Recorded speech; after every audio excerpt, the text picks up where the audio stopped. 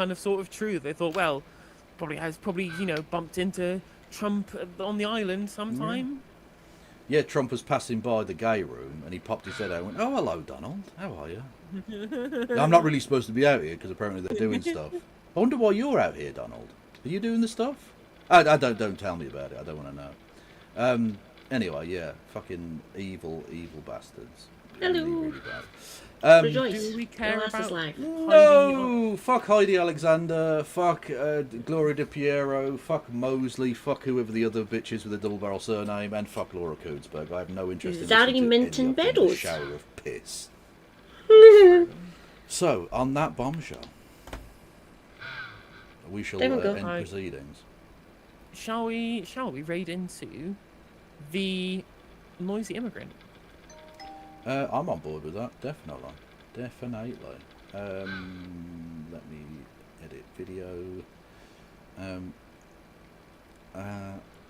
Too late for me tonight to catch on the VOD. Okay, yeah. Yeah, I'll be back tomorrow. Are you streaming tomorrow? To the best of your knowledge. Yes, I should be. Should be an afternoon streams. I'm busy in the evenings on Mondays now. Fair no. dues. Wrong way around. On Monday. Oh, are you doing Navarra on Mondays as well then?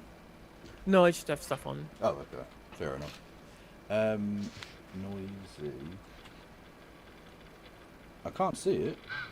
He's live on Twitch at the very least. Yeah, but how am I spelling? Not noisy. Or just the noisy immigrant. Oh, okay. Noisy. There they are. Okay. Yeah. So check me out and check. Go and follow No Justice MTG on all the platforms. And do likewise with Careful Look on 1875. That's an order. Cool. Free Palestine and free Venezuela. And indeed, and Sudan, and free. I don't know. Free Willy. Fuck yes. Bye.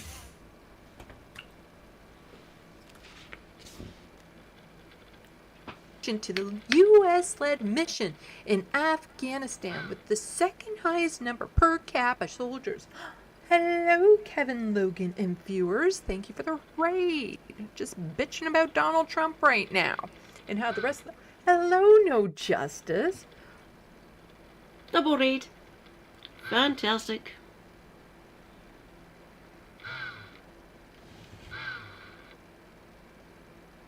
Oh, I have someone. Hello, Rejoice. Your mad Scottish lass is live. Hello. Welcome. Fuck it. Let's start with my favourite short, shall we? I'm brave and I'm strong, I'm the eldest of three. If you want a leader, it's got to be me. Well, I am the youngest and I don't mean to boast, but I am the one that our parents love most. Make way, here comes the middle child who always keeps the peace. She's attention-seeking and a drama queen.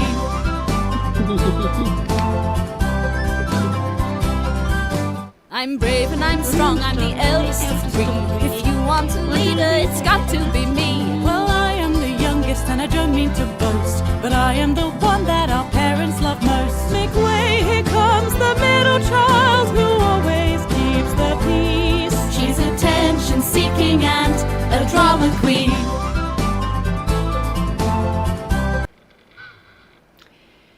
You don't know how accurate that describes to me my two sisters. It is kind of freaky, really. Okay. Shall we?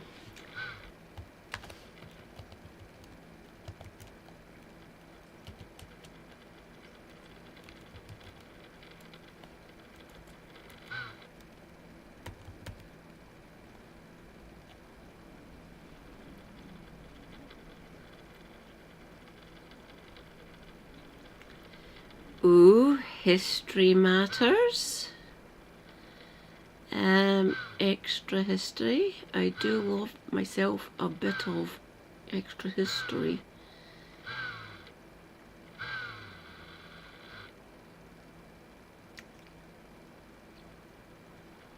How about extra history? Yeah. British Wow. Foreign Office, London, February 23rd, 1917. Sometimes the most important historical events Hi, everyone. have the most mundane descriptions. In the afternoon, Arthur Balfour, the Foreign Secretary of the United Kingdom, hands the American ambassador Walter Page a sheet of paper. It's an Arthur Balfour can suck it. I don't like him. I really don't.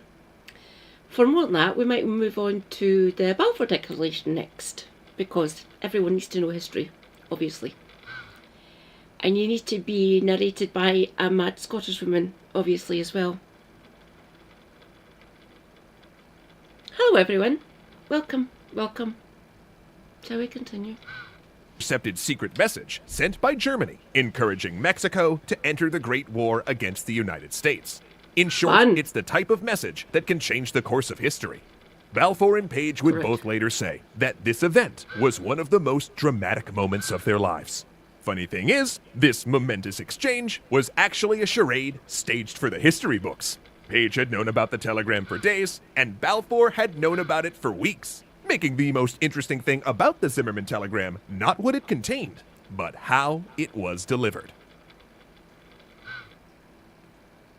Look, the British government being bastards. Never been known, obviously.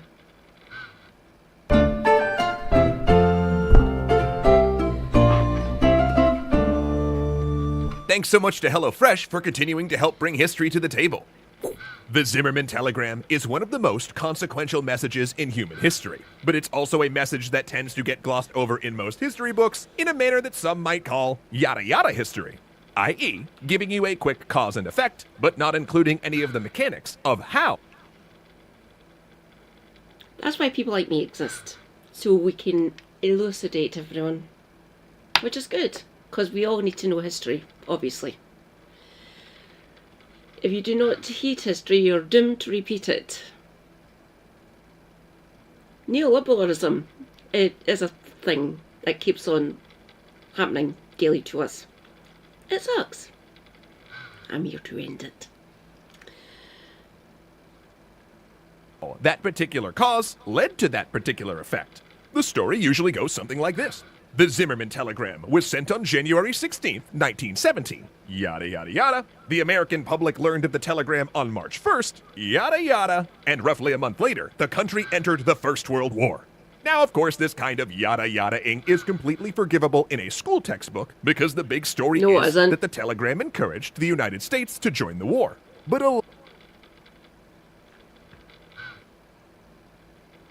Case in point, Woodrow Wilson really didn't want to enter the First World War for reasons. Obviously, we can't ask him now. He's long dead at this point. But yes, that's why Teddy Roosevelt was off in the sidelines, literally screaming into the void and losing his fucking mind over this. He really, really didn't want Wilson to be president for many different reasons. Yeah. But yeah, fun times. a lot of important stuff happens in said yada yadas. So here we are with this episode. And let's start by considering the context of the message. By the beginning of 1917, both the Entente and the Central Powers were desperately looking for ways to break the stalemate of the war in Europe. For the Central Powers, this involved behind-the-scenes diplomacy and espionage, like smuggling revolutionary Vladimir Lenin back into Russia. The Zimmerman telegram, named Not allowed. Imagine shoving one of the greatest men in history. Don't get me wrong, I don't believe in the great man theory at all, but literally trying to put Lenin in a box? Yeah, please don't do that. For more than that, read any book Lenin's written. Ever. They are good. They are in a box, in the bedroom, through that wall. Read Lenin, please, everyone. I encourage you to. And the other two I would suggest reading, Michael Prenti and Praise Be, Red Rosa, Rosa Luxemburg. She was murdered. I don't care what anyone else says about it. She was literally assassinated. So my comrade, my lovely Red Rosa, got killed. After the German Foreign Secretary Arthur Zimmermann was part of this behind-the-scenes process. By the end of 1960, Germany's high command had decided to reinstitute unrestricted submarine warfare to disrupt the Entente's lines of communication and supply in the Atlantic. But one consequence of unrestricted submarine warfare was that it put ships of the neutral United States into the crossfire, making it likely they would join the war. And to attempt to counter this, Arthur Zimmermann devised a proposal to entice Mexico to join the war with Germany. Under this proposal, if the Central Powers were victorious, Mexico would regain Arizona, New Mexico, and Texas, the lands that they had lost in the Mexican-American War. Now the purpose... That was never going to happen, by the way. The way I read it, I don't think that was going to happen, even if they did actually join. I don't see I don't see America giving them up at all.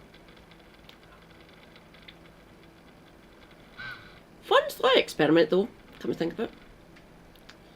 of Zimmermann's plan wasn't necessarily to have Mexico invade America. Instead, the goal was to use the threat of Mexico to force America to divert resources and manpower to its southern border instead of sending them to Europe.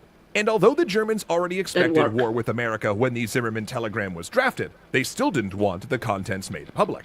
So they encoded the telegram before sending the message to the German ambassador in Mexico City. What's more, Germany would disguise this encoded message as an unremarkable transmission sent through the telegraph office of the U.S. State Department in Washington, D.C. That's right, Germany was going to use America's own telegraph system to propose an alliance with Mexico against the United States. Woo! History is fun. Rejoice, comrades. Reza is here. Hi, Reza. Welcome, welcome. I've reinstituted my history stream because everyone needs to know history. How are you doing tonight? Welcome, welcome. Clever and brazen plan, right?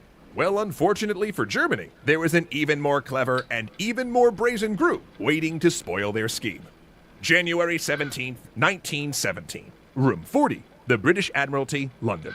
Reginald Hall, the British Director of Naval Intelligence, hears pounding footsteps outside his office. His assistant jumps to the side as Nigel de Grey, Hall's top codebreaker, bursts through the door. "Sir, do you want to bring the Americans into the war?" Nigel says. "Why, yes, my boy," Hall replies. "Well, then I've got something here that might do the trick." Nigel hands Hall a newly decrypted message, one that had been intercepted by the British and sent to Room 40 moments after it was tapped out on the telegraph. The British had successfully intercepted and decrypted the Zimmermann telegram within the first 24 hours of its initial transmission. But, as you know from the top of this episode, they didn't hand it over to the Americans until February. Why? Well, for one, they wanted to wait before sharing the telegram so as not to tip off the Germans that Room 40 had broken the German codes. But the second reason... And we locked down even more during the Second World War, by the way. We've always been brilliant at code cracking and intercepting messages.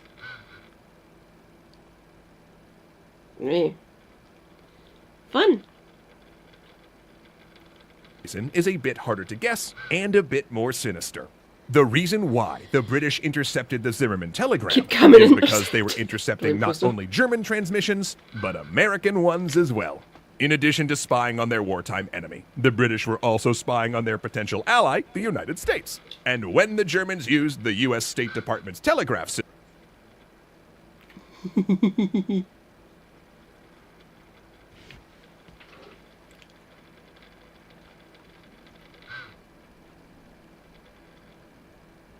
Oh God, you are correct, yes. Very prescient, yeah. That's why. History nerd. You're doing good. Excellent. My right knee is being a bastard. But other than that, I'm doing well. And it's actually heated up a bit now, thank fuck for that. Can't be arsed with the minus temperatures, really. We're like the Romulans, always sneaky. Don't you know it? We've always been sneaky, us Brits. And the ones who usually come up with this technology, these things to actually intercept messages and stuff, Scottish engineers.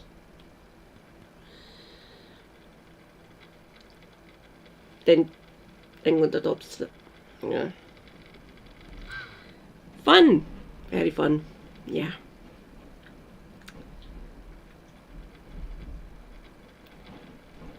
Fucking hell. Sorry if you can hear the wind, by the way. System. They were basically sending the telegram to the inbox of their worst enemy. Ouch. Despite the telegram's explosive contents, the British initially believed they might not even have to use the message.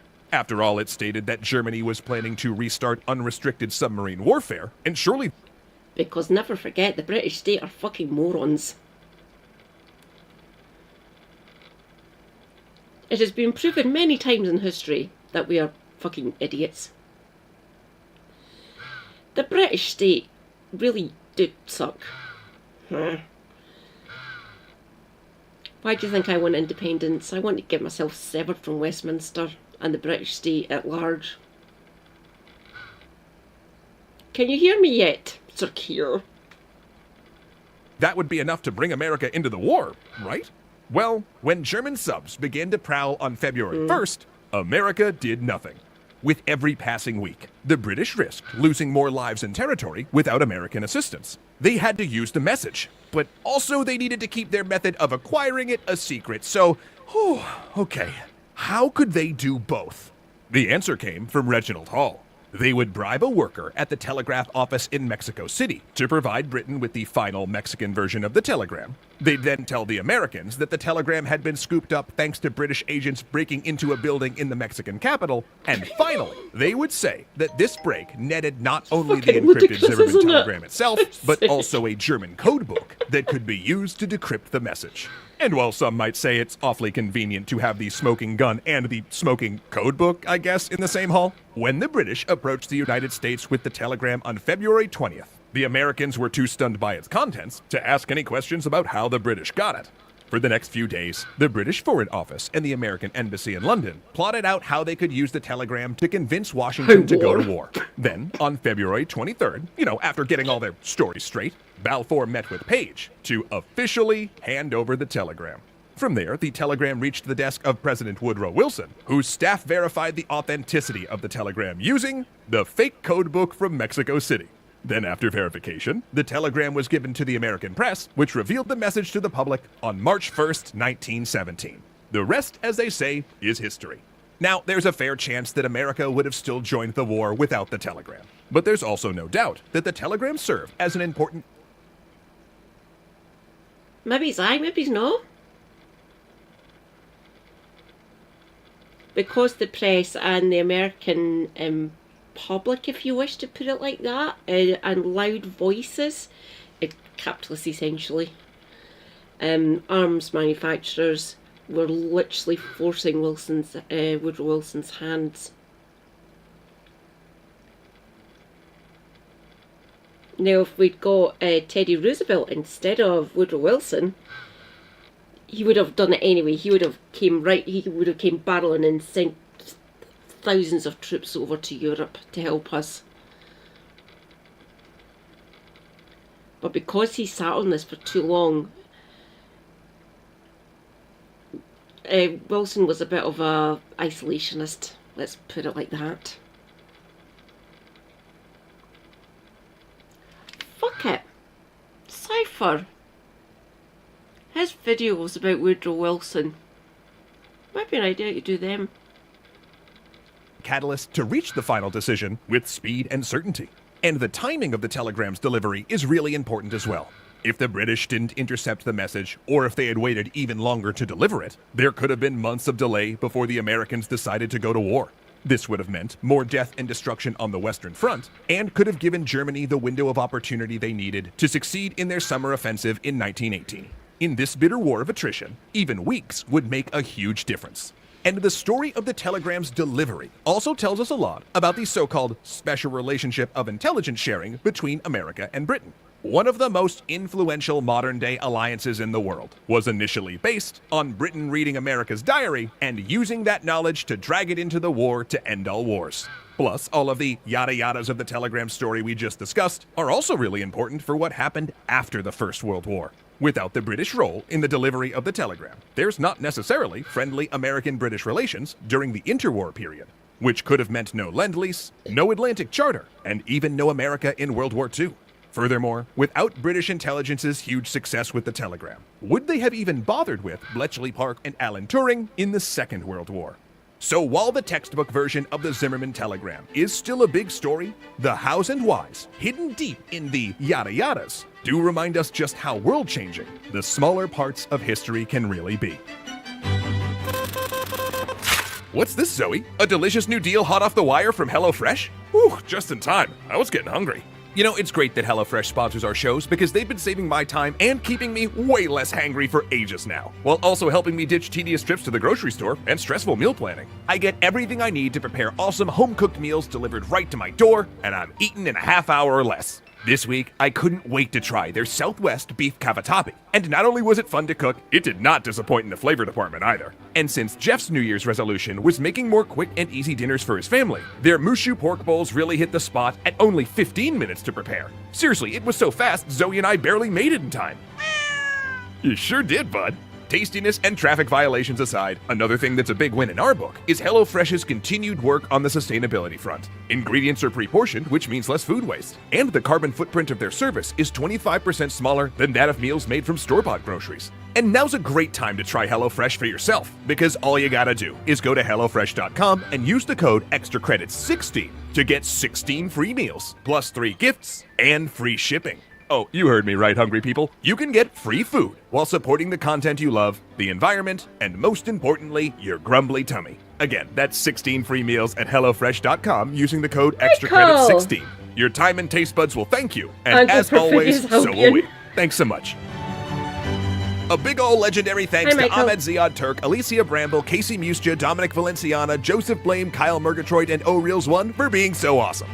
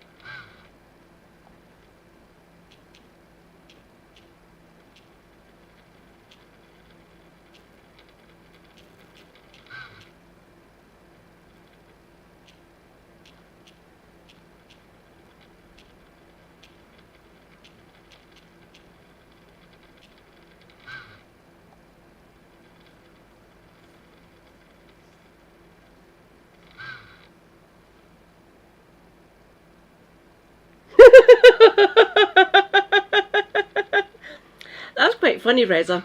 That's getting pinned. Pin message.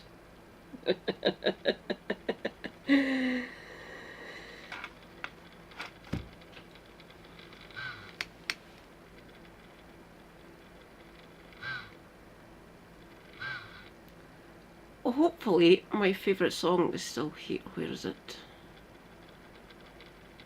Give me a minute. Huh? Oh, there's there.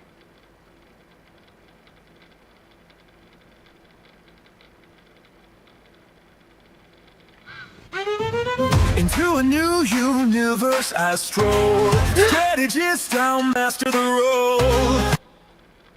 Don't worry, Ratok. I haven't been streaming. I took last night off. I needed to rebalance. Don't worry about it, you'll want it up again. I'll be streaming throughout this week. Every night. Because, fuck it, why not? My crown illusions Hey, take Ratok. control. I wear your face, your shape, your soul. Your power is mine.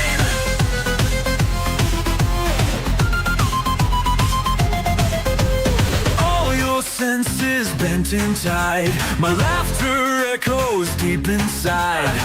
I seem to vanish, then collide. I am Legion amplified. On many faces, twist and spin. Kaleidoscopes of serpent's grin. The threads of fate are wearing thin. Let Odin sleep, let mischief win.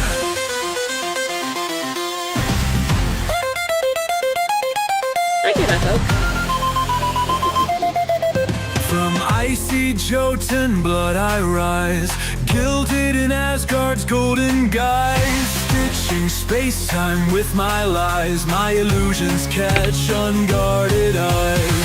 Sip and sap from cosmic trees, I shape the future as I please. My legion's calling in the breeze. Who else but me could be the MVP?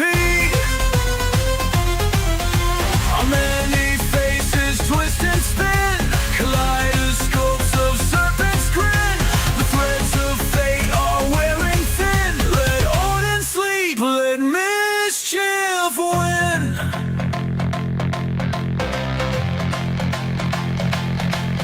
In every timeline, our legion grows fast. Like, what is? If is the key to changing your past. Oh, hail Loki, glorious and wise. Through his purpose, the future lies. On many faces, Fuck it, we'll listen to it. We'll twist finish and this one spin. first. Kaleidoscopes Give me a of minute, Nafta. serpent's grin. The threads of fate are wearing thin. Let Odin sleep, let mischief win.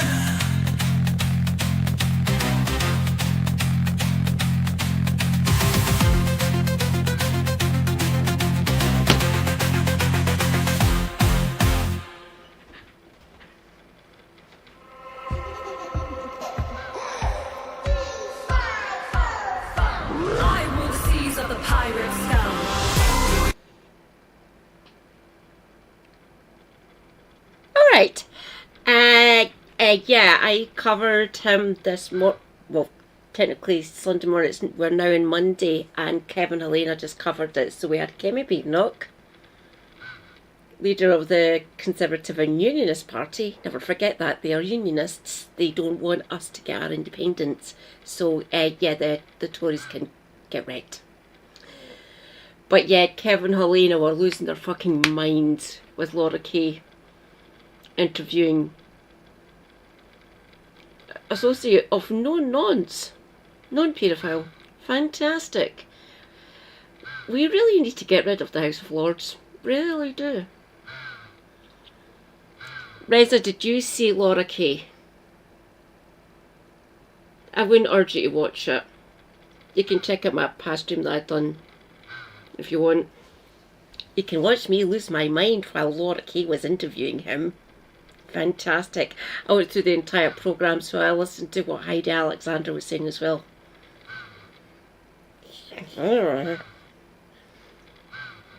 Seriously, the cabinet sucks. I don't like it. And the fact that the BBC were actually platforming the Prince of Darkness. Fuck off. Just no. Cannot be arsed.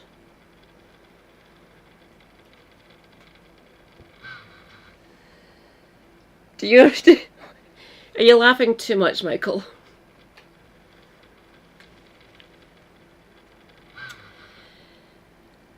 I think the best one is I love... Oh, there it's there. This one is actually quite good. And it's easy to understand. Where is it? There we go. This one, right here. Of the Sykes-Picot Agreement. Nope, back to the beginning. Rejoice! The British state and British government being bastards. Never been known, obviously.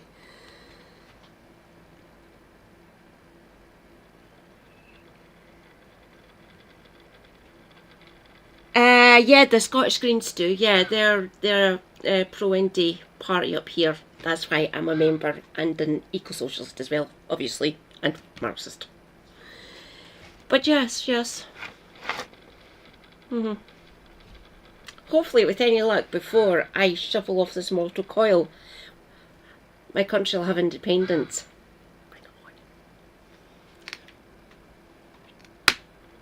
I would hope it would be in my MB Sweetie's lifetime.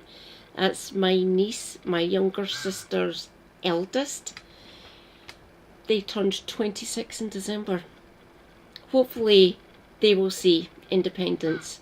I hope I see independence, I really do. Fingers crossed. That's what I'm going to be campaigning for until I...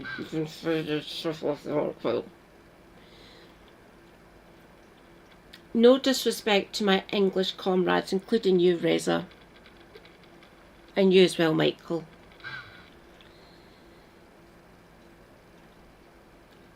Some of my best friends, online friends, are English, and I love you all desperately. You're more than welcome to still visit Scotland, obviously once we get our independence.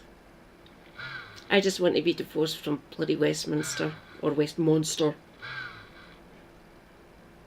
Hopefully, in my lifetime, yeah.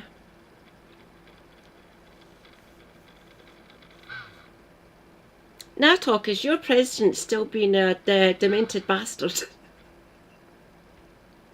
Definitely looks like that to me, at least. Rejoice, comrades, Natok is a lovely based American because he follows me, or they follow me. Same with Wayward Historian and lovely Shanna. Oh!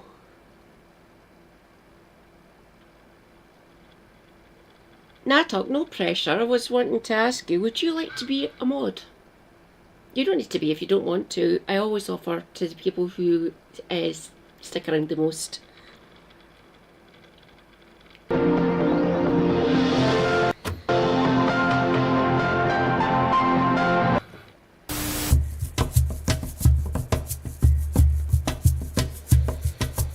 Studying history is important because it brings in something we often never get. Context. Context for how a particular event played out. Context for how something changed. And context for how the past always plays a role in affecting our lives. In the present, we kinda just write off the Middle East as a place that has always been a region of fundamentalism, dictators, and civil wars. But it didn't have to be. History is chock full of divergent points, crucial decisions that led to certain changes for better or worse. There is always the joke that we live in the... She is from the kingdom! Fucking amazing. I like Kinghorn. It's a lovely little place. So good. Scottish mother. I approve.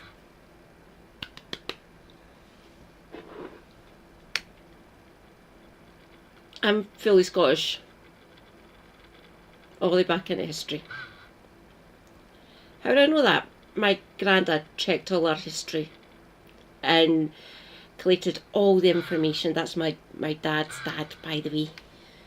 No longer among us. I miss my granddad desperately. He was a brilliant historian. He was also a draftsman. So, you know, like blueprints for buildings and stuff? He helped design Drumchapel. He apologises about it. He used to apologise for it. And I said to him, you had constraints, didn't you? I did indeed, my darling. Don't get me wrong, so, they had to build it. They had to build it the way they did, Drumchapel, that is, after the war, because Glasgow got bombed the shit out, essentially. So they had to build it like that, unfortunately.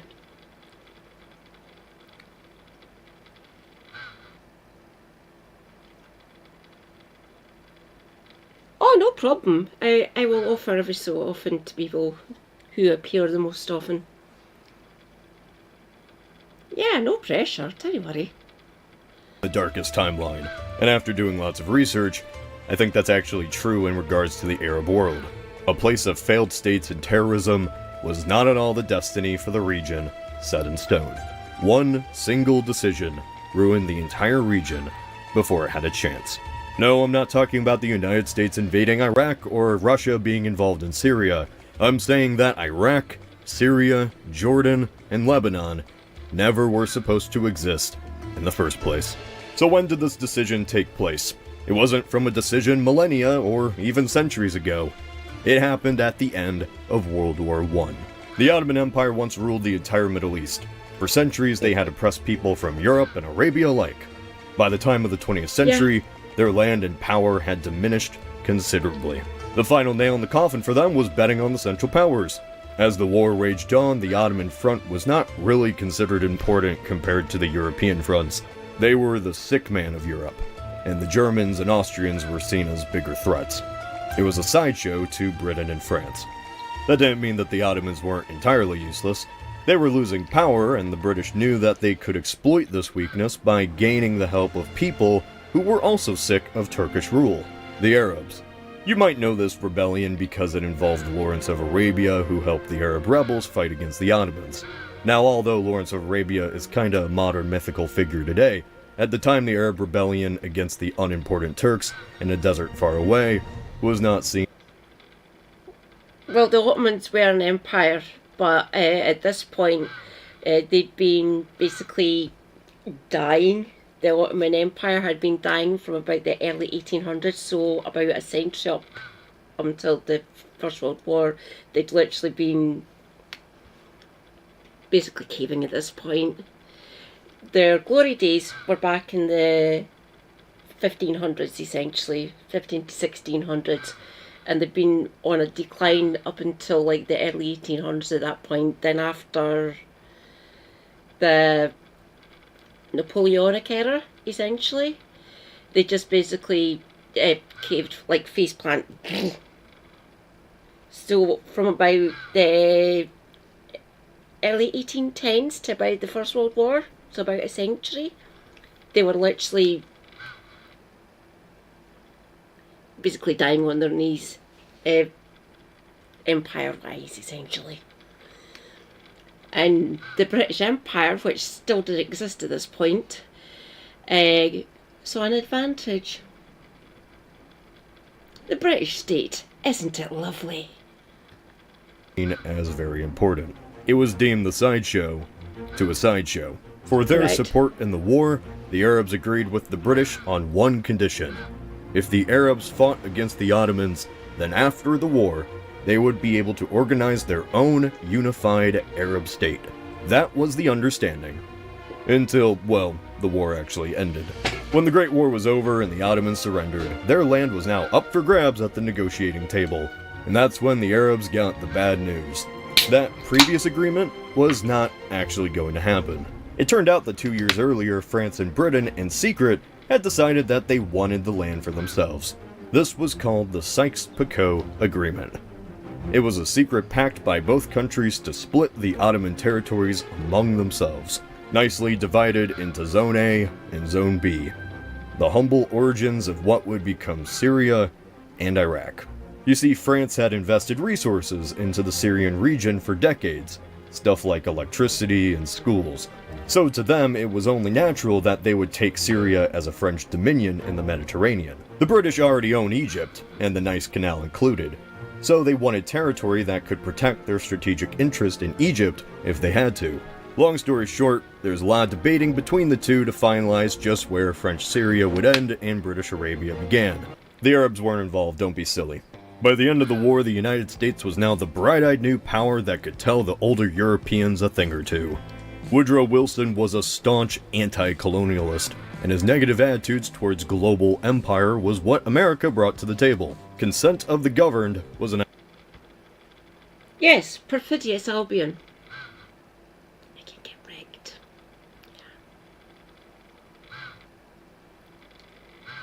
That's why we need to know the history, especially about the British Empire, because that's where we live. Here, still under the British state. In Westminster. For more than that, just watch me.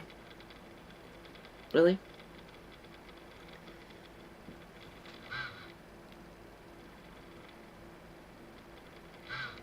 True.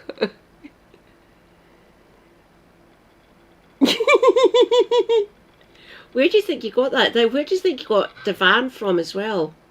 That was them. Divan was basically a box. And same as an ottoman, which is basically a footrest. Like, we keep on nicking things from other cultures.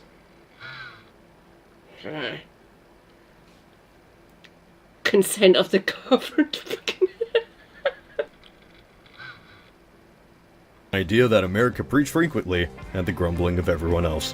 However, Europe did listen to one Wilson idea, the establishment of a League of Nations, a proto-UN. That would be for peace.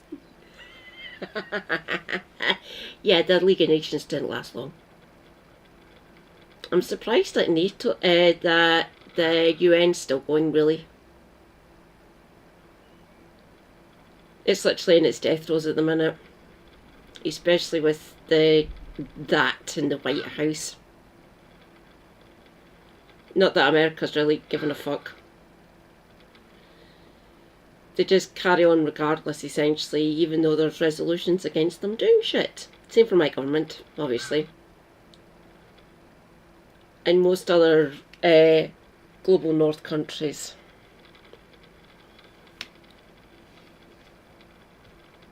And prevent wars, which it certainly did. One of the things this new League of Nations did was establish the idea of mandates. A mandate is when an allied power takes control of former German and Ottoman land and governs it to protect the natives from the modern world, at least until they're able to protect themselves. No, you silly, it's not spoils of war, it's international diplomacy. What are you talking about? Nope, spoils of war. Literally. I don't care what the fucking British state says, or any other. There's a couple of historians actually was saying it was just for global peace. No, it wasn't. It was spoils of war. Come at me, bro. Seriously.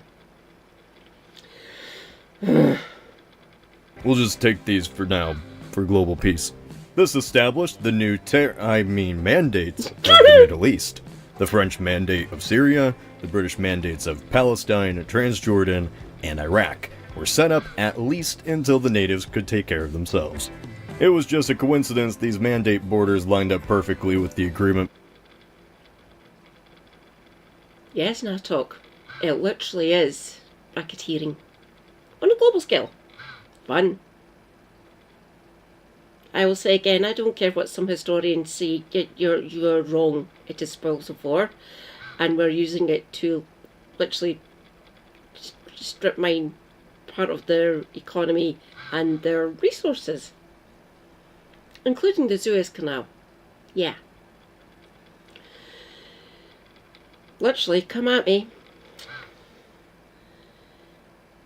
Those who do not hate history are doomed to repeat it. Case in point, the Levant. Not that anything's happened there, of course. I wouldn't know. I'm not anti-Zionist at all, in any way, shape or form. Before the League even existed, but don't think about it. At the time, the British and French were competing with one another over their ever-expanding empires that would certainly never collapse until they did. 2 decades after the decision to split up the Arabs was made, World War II effectively destroyed the homelands of France and Britain. Now America was a global superpower, and this spelled the death of colonialism and the 2 empires. Remember the idea that mandates should be ruled until they're able to take care of themselves? Well, conveniently after the war, the mandates were granted independence. Now the mandates that were made artificially without the consent of the natives were legal, modern nation-states. Good luck everyone, no changing the borders now. That means you Kurds. This is the fundamental flaw of the modern Middle East. These borders... Now, if we'd actually helped the Kurds... Churchill, get right, you're an absolute fucking monster. We should have actually been helping the Kurds. We didn't, and we sliced up what was the Kurdish homeland, which is basically this triangle here. parts of Iraq, parts of Syria, parts of Turkey, and parts of Iran. We should have given the Kurds their own home, their own country. We didn't, because Churchill didn't like the Kurds. They were actively fighting against the British at certain points during the First and just after the First World War, up until, well, the majority of the Kurds are here in this region in southern Turkey.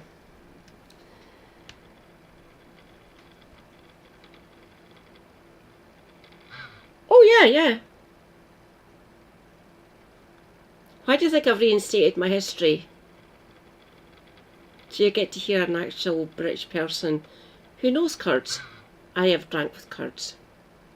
They're amazing people. I love them desperately.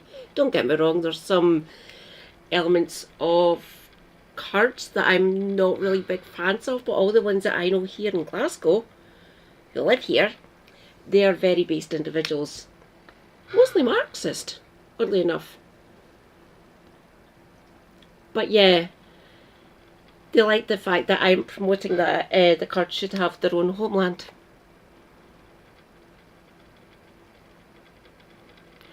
And yeah, Turkey's not going to allow that to happen because the majority of the Kurds live here. There's some here in northern Iraq and some here in northern Iran, and there's some here in Syria. But the majority of the Kurds are here in this region, around here, the tri border right here, Rojava.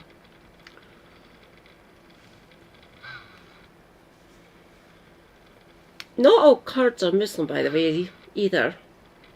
Some of them are atheists, like myself. Don't get me wrong, the vast majority of Kurds are actually Muslim. And they're still based. And they still go to pubs. They drink soft drinks. They love iron brew.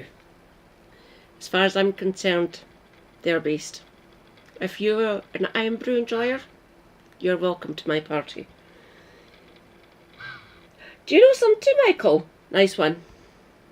Only exist because they were strategically important to long-gone empires. And we're seeing today the effects of this. It isn't that Europe made the Middle East a violent place.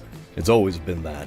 It's that these borders split people up who wanted to be together and made countries out of people who didn't want anything to do with one another. If people in your country can't get along, then you have an unstable society. Strongmen dictators usually take hold of unstable societies, as we've seen time and time again. However, that isn't the actual reason why I made this video. Simply segmenting people into nations isn't directly the cause, even if it's a massive contribution. What was the ultimate genesis for all of these issues was the betrayal of that agreement, and how that betrayal accidentally led to the rise of Islamic terrorism. In the original agreement,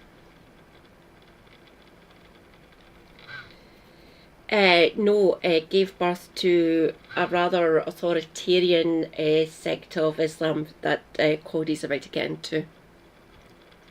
The British were going to allow the Arabs to control their own state, one that controlled this region. It was to be ruled by the Sharif of Mecca, Hussein bin Ali. He was to be the king of the Arabs.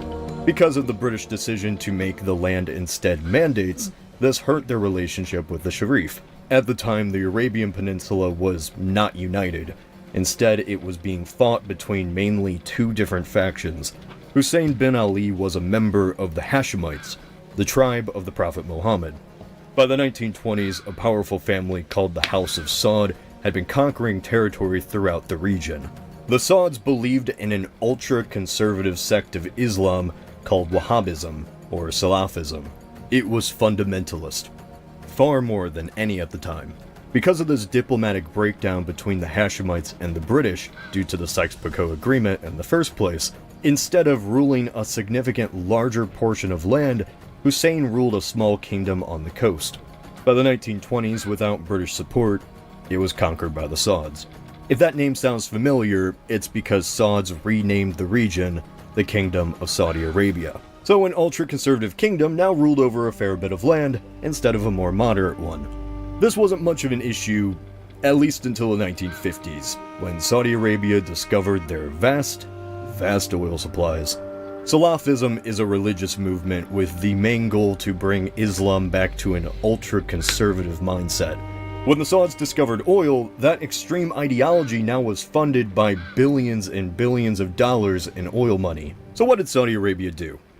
They built mosques, schools, funded scholarships, funded journalists, universities, professors, and militants all over the Islamic world to abide by their version of conservative and violent Islam.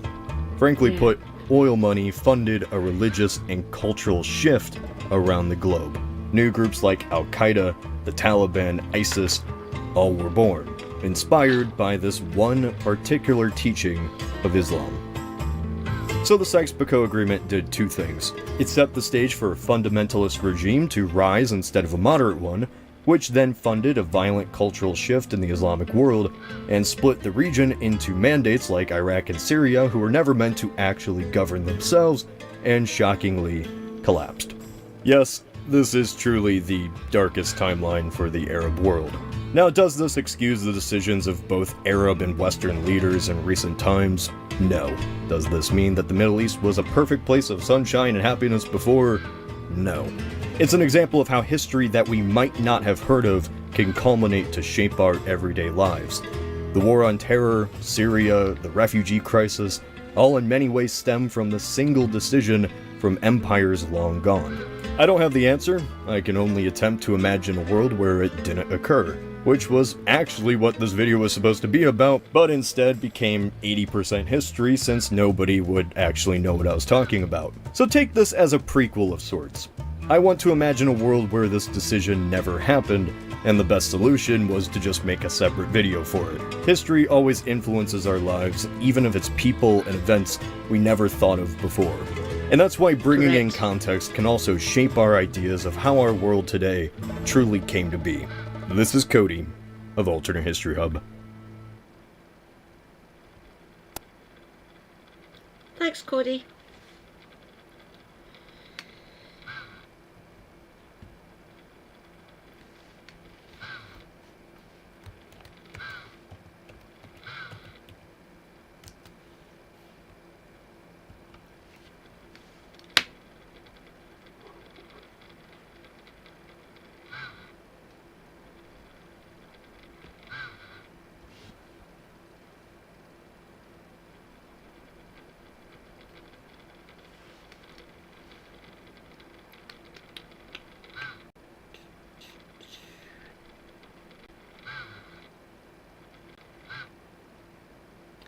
Great War.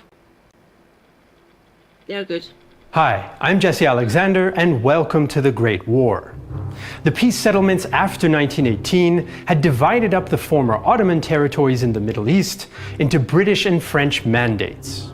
Britain took control of mandatory Palestine, but the territory would prove very difficult to govern.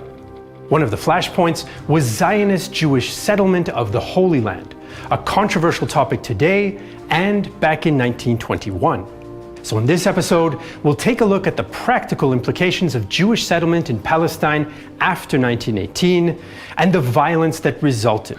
And it all happened exactly 100 years ago. To understand the clashes in Palestine in 1921, we've got to go back to 19th century Europe. Hello, Michael. Hello, Michael. Welcome. How are you doing, by the way, Michael? It's great to see you, by the way. Yeah, here we go. Holy fuck. People need to know our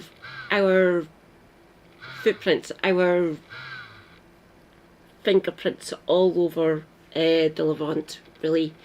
And this should explain it rather well. I've seen this video before. It really is quite good. Yeah. And the fact that we are still not recognising Palestine is a stain on the British state, really, in my opinion. Yeah. Come at me. Shabana. My country is literally funding and supporting a genocide. Fun. Can we end this, please? Thanks. Europe and the idea of Zionism. Nationalist concepts often excluded Jews, and in Russia and parts of Eastern Europe, there were regular outbreaks of anti-Semitic violence. These became more intense after the assassination of Tsar Alexander II in 1881, even though his assassin was not Jewish. Faced with discrimination and pogroms, Jewish thinkers like Theodor Herzl began to theorize about a Jewish national home where Jews could live in peace and security. This was the origin of the modern Zionist movement, which at first considered numerous places around the world for a possible Jewish homeland before Ottoman Palestine became the most popular option. In 1896, Herzl published The Jewish State, an attempt at a modern solution to the Jewish question, in which he envisioned a sovereign Jewish state formed by migration in Palestine or possibly Argentina. Not all Jews supported Zionism, but it gained influence quickly. Jews had lived in Palestine from... There was a lot of leftist Jews here in the UK, especially down in the East End of London and up here in Glasgow, who saw this funding, start of Zionism, essentially. I've got a couple of IRL Jewish friends here. They're culturally Jewish, they're Ashkenazi, and they're saying, what's your stance on Israel? Nope, wrong, don't like it. And that's as much as I'll explain. I will not tell you who these people are because I actually see them in real life. But they are good individuals. I love them desperately. And there's there's a small slither of people who actually live in Israel who don't like the fact that they live in Israel. They're comfortable enough, don't get me wrong. But it's like 1 or 2% of the population. The vast majority of people who are Israeli, who have Israeli passports,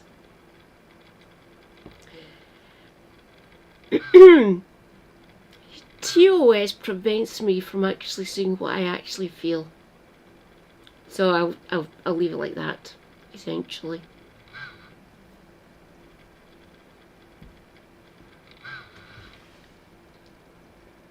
Ancient times, and 19th century European Jews had been migrating before Zionism, but it wasn't a national movement. Most migrants were elderly Jews who wanted to live out their final years in the holy cities. But by the eve... Rejoice, comrades! Andrew Luke. Hello, Andrew.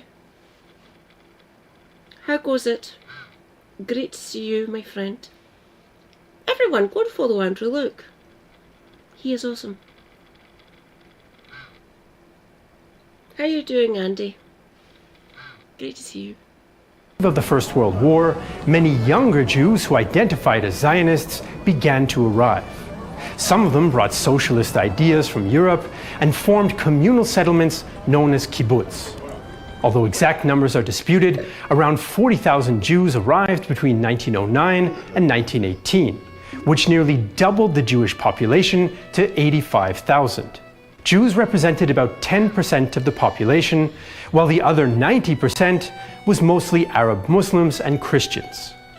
Some Zionists weren't worried about the Arab majority. In fact, in 1909, Zionist activist David Ben-Gurion thought that Arabs would benefit as well. The Jewish settlement...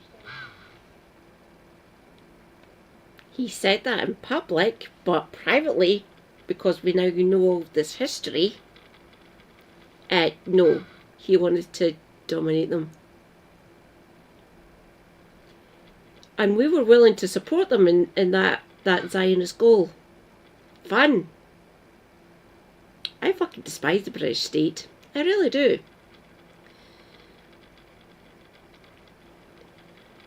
The shit that we've done in history, especially in that region, especially in the Levant and parts of Egypt. Pure scumfuckery, essentially. Hate it with a passion. The Jewish settlement is not designed to undermine the position of the Arab community. On the contrary, it will salvage it from its economic misery, lift it from the social decline, and rescue it from physical and moral degeneration.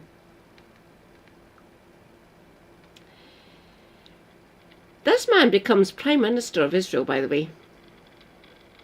That's a photo of him in his early to mid-30s, I believe.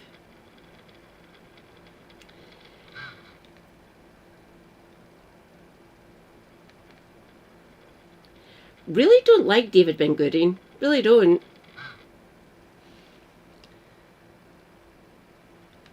Is not designed to undermine the position of the Arab community.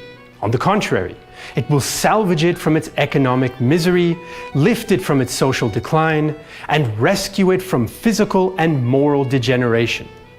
Our Renaissance in Palestine will come through the country's regeneration, that is, the Renaissance of its Arab inhabitants. Many Arabs felt otherwise, like the editors of the Philistine newspaper in 1914.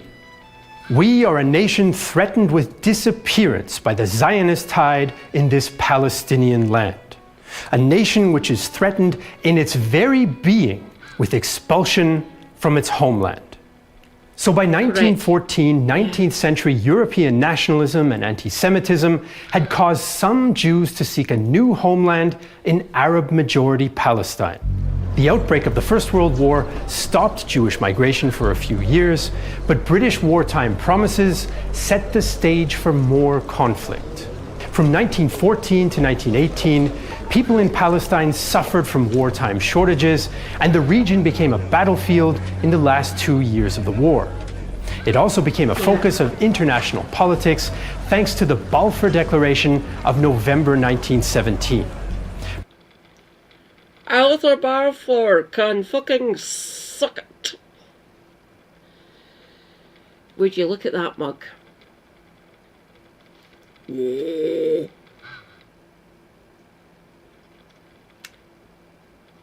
As far as I'm concerned, Arthur Balfour can do one. I've got a new chatter. Rejoice, comrades. Idiosyncrasy. Hi, Idio. Welcome, welcome. Yes, I'm reinstituting my history streams. I'll try to stick to either Saturday or Sunday, mostly Sunday nights. Sunday nights into very early Monday. Because history is important.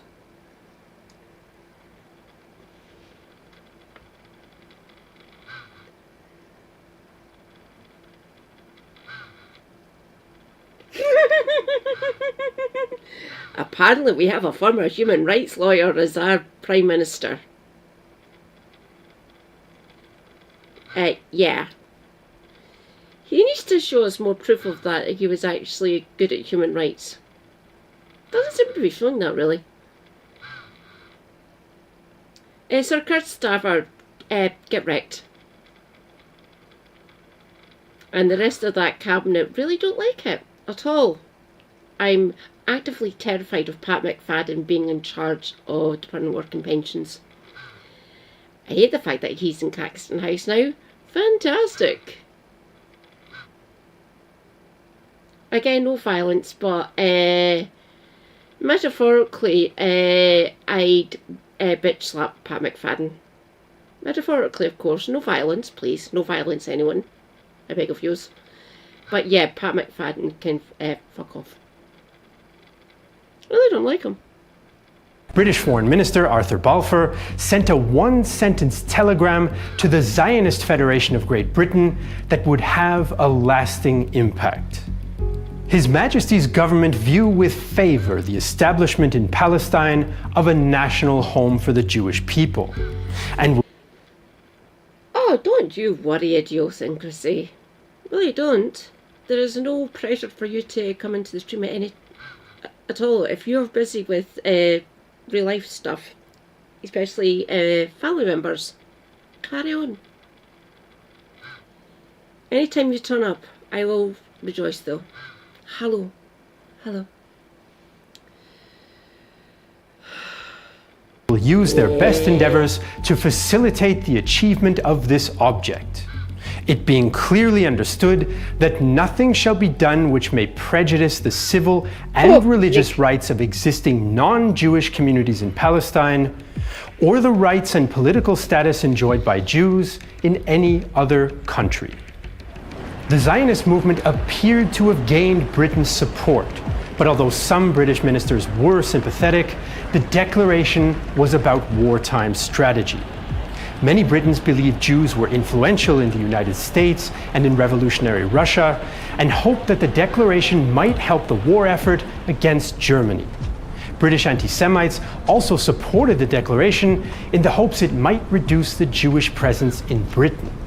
Some prominent British Jews, like Chaim Weizmann.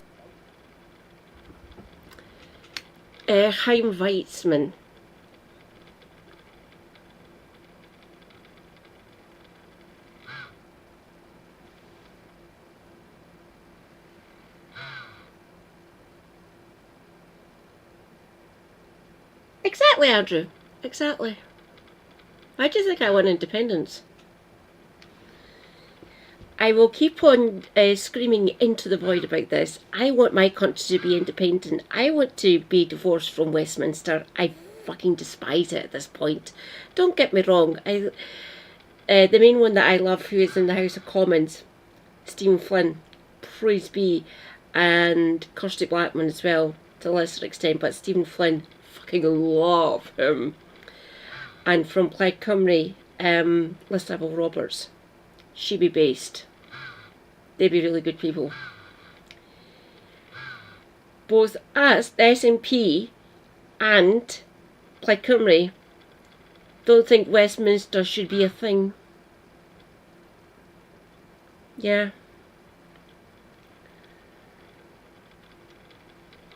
I've been a long despiser of the British state, really. You might get that thought from me every so often. I will literally just carry on saying, fuck off Westminster. Just no.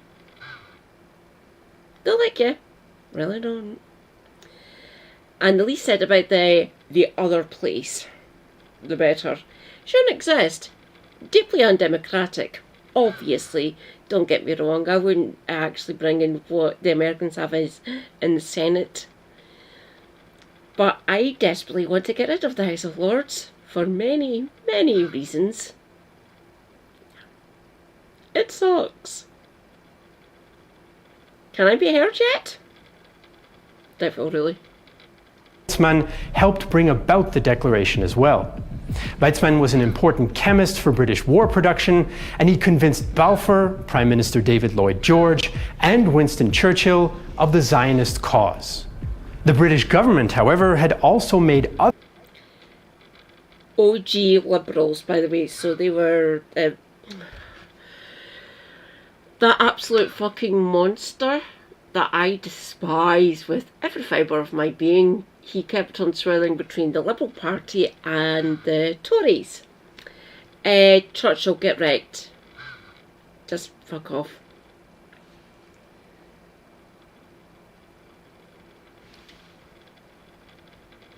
Their promises for Palestine.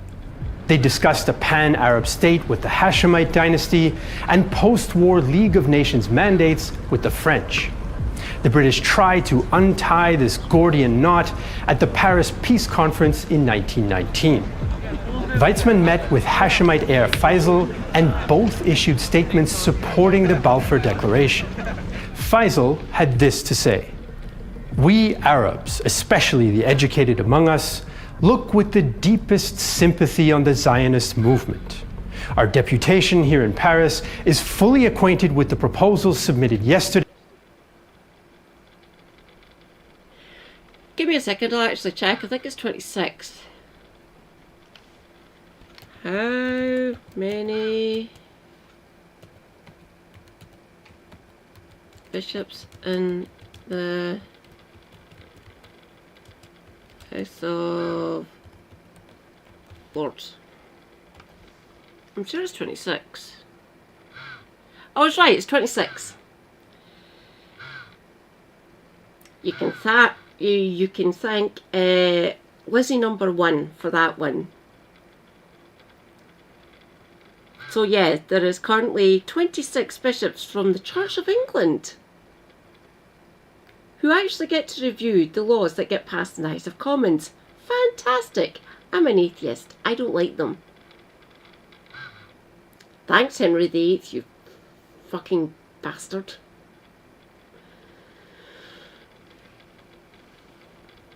Day Know your by the enemy, Zionist one. organization Oh. to the I'll pause again. Know your enemy, my comrades. Know your enemy. My enemy sits on the on the banks of the Thames. Plus, the entire Palace of Westminster is literally crumbling. Parts of it are literally a hazard. There are certain parts of the Palace of Westminster that you can't go into because danger of falling rocks and stuff. Danger of getting actually electrocuted because the wiring in the House of Commons or the Palace of Westminster is literally fucked.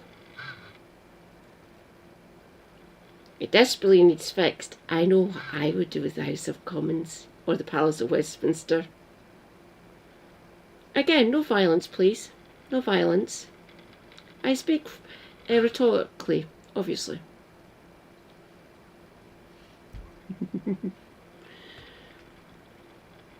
peace conference, and we regard them as moderate and proper. We will do our best, insofar as we are concerned, to help.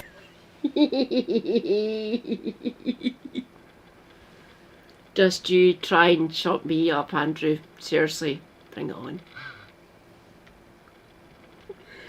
I will stop being a naughty little girl. them through. We will wish the Jews a most hearty welcome home. It seemed that Zionists and Arabs might both get what the British had promised them, but things changed quickly. Once the peace conference came to an end, British support for a pan-Arab state disappeared, and they took control of Palestine via the League of Nations. A US commission found that the vast majority of Palestinian Arabs opposed Zionist settlement, but the British authorities began to act on the declaration anyway. Jewish migration and settlement in Mandatory Palestine resumed and expanded under the British regime. 35,000 Jews arrived between 1919 and 1923, mostly farmers from Eastern Europe. In 1920, the British reopened the old Ottoman land registry, which once again allowed land to be purchased. Jewish settlers bought large tracts of land, often helped by international organizations like the Jewish National Fund, the Palestinian Colonization Association, and the World Zionist Organization. Throughout the 1920s, Jewish financial inflows were on average 40% higher than Palestine's actual domestic product. But this land did not come cheap. In Ottoman times, local peasants... Oh!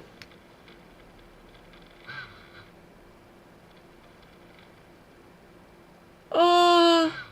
Rejoice, comrades. Poco Carante. Hi, Poco.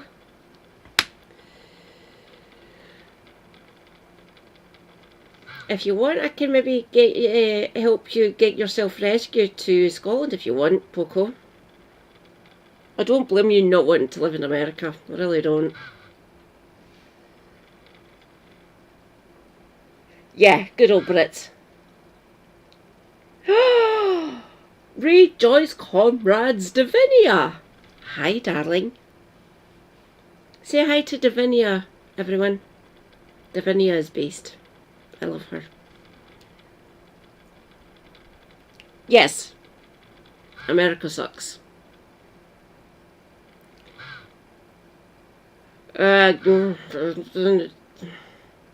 Scotland doesn't get that warm. may I suggest southern France or Spain maybe? If you want it nice and warm but not too humid, southern Europe does quite well. Parts of Italy. It gets kind of cold and damp and here. Don't get me wrong, I'm used to it because I've lived here all my life. J'allais plus petit français. I can actually learn French rather quickly. Ooh, you don't need to. You just need to hear people speaking it. And obviously you'd be able to understand most Scots unless we get completely angry, then we start off ranting. Don't get me wrong, I rant, but I try to stay coherent really. You can watch me lose my mind and I will still be able to elucidate. And farmers often didn't register the land in their own names because they were afraid of extra taxes or military service. Wealthier city residents registered the land in their name in exchange for tools or animals for the peasants. Now the landowners in Damascus or Beirut sold their holdings to Jewish settlers for exorbitant prices. Much of the land bought by settlers was sparsely populated and undesirable swamps or marshland. You don't need to get too specific, Davinia. Whereabouts on this most normalist of islands do you be? We got a little bit of snow, but it's mostly been like sub-zero and stuff, and kind of rainy. But Scotland, okay. What are you going to do? It's always going to be raining here at some point.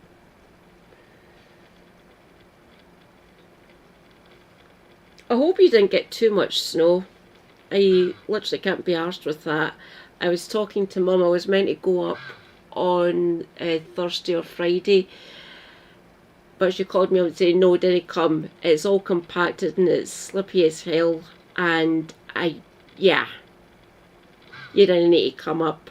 I know you're basically unstable with your knee and stuff, so yeah, you didn't need to come up. We can just talk.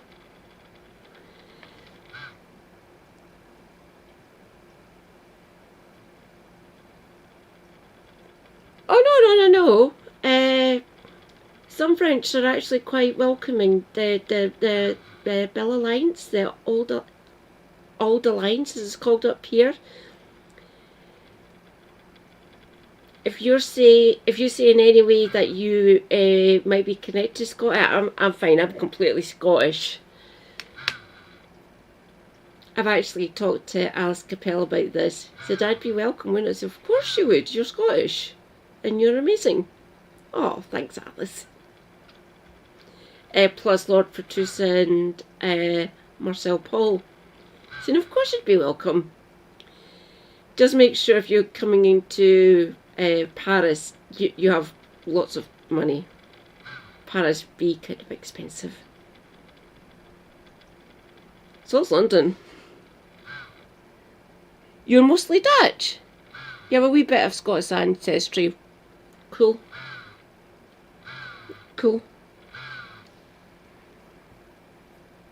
I see your name and automatically go either Mexican or like New Mexico or Texas. But a lot of Dutch people did actually settle in that region on the Sunbelt. In September 1921, for example, settlers acquired around 72,000 square kilometers of the Yisrael Valley from the Lebanese Sursuk family for £726,000. Within months, numerous settlements were founded and the swamp was turned into fertile farmland. Other areas settled by Jews were also inhabited by Arab families, some of whom had been there for centuries. The socialist Zionists brought with them the ideology of Hebrew labor, in which only Jewish farmers could tend the land of Jewish settlements.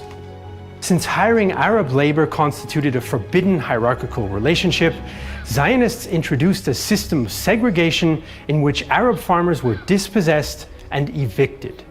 Although some received compensation, those who refused were often ejected by British forces at the request of the settlers. Even pro-Zionist Britons in the Mandatory government realized that such actions would lead to conflict, like the legal official who made this observation. The settlements created a policy of economic apartheid, which was bound to strengthen the resistance of Arabs to Jewish immigration. So the British Mandatory government in Palestine was in theory objective, but in practice it supported Jewish. Not many people know that, Poco. Nice one. That's why doing linguistics and checking into linguistics or the formation of languages, especially the Romance ones. The Celtic ones are maybe a little bit fragmented, but they make sense to me, and so does the Romance languages as well. And French is a beast unto itself, really.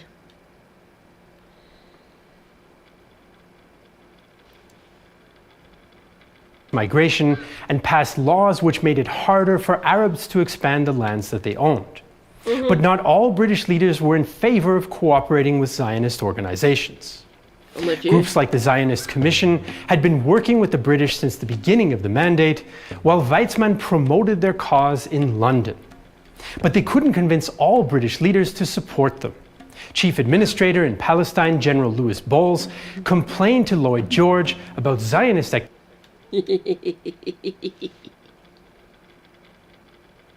Yeah. I done Gaelic at secondary school, by the way, so 3rd, 4th and 5th year I done Gaelic. I pronounce it Gaelic because of my mother tongue. Don't get me wrong, I use English the most now, but I can still read Gaelic. I can still understand what people are saying when I come across it in the wild. Activities in March 1920.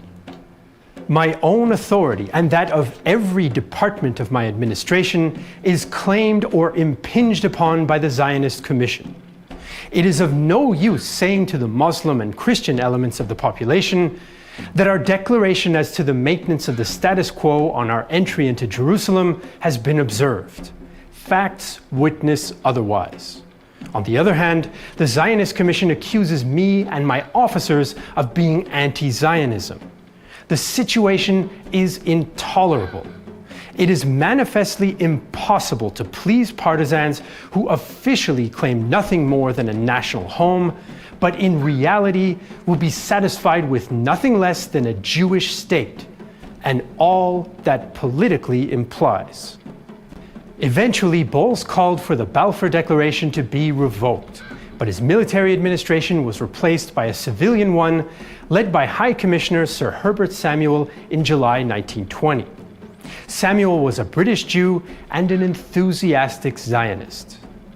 The policy of His Majesty's government that I had come here to execute is to encourage the immigration of Jews until a point shall be reached at which their interests shall be sufficiently predominant to warrant the establishment of Jewish government in Palestine. Most Arabs were dismayed with an openly Zionist British High Commissioner, but Zionist groups celebrated his arrival, and Weizmann even took credit for it. I was mainly responsible for the appointment of Sir Herbert Samuel to Palestine. Sir Herbert Samuel is our friend.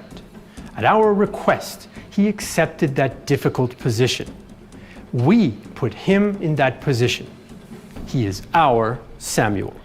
Yeah. So by mid-1920, the pro-Zionist British Mandatory government increased cooperation with Zionist groups like the Jewish Assembly of Representatives. At the same time, the British denied similar access to Arab groups like the Palestine Arab Congress. Palestinian leaders and intellectuals complained bitterly about British policy. They pointed to the lack of progress towards the promised pan-Arab state and felt that Palestine was treated differently than the other mandates because of Zionist interference. Writer Musa Kazim al-Husseini was part of a delegation that met with colonial minister Winston Churchill in August 1921. Since Palestine opened its doors to Jewish settlers, its trade has gradually drifted into their hands. They depreciate the value of land and property, and at the same time manipulate a financial crisis in order that landlords under the stress of need should sell out at ruinous prices. Can Europe then expect the Arabs to live and work with such a neighbor? Had not England better find a country for them in the vast, uninhabited regions of her great empire?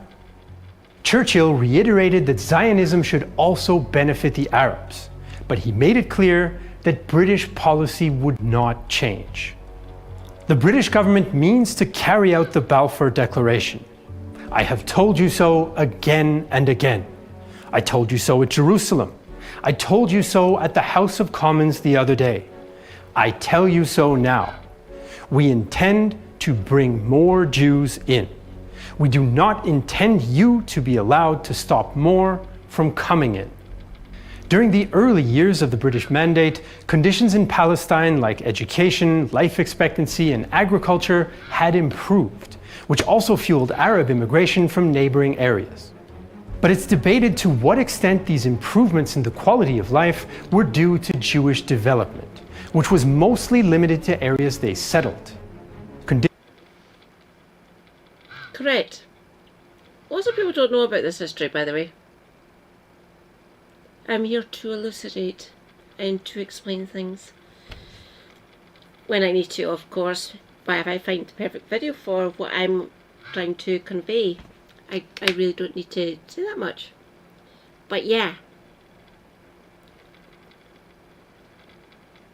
This was the starting of the sidelining of the Arabs in the Levant, really. It sucks. Fucking hell. Conditions had already been improving under the Ottomans before the war, and infrastructure improvements in the Mandate were funded by the British. But some Jews, like Palestinian-born Yitzhak Epstein, Oh, yeah, give me a minute. I've kept on meaning to actually fix that.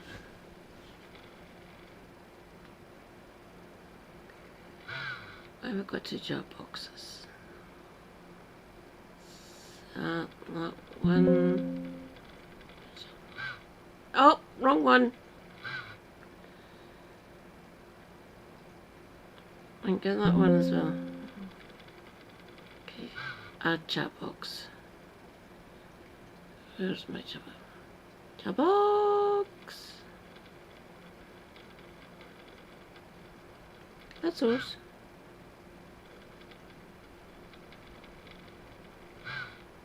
That's yours.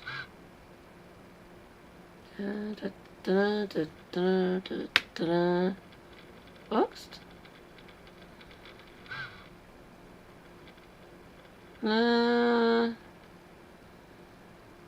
Clean.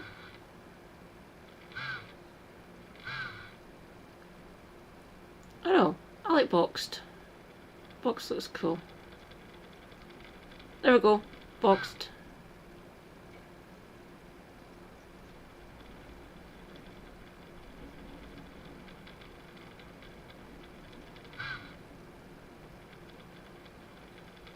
There you go. About?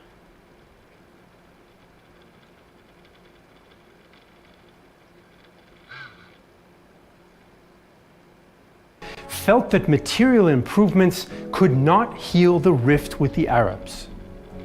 Indeed, the Jewish Yishuv has already bestowed considerable bounty on the country's inhabitants. But all of this will not compensate for what we have subverted. How strong is the envy of people who have been swept off their land? The British administration did eventually offer Palestinian Arab leaders a representative assembly.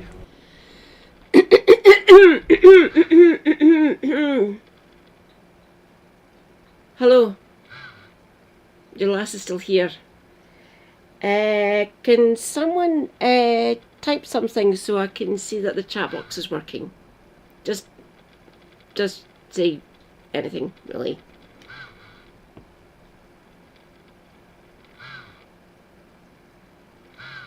Fuck it. Say Elon is a Muppet. Fucking. Thank you, Poco. Sort it. I'll do it. Elon is a Muppet.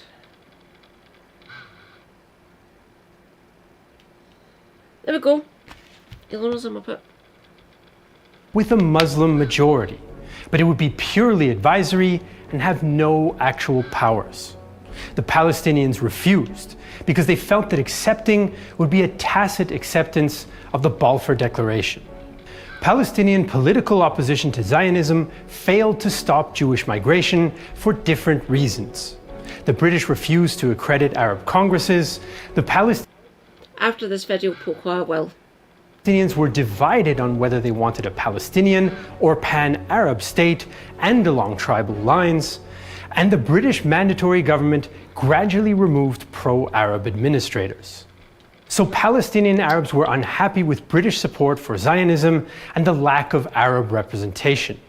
The tension soon turned violent, and riots broke out in idiosyncrasy. Hello, hello. February and May 1920. But events in May 1921 overshadowed all previous incidents. Like the British and the Arab Palestinians, Zionist Jewish settlers were also divided amongst themselves. Relations were especially bad between two socialist parties. The mostly Russian Jewish Socialist Workers' Party wanted a Soviet Palestine, an idea opposed by the much larger Labour Unity Party. On May 1st, 1921, demonstrators from the two parties collided in a mixed Arab-Jewish quarter of the town of Jaffa. Scuffles broke out around the Hassan Bek Mosque, which brought concerned Muslim Arabs into the streets as well. Not only were most of the Arabs opposed to Jewish migration, but also to the anti-religious teachings of Bolshevism, and police struggled to keep the three groups apart. A shot was fired, probably by a British officer trying to disperse the crowd, and the riot turned deadly. Groups of Arabs, including some policemen, targeted Jewish homes and families in the neighborhood, killing and looting as they went. A British officer who was on holiday and witnessed the scene reflected on the dilemma for British troops on the ground. When we found it was a question between the Jews and the Arabs, we did not think it was for us to interfere. Which were we to stop? By the end of the day, 27 Jews were killed and more than 100 wounded. On May 2nd, the violence continued, including an armed response by Jews.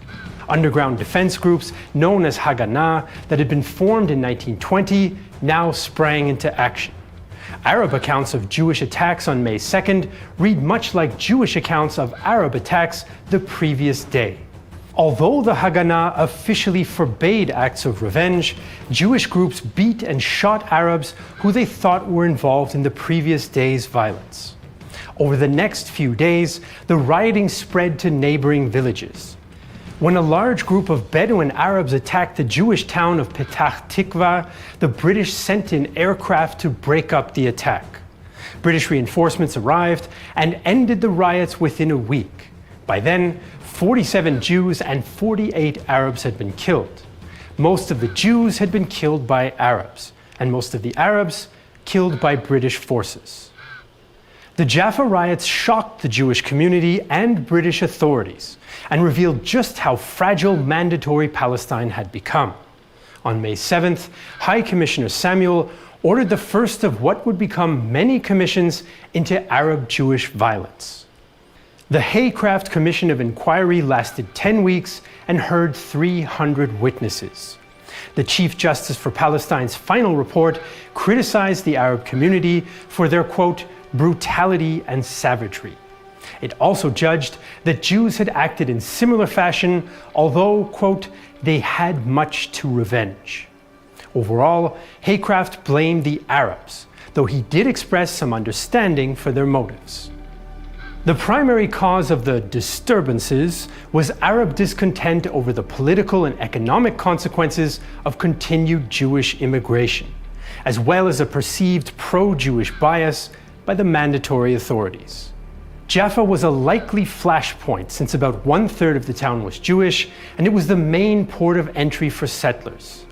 The report also warned and reminded British administrators that Palestinians were politically active.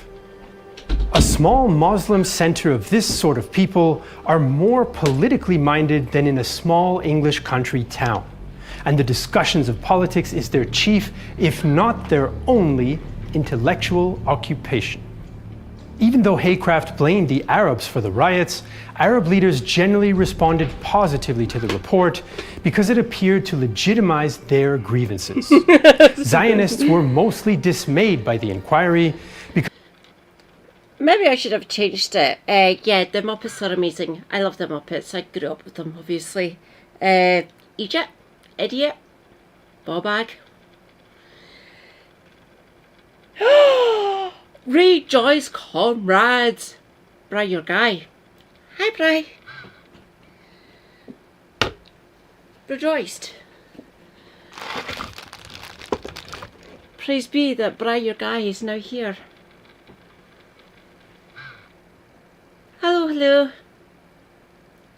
My most fabulous of otter. Everyone, go and follow Bri, your guy. They be based. They be playing Lies of P.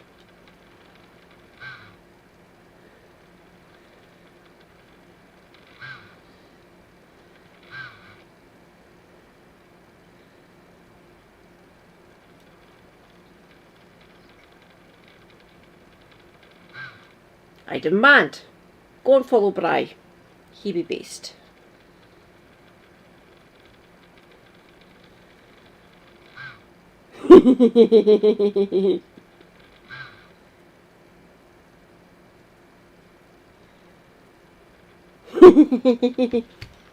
Bri is my guy.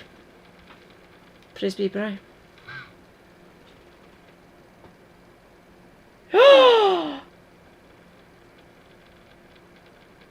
Oh wait, are you back?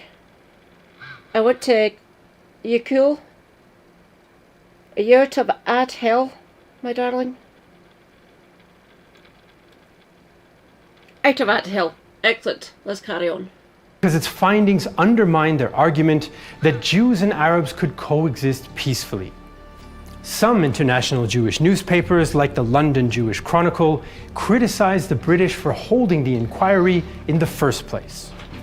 Imagine the wild animals in a zoological garden springing out of their cages and killing a number of spectators, and a commission appointed to inquire into the causes of the disaster, reporting first and foremost that the animals were discontented with and hostile to the visitors who'd come to see them, as if it were not the first business of the keepers to keep, to know the habits and disposition of the animals, and to be sure that the cages were secure. The riots caused Samuel to temporarily suspend immigration and make some conciliatory gestures towards the Arabs, which appalled his fellow Zionists like David. It didn't work. Funny that, we took our eye off the ball with this one, by the way. I will say again, I hate the British state. It sucks. Yeah.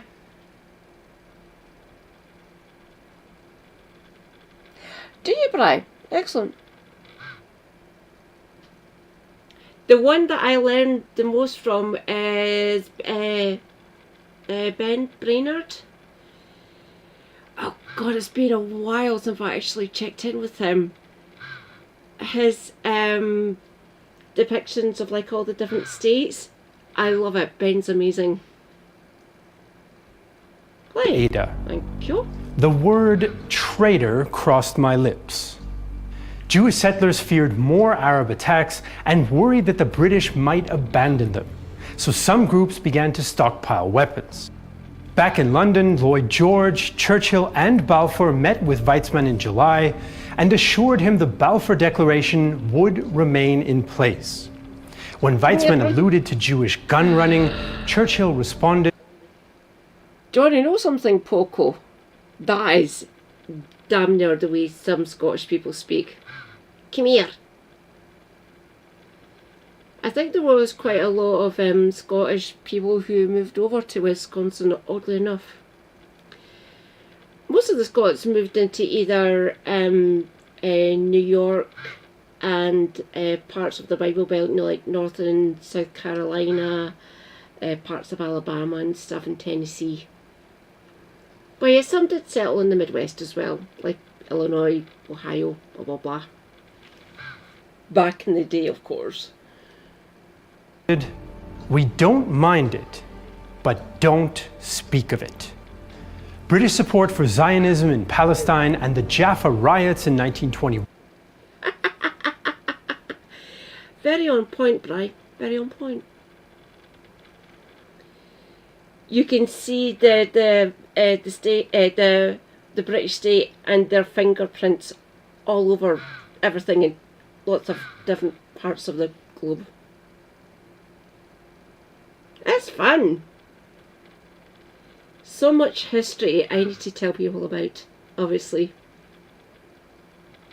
That was my main concern for my dissertation, by the way, for my degree. Virologist and parasitologist, by the way, and I dealt with viral outbreaks in all the different colonial areas. What the things happening? What has happened? I heard noises.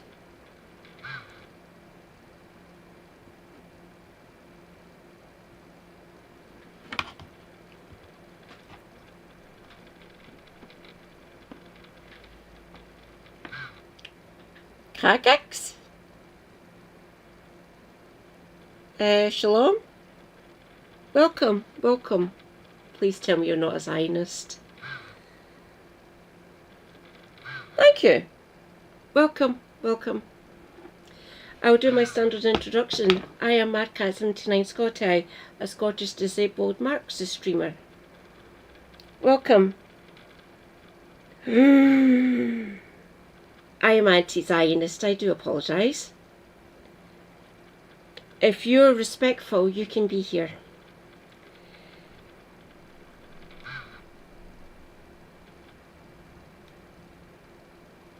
That's why I'm educating my people here. You're more than welcome to stay if you're nice. Just don't...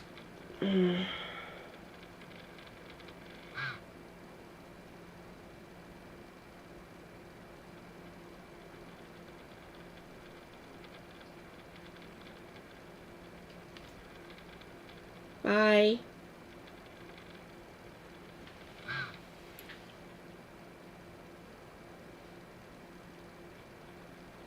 See you later.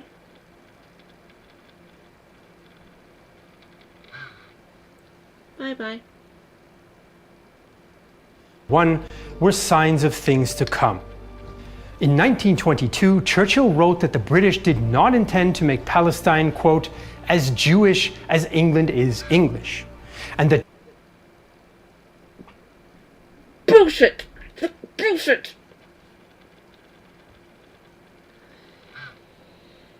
If anyone wants me to slate Churchill, I can, at great length. I really can. I hate this man. He was a monster. He can get wrecked. Piss off, Churchill.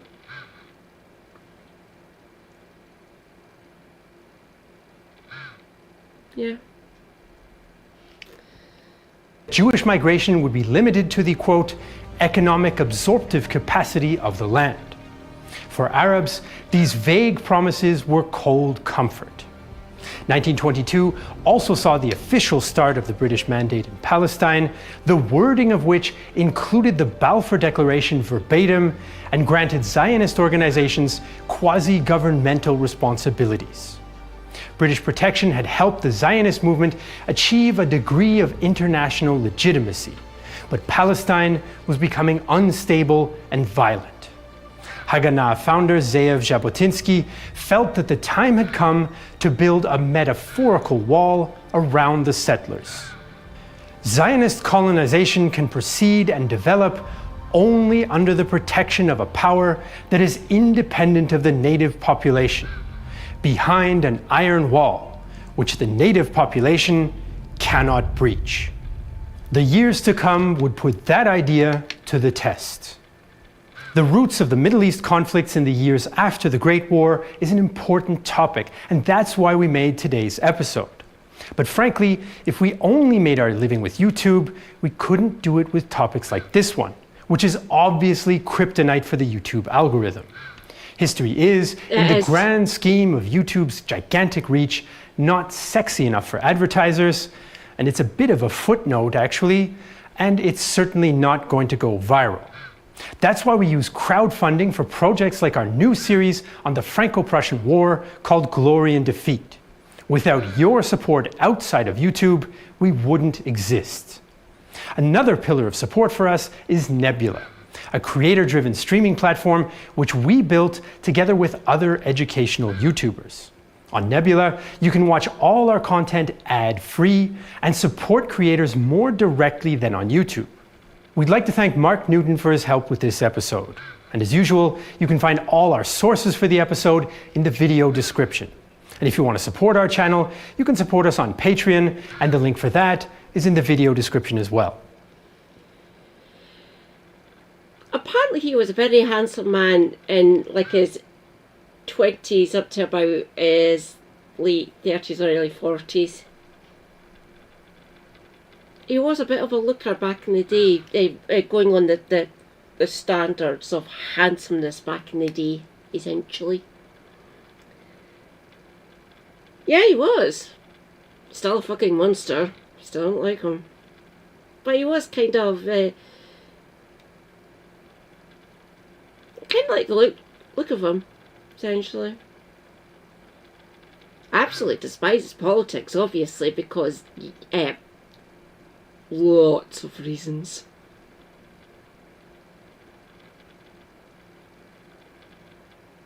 Same was Lloyd. Yeah, and same was Balfour. Oh, do you want to see a picture of him? Give me a minute.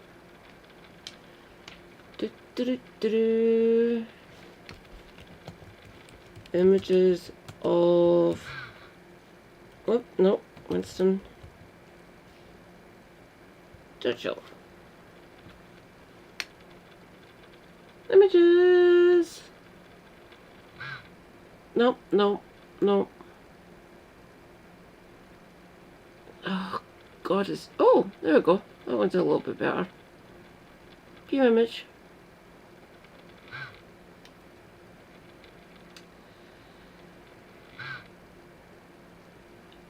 That's in the early 1900s, by the way. Going on the beauty or handsome standards back in the day. Have a looker. Still a monster.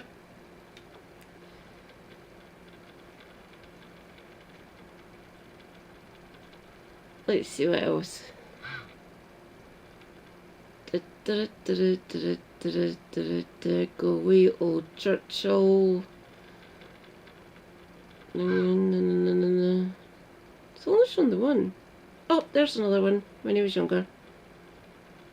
View image.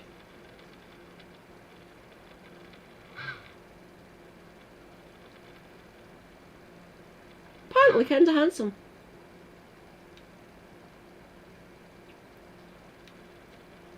He's a bit like me, he's got rather large ears.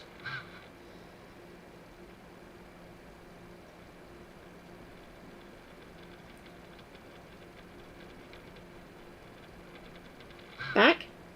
Back one? Okay. Images.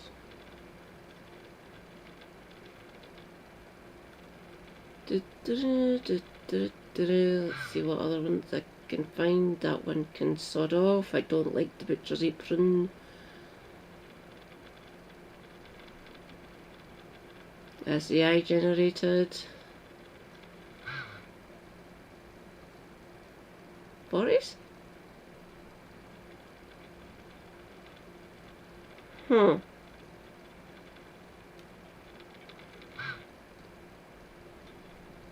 That looks to be like in the 1930s.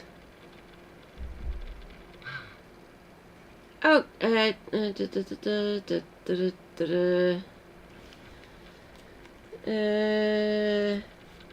oh, how old was Churchill when he died?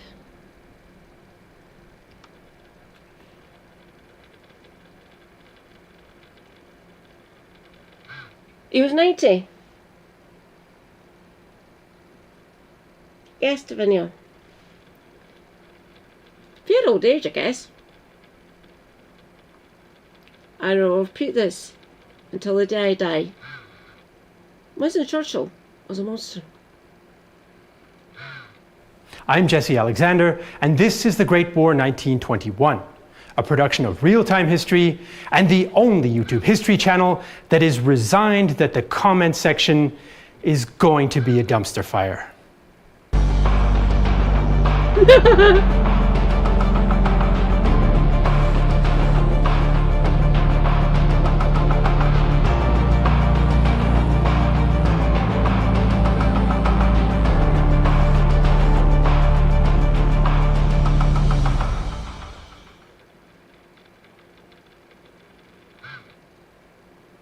I will.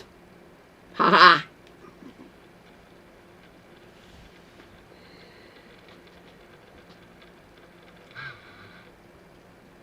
Oh God. So you all like that. Give it.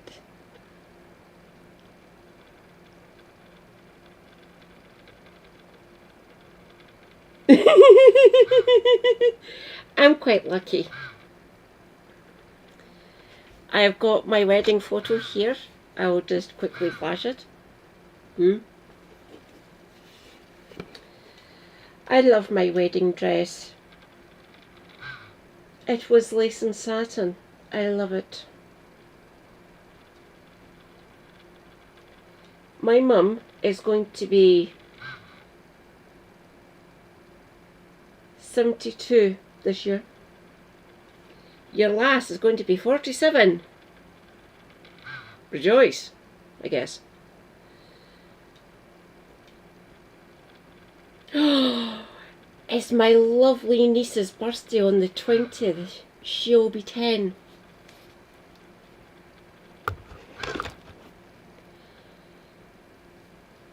She keeps on asking my sister, Mama, why does Auntie Katie keep on changing her hair colour? Because she can't make up her mind. She likes my pink. Well, it used to be purple. It used to be proper purple. Oh, proper purple. Okay. There we go. Proper purple. This is my diluting juice, by the way. It's the Black Hunt. It is not Ribena, unfortunately, because Ribena be expensive. So my hair used to be that colour, but now it's went to sort of a faded pinky purple colour. The minute this is all gone, I'll be going on to green, same as my top here, so proper green.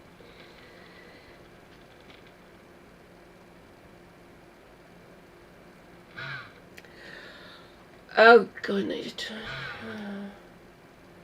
31, 31, 31, 31, 71.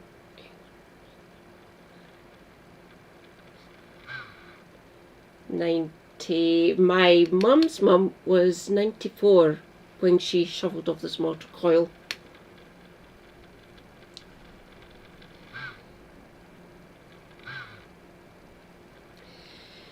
My dad's granddad, so my great granddad, 103, because authoritarian Protestant, or Knoxian if you wish. Yeah, they're stubborn bastards. So that was my granddad's dad. He died 2 years before I was born, so he died in 1977 and I was born in 79. My mum's dad, my granddad, Jock, I was born in the March. He died in the May when I was 3 months old.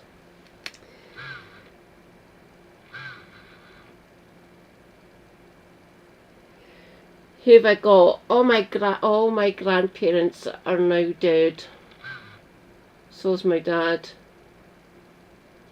My mum's still going strong. 103. Yes. Because hardline Protestants are hard to kill off, I guess.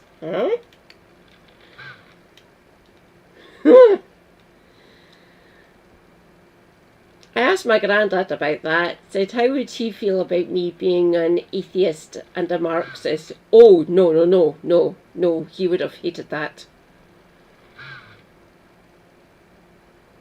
Don't get me wrong, he didn't like the fact that I was kind of left-leaning.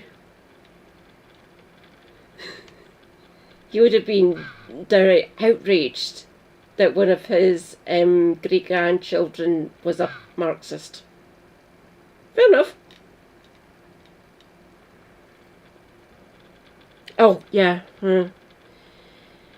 Grandparents and great-grandparents do be like that because you have to remember when they were born, when they lived and grew up. They actually watched the revolution in Russia happening, and a lot of people here in Scotland and the UK, wider UK people, especially the British state, literally panicked because there was a lot of leftists, lots of Marxists, lots of anarchists.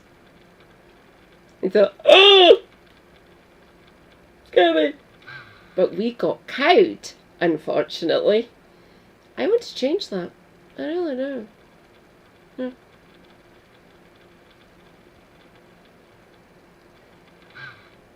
Oh dear God.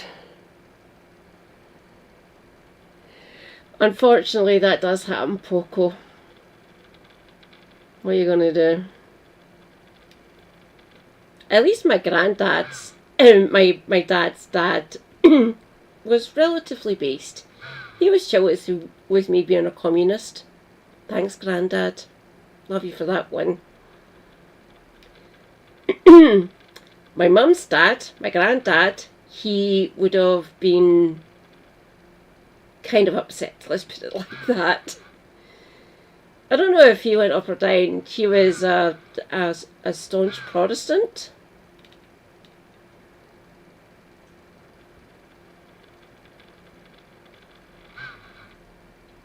Bloody hell. How many have I got on both sides? I've got...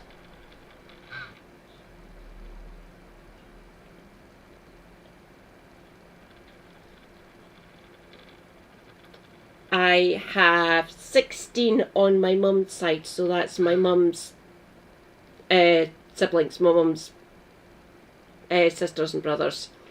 On my dad's side, I have 6. So there's not many of us on both sides of my family. Super hubby has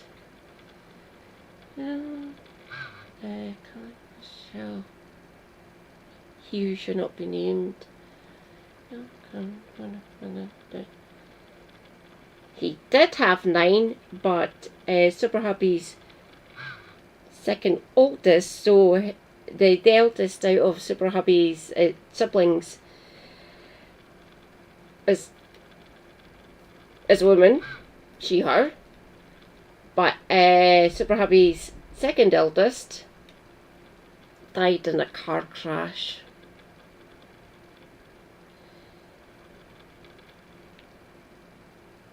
Third one, Super hubby was born 4th, so the one right before him,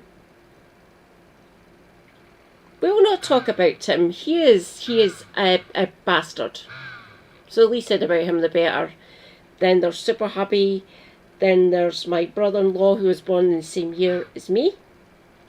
Oh no, so Caroline, Andrew, Bastard, Super Hubby. My other sister-in-law, she's 4 years older than me. Then we've got Super Hubby's other brother, who was born in the same year as me. I'm March, his birthday's in June. Then we've got the youngest brother, who was born in 1983. Same year as my younger sister, actually. I don't know.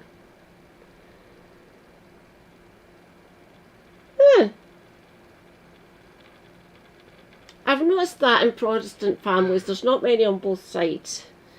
Don't get me wrong, my granddad, my mum's dad, wanted to have a large family. Yeah, my gran.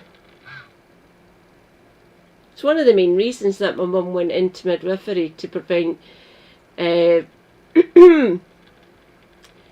pregnant people's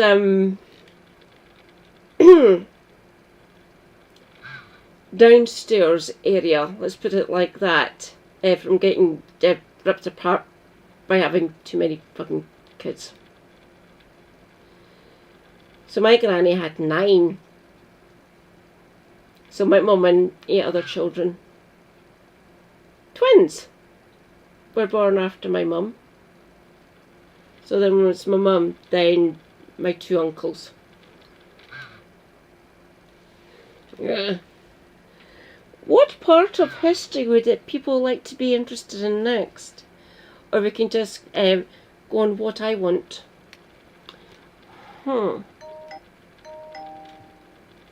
I do be curious.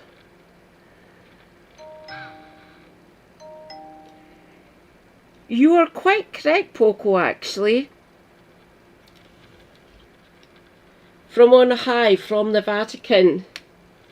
Yes. Go forth and multiply?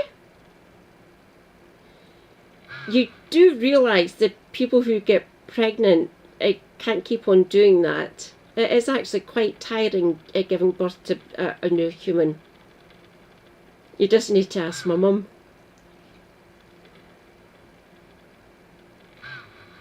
Oh, no problem, darling. That is a rather large family, isn't it, Andrew? Ooh, let's see what I'm going to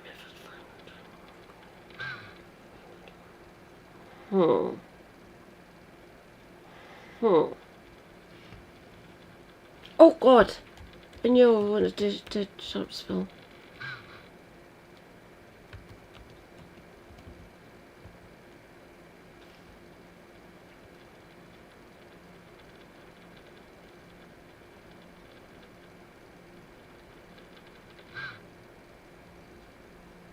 There we go.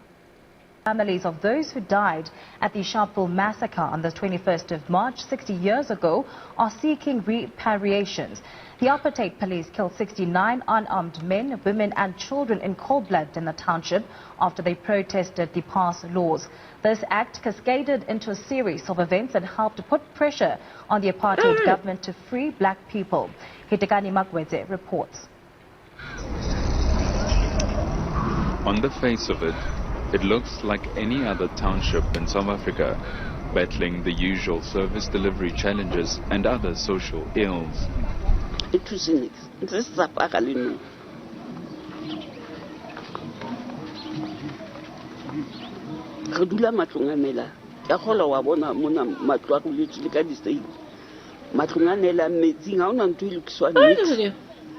But this is no ordinary township.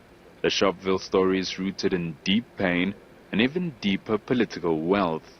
Sharpeville is the most historic place in South Africa. The history of Sharpeville surpasses the history of all townships in South Africa combined. I stand here with authority saying that, because what happened in Sharpeville changed the face of history. But that change literally came through gunpowder. To the silent victims, the countless many whose name remain unrecorded, to those who died or were maimed or were orphaned or who bore witness to the massacre and the making of history. Apartheid South Africa really did suck. Yeah.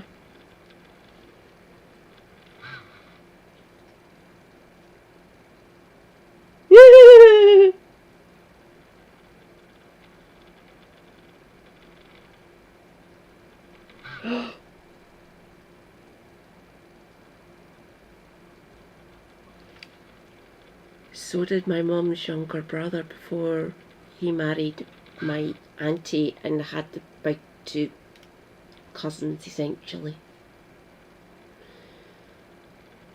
People just kind of gloss over that, family members just kind of gloss over that one before he married my auntie who I know the most. I miss my auntie. It's been a while since I've seen her actually. She is cool. So, are you sure you want to be a communist, Katie? Yes. Pretty sure. You know the reason why? Oh, yes, I know your teacher. I went to school with him. Oh, by the way, it's my comparative English, comparative religions and classics and Latin teacher who actually... he gave me the Communist Manifesto when I was 15 years old. Praise be Professor E.D. because I can say his name. He is no longer among us. I was invited by Zoom by his daughter for his funeral.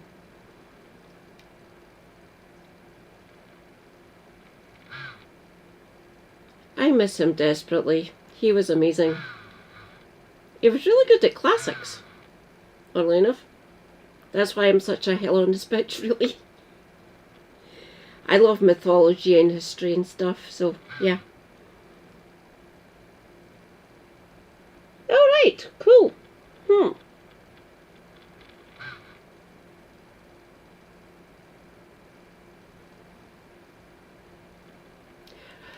We need to think of a better moniker for Elon, don't we? Don't get me wrong, Numpty fits, but it's a bit too mild for him, really. Egypt? Fucking fool? Who knows? I do not want to say anything TOS, but fill in the blank.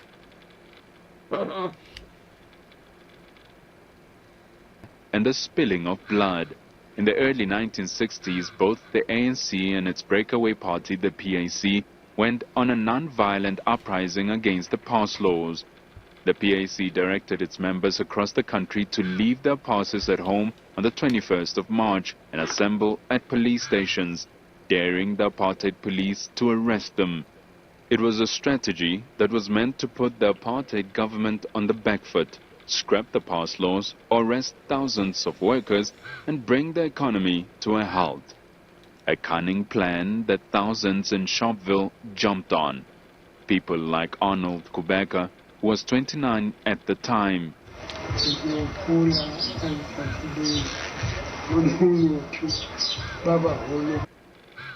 I remember that day, young boys were sent to go from one house to another, telling us that the PAC leaders were coming to talk to us. Pan-African Committee, I believe, if I've got that correct. So yeah. The Sharpeville massacre still lives in this day in the collective minds of South Africans, including Little Bear. In fact, you know what? I will shout her out. She'd be awesome. Back! Stream manager, please. Thank you. Everyone, go and follow Little Bear. She'd be awesome.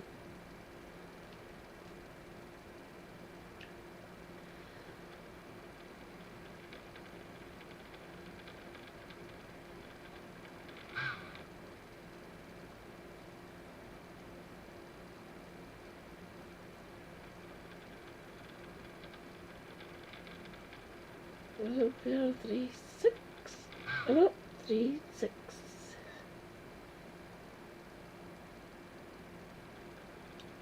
Everyone go and follow Little Bear. They are amazing. In fact, I'll do my standard shout outs. Shout out at KF Logan. 1, 8, 7, 5.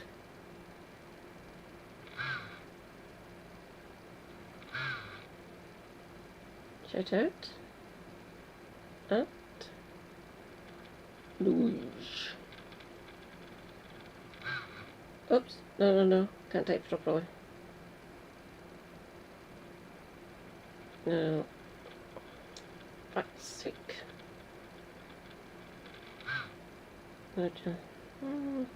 TG.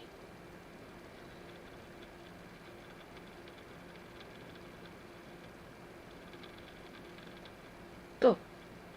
Where is this? Shout out. At. Oops. At.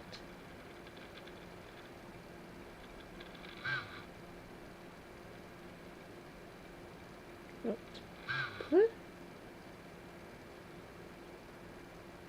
There you go. Raptor. There's your orders.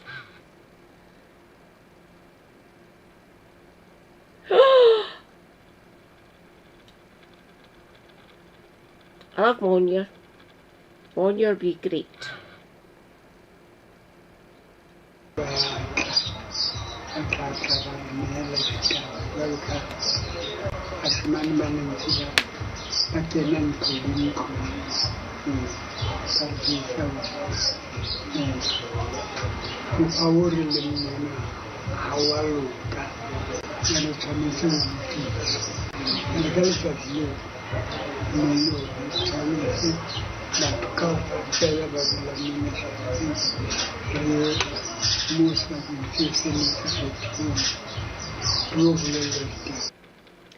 They told us that our living conditions were not good and that this needed to be resolved, so everyone was to gather for this address.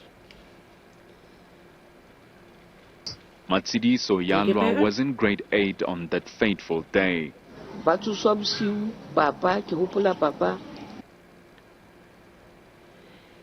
People were woken up at night. I remember my father saying when they arrived at school, the police arrived and fired rubber bullets at them.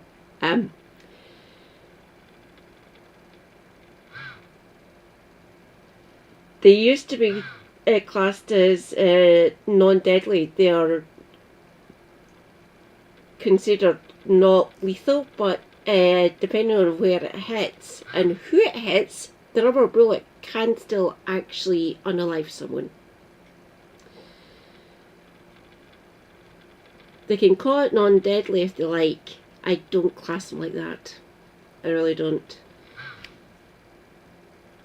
Araba fihla mane sekolong sa Western ke a fihla maponisa a ba shapa ka di-small inches, maponisa a ba sothola mafono a ba shapa ka di-small inches. Papa, let's see if I can get it. Porto.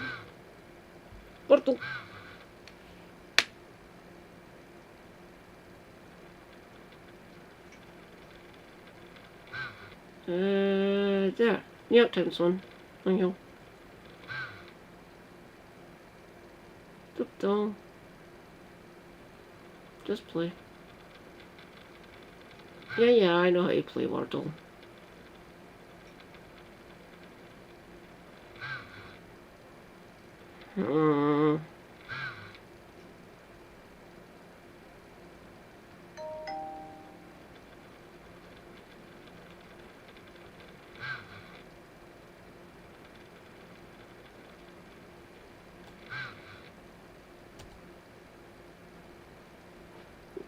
Oh, L, right. L. No.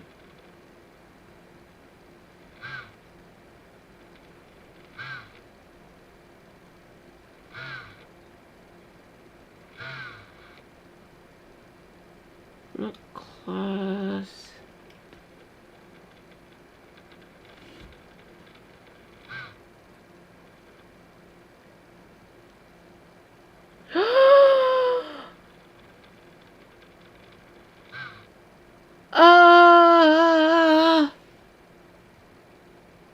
I've got an absolutely beautiful. It's sitting up there on the shelf in a box. It's a beautiful glass one. So we've got like clear glass for like the white one, and opaque for the black.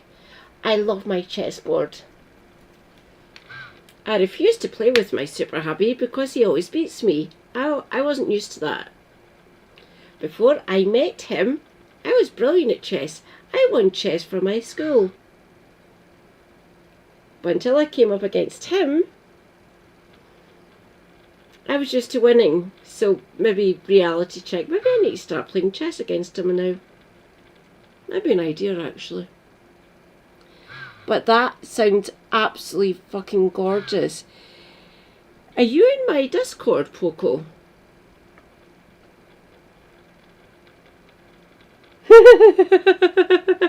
I actually won a chess competition for my school when I was 12, 13 and 14 actually.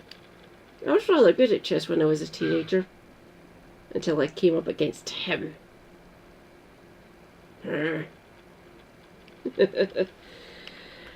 Nope, that's wrong. Right.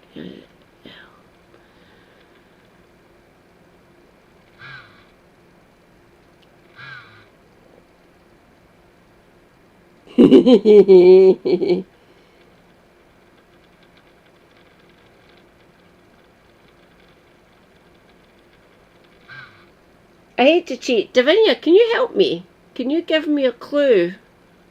A slight clue.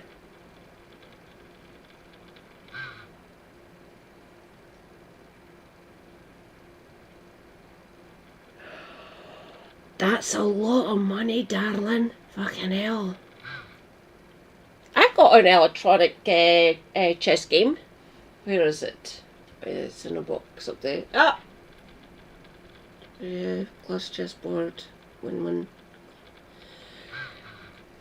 I seem to have put all my chessboards in the bookcase right in front of me, right there, just about 4 feet away. Right, try common letters.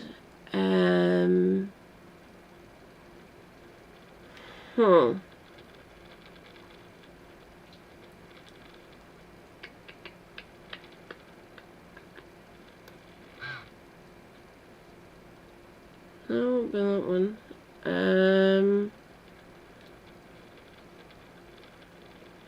Come on, woman, think. That won't be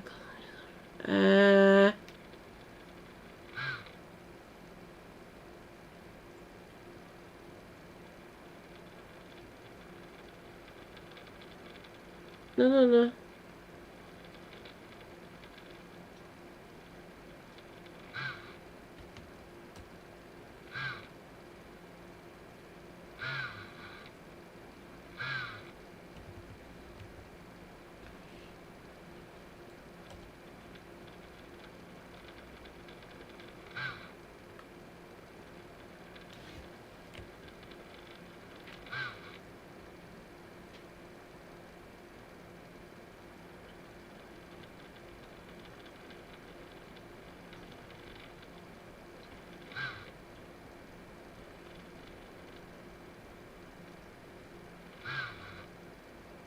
Oh, no, not drill.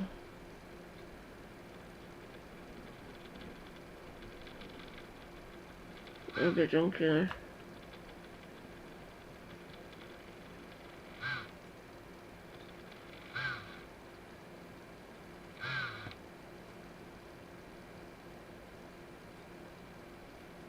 Ooh, sweet.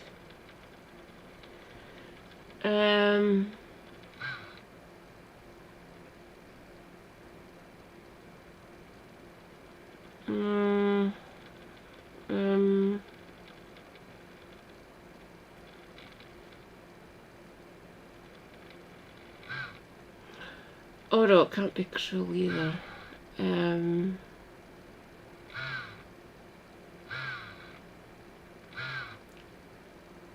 Ah!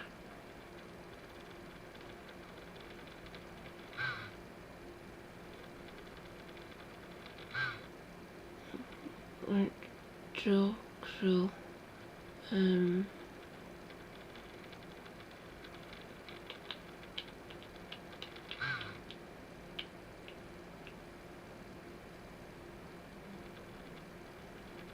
No, not word. No word. Not a word.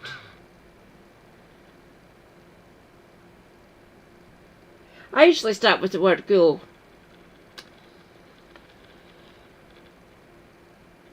So none of those two vowels, which is weird, which leaves A, E and I.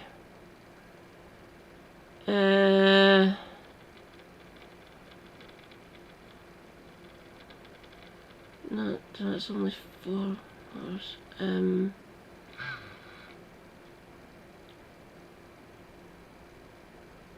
not really there.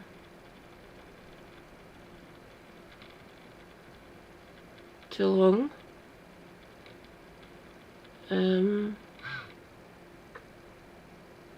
Huh.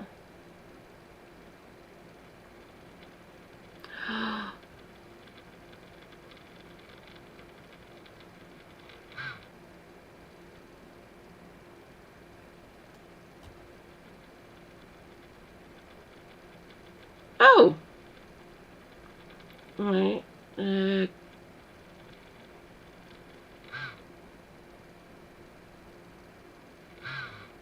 Huh.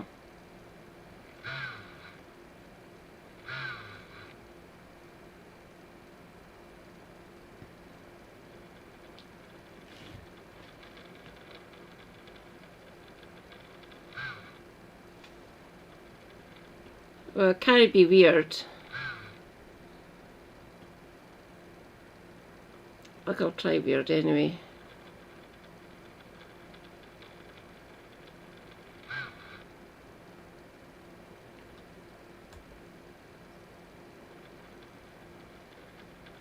One, two.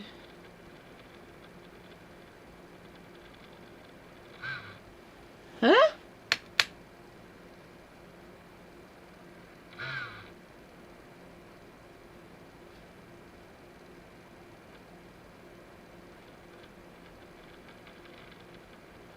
Huh.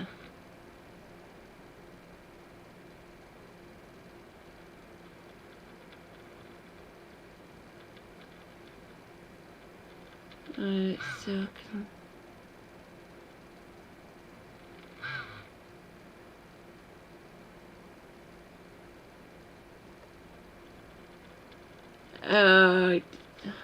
No, it's not Ariel.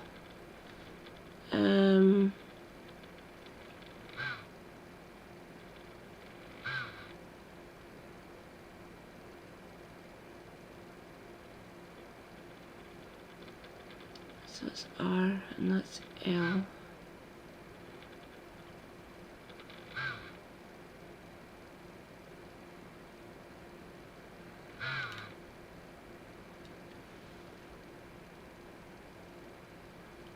Come on, missus. I can work this out.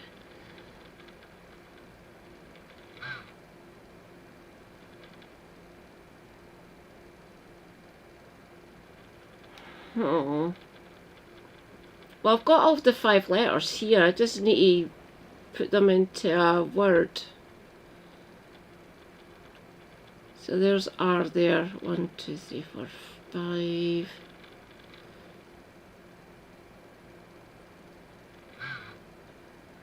Ah!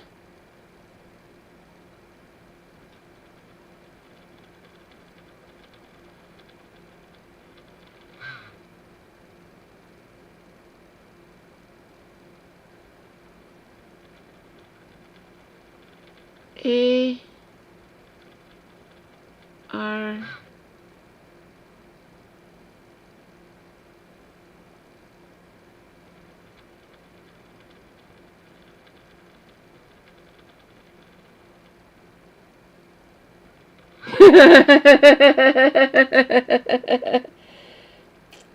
Possibly Andy. Well, but I'm the arse here. R.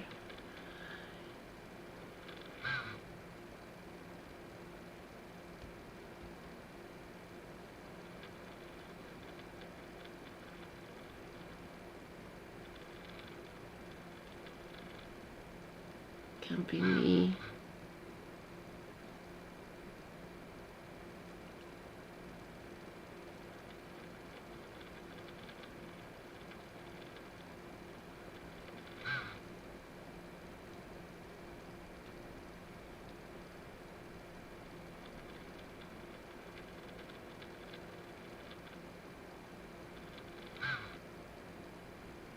Oh. Fuck it. No.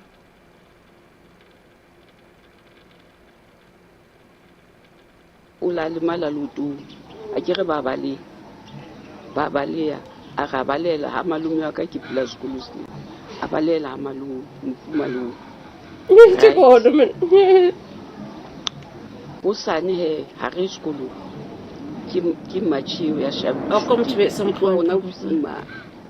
Ya nyulu. Hotu opsimane karabo ilo fumana police station. Fa nyulu wa police station. Unso bina isolate our country. Mapitso Motlo was 12 years old but remembers every detail. That's cheating, Davinia.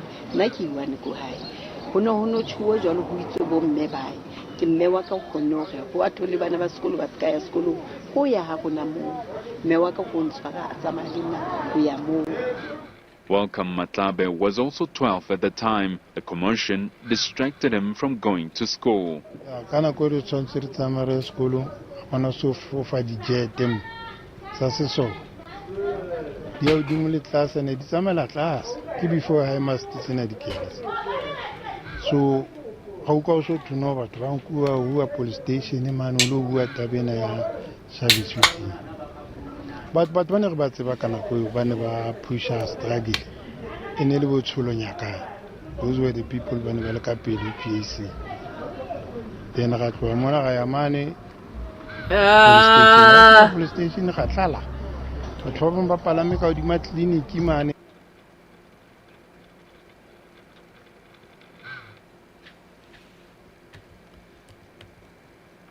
Pardon. New York Times.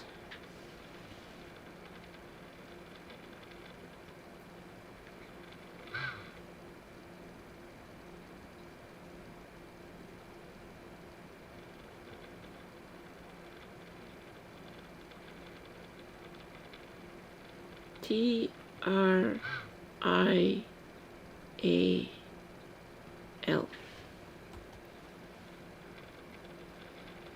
Oh, for crying out loud.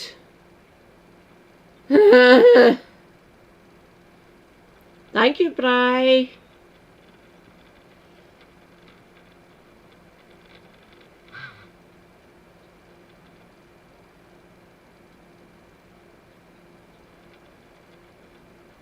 Thank you for your help, Bri. Oh, dear God. It's been a while since I've done Wordle, by the way.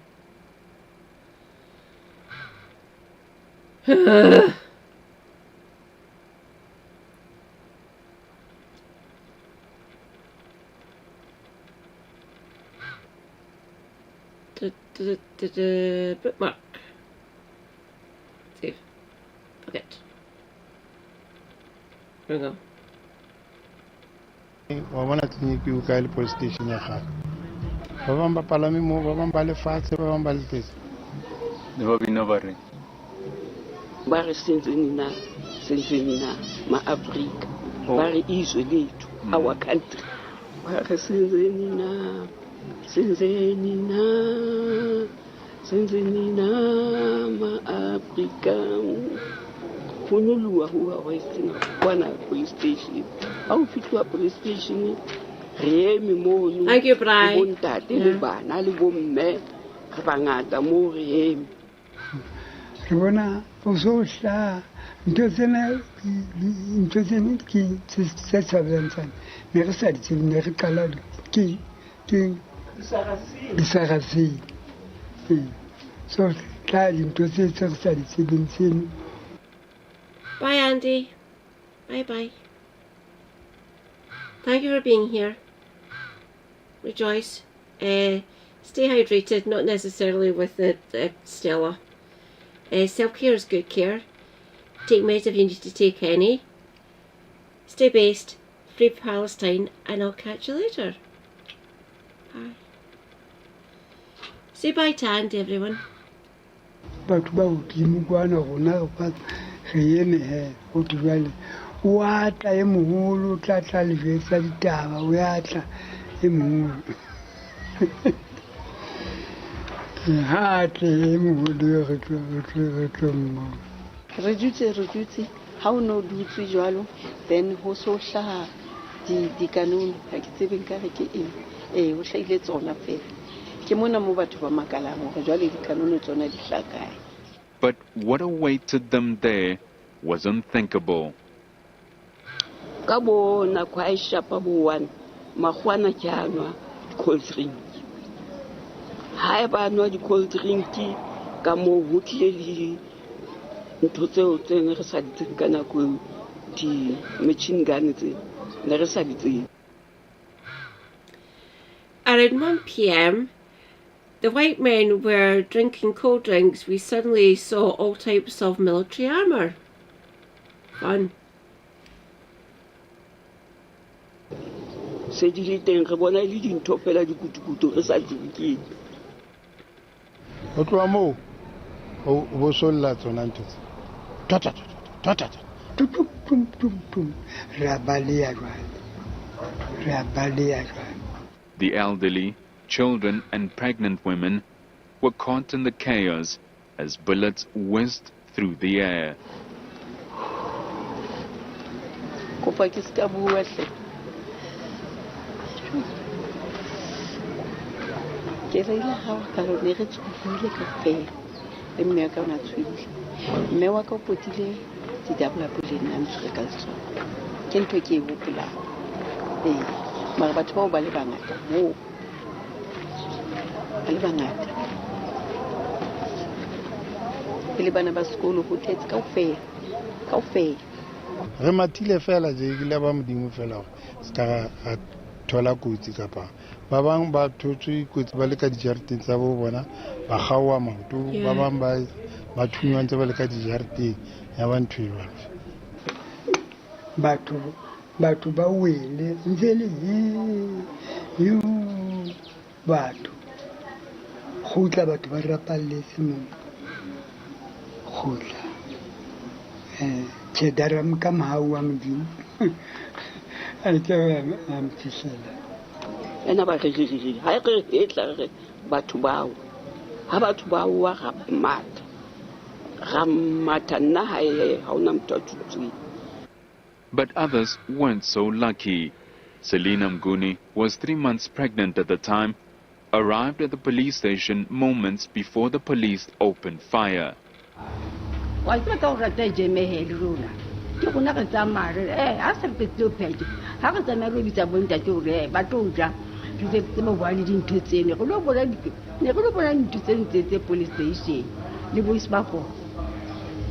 Ka khona fela ka bo madi ba ka wa thuba bo isipona ka ba ka tseba ba dikeletse kae ba tseba pulela kena mo dikele mo hantle mo a tswela ka nkane ka wela fatshe ha e sa le kwela fatshe ka nako eo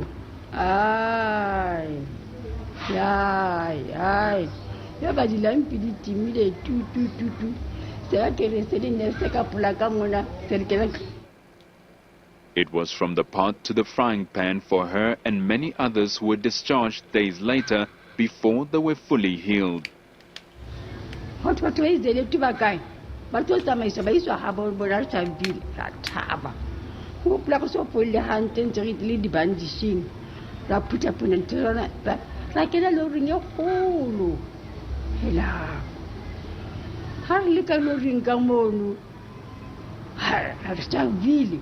Rabona re kene ka matima tulong ena le lerako e leholo tjena kante ke seleng e baneng Boksburg tronko ai ba re theola mono ai le sono ka rona re shebile Sharpville kante no se re tshwere se re bona maponisa re bona bomma ba basadi ba maponisa ko re hela maponisa basadi se ba nkile di minotlo ba bang ba nkile hela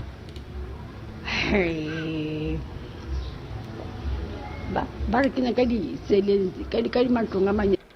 Excuse me a minute. I've got a thing stuck in my teeth, that's right. nyana ba re hlapisa ka metsi a batang ka hosepipe se tswa sepetlele mo le monate jwang bathong. The harsh prison conditions took a toll on her health and that of her unborn child. Hai ke ntse re etse ka ofela tsantse re ba le fatshe mo le tjena na ka nako eo ke mmana go litse thata. There we go, that's better. Se ke kula le kula kla ke metsi ana ba nshapileng ka ona ka ba ke ne re kena mona kana ka dula ka a ke tsile a ka ba ka bala ka go bitsi na go e ka ma bitsi na go nyana ya itse nka tshwadwa bana go bana ba re ntse ba lo go sheba ka ntle ba go supa ba tla re izole mama polisana go tela pe ka di sele ha ke tsile ka tsile le mo botwe ndete mgunute ka gate o di sele na mgunu ko fimo jo ne ka re se kopane hlo ke bitsela ka le bitswa ke thutumela a ke sa tswa mohlawo ke bitsa ke maponisa ana basadi a le rofu maponisa. Days later, the lives of those who died and sacrifices of those who were maimed started shifting the gears of revolution.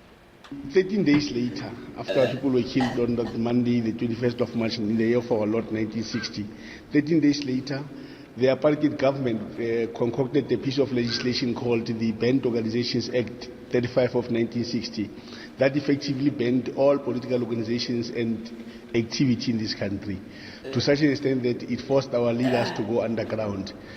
The organizational work was now done underground. That is where the liberation movement decided to form Umkhonto weSizwe and APLA respectively. So I can safely say Sharpville is the mother of Umkhonto weSizwe. Sharpville is the mother of Azanian People's Liberation Army. 6 years later, those gears grinded on an international platform, the UN's General Assembly. I mean, the act of murder on the part of the regime incensed the international community to such an extent that the United Nations General Assembly convened, and that's where they declared apartheid as a crime against humanity. I'm happy that, I hope that de Klerk would be watching this so that he would know exactly what happened. 6 years later, the United Nations General Assembly, like I'm saying, said and declared apartheid as a crime against humanity. They said again in 1985, it was after our people had showed that they were sick and tired of being sick and tired in 1984. While South African leaders thanked Sharpville by signing the constitution at its doorstep in Vereeniging and celebrating the signing of the historic document in the township, many feel the pain is still very much alive here. The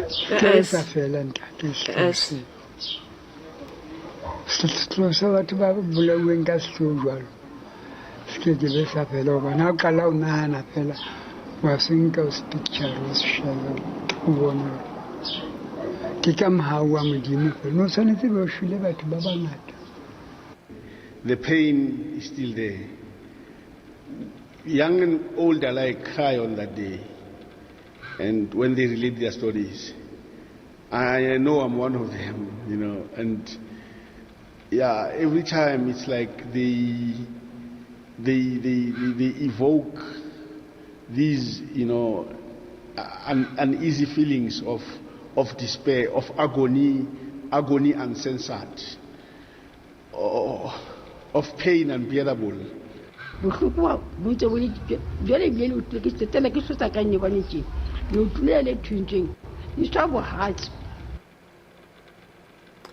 I still feel the pain from the wounds that were on my leg. At least I can walk using a cane, but I still feel those scars at night.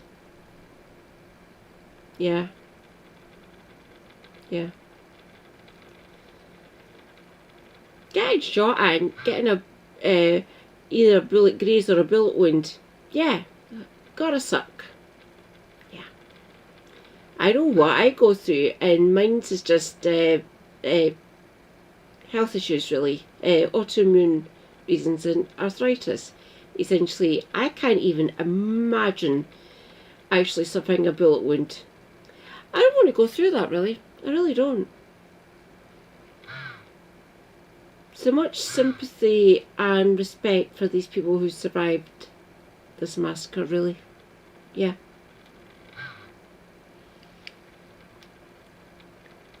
Le bohloko bona ke hulana jalo ka ona mara he ka hore he ntse ke kgona ka taba la molao ntse ke a manka yang ke hutle ke be ha mara dipain tsona ha ke robale le bosiu.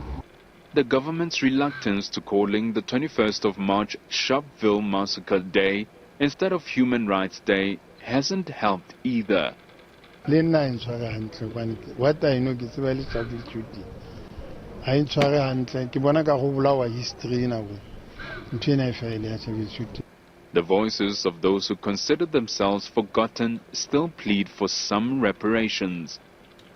Nna ka ntse ke president ka re mo famolaisa ke re ntse re phetse ka hore ke mona te modima ha re nka kaofela gona fna re tsere le mahlatsipa ntse re le hae mara hle di tlapiso hle motla ka ba wa tseba o hlapisa ka eng ya fela wa tseba hore ege motla go na go nngwe wa nahanela hle ba re nahanela jwale ha ka tsitse pela ba sa re nix ke bona hore a le mthene la tseba hore nyabane le president tle a tseba hore tokolo e ngata ena hore kae ke ka baka la 1960 ne e sebetse mosebetsi o moholo ene ke madi a rona hle batho ke madi a rona.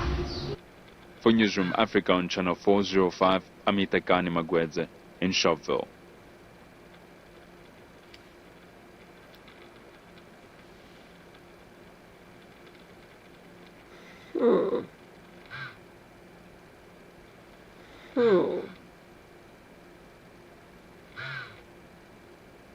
What next, do we think? There's lots of different parts of history that I need to educate people on. There really is. Yeah, DD doesn't need to be covered. That doesn't. Dunkirk.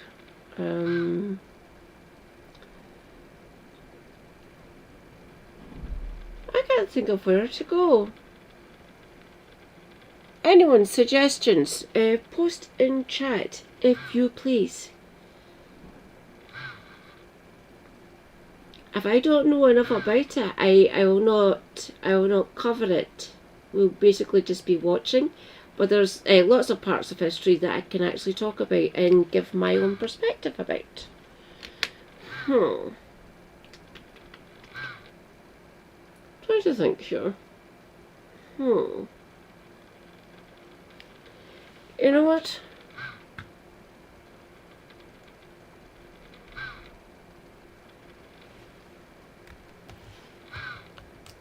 Kev does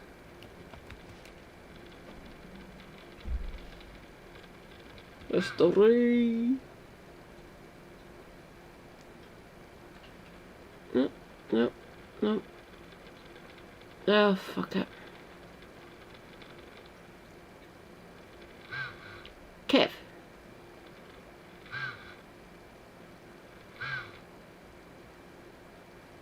Community.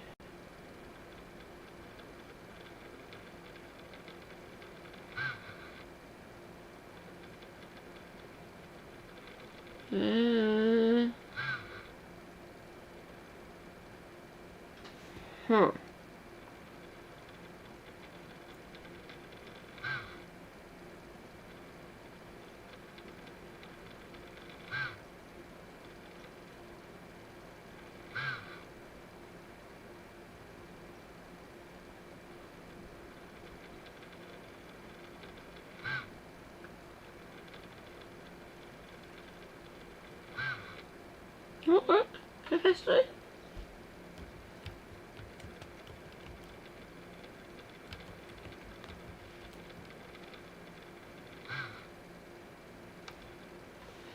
Oh, for Christ's sake.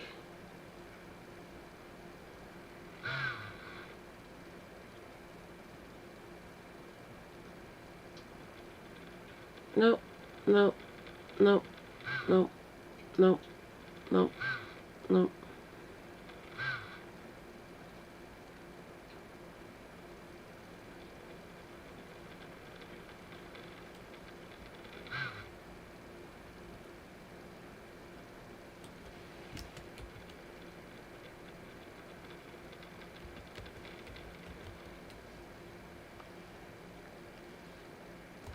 That work?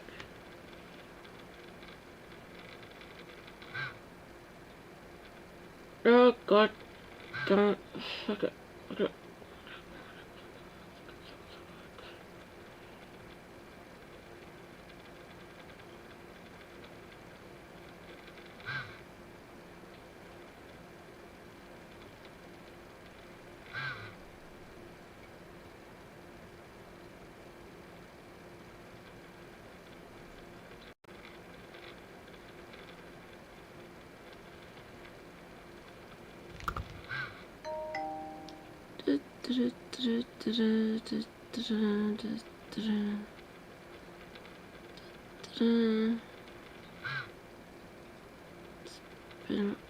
Christ, is quite far down.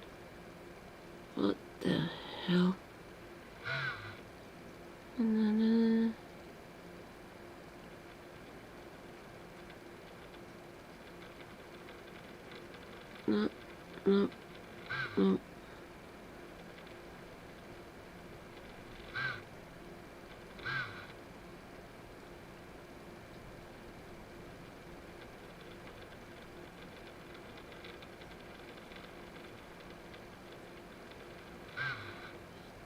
Ah, god damn it.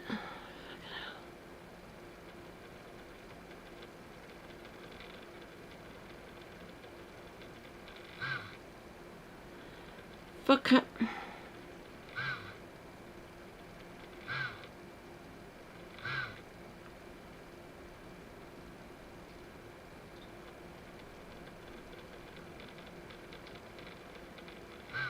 No.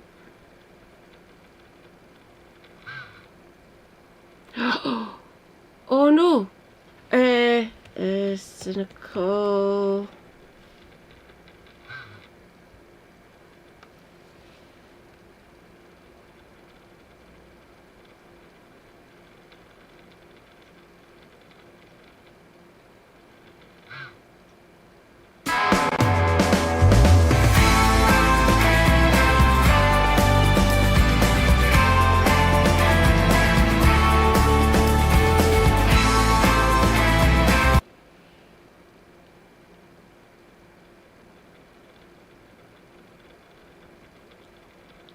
Bring it. Part 1.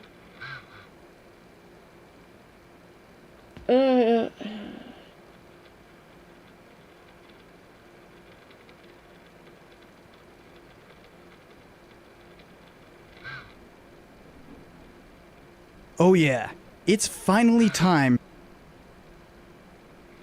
Rejoice, comrades! Redrust 308. Redrust, shut yourself out. Everyone, go and follow Redrust. They be awesome.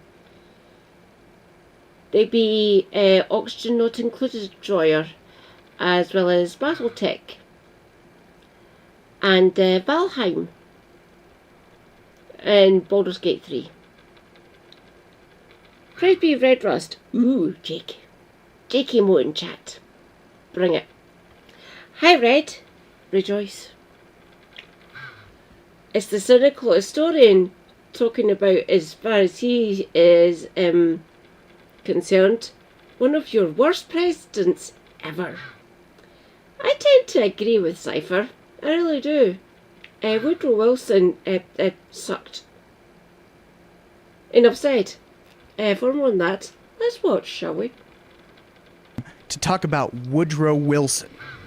Wilson! I wrote a gargantuan script on this one, so I'm going to split it into two different parts. This first part is the time before he was president, and the second one will be from then on.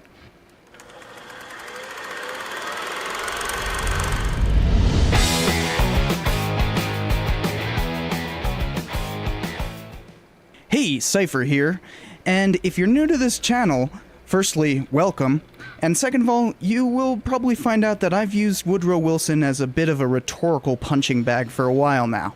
To say I despise the man is quite an understatement, and unlike how I normally attempt to put in some moral ambiguity and nuance just to avoid trying to be judgmental, I'm not really going to do that here. Wilson is highly deserving of a full-blown rant, and I get to be judgmental because he was a historian, a pretty prominent one at that. And if I get to be judgmental of anything, it's other scholars and trying to portray history. Now, Woodrow Wilson is a complex guy. Would you like to know something fun?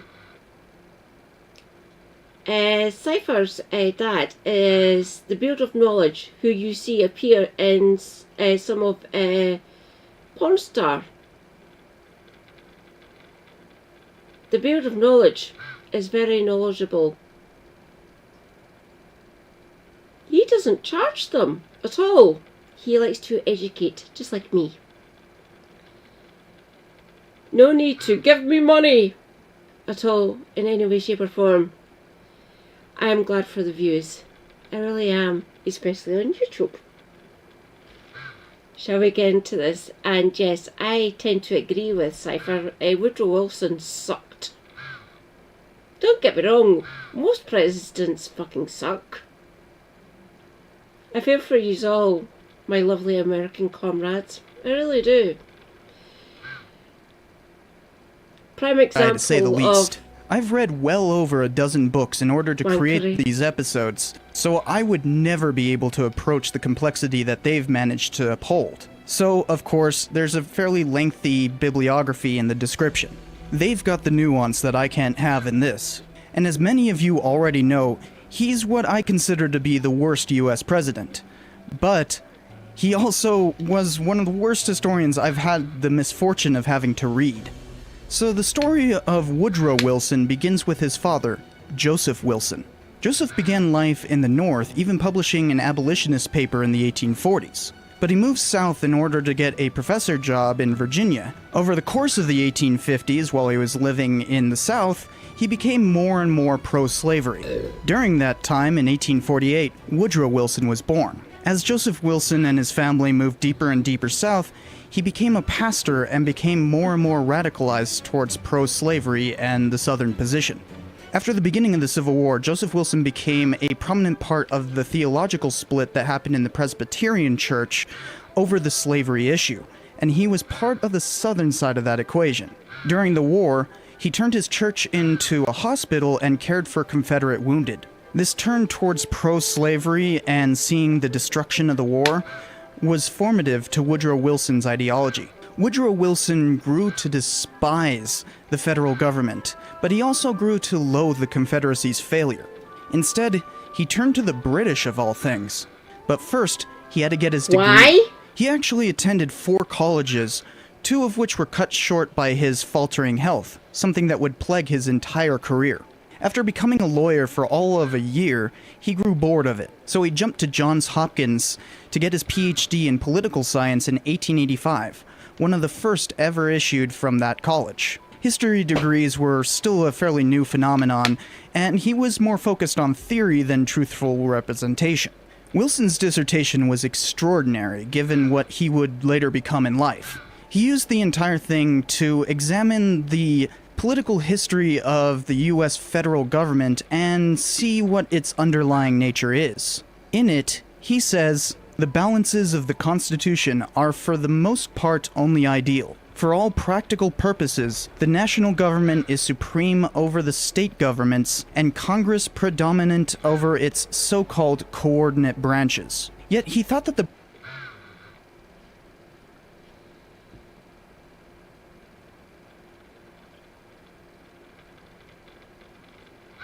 only the President and the House of the Senate should have the power to decide or dictate to the rest of the states, to the rest of the Union. Delightful. Wilson, get wrecked.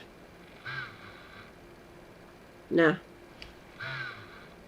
British parliamentary system was somehow better, and that the current system enfeebled the president. He complains that all through the direct dealings of the Senate with the president there runs this characteristic spirit of irresponsible dictation.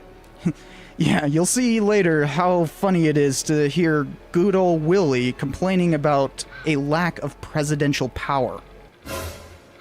Anyways, this thing remained a pretty popular textbook in its popularized version for decades, although it was actually pretty bad scholarship for the time. It has a little over 60 cited sources, most of which are secondary, over the course of 300 pages.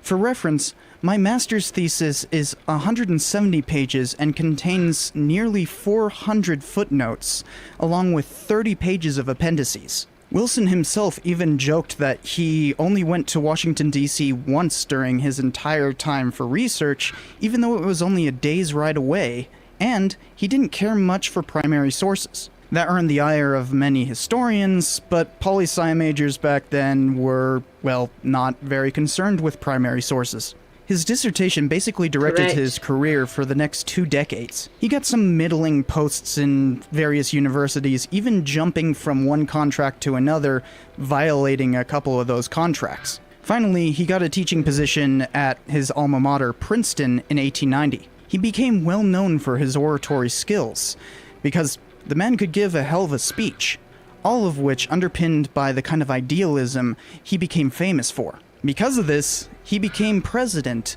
of Princeton. That same year, he started publishing a series of history books that would give us the darkest look into his psyche. It started off as a 5-volume set titled A History of the American People, later turned into a 10-volume set. The original version did leave out a massive amount of citations, but that was later fixed. This is your typical fare from the time, but it normalized some things that would go on to have disastrous effects. It took a great deal to heart from the growing scholarship called New South Revisionism, which later became called Lost Cause Revision.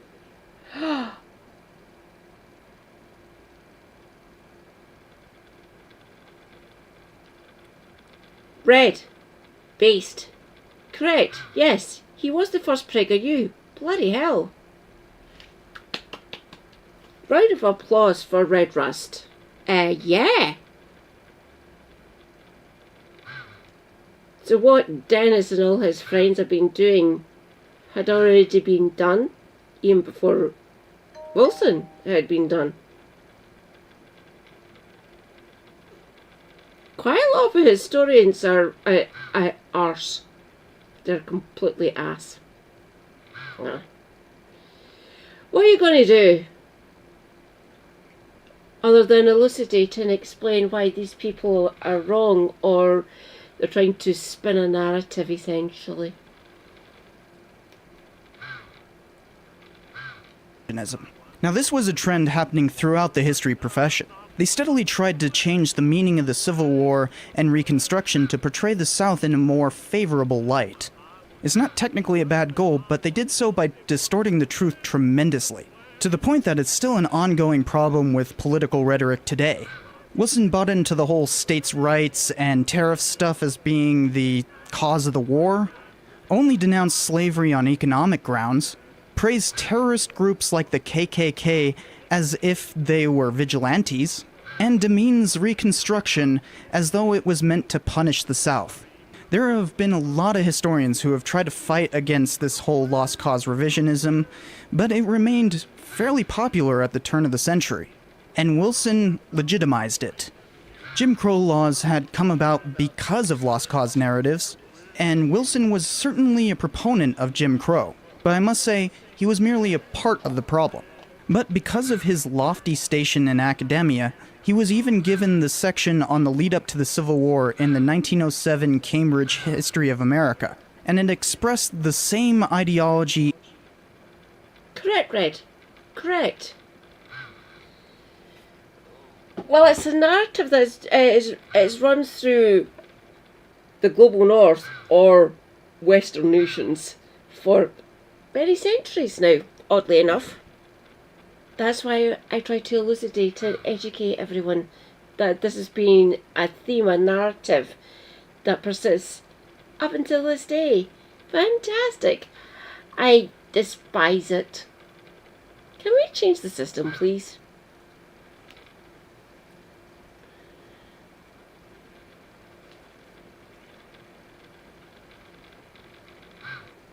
Put my hair back up.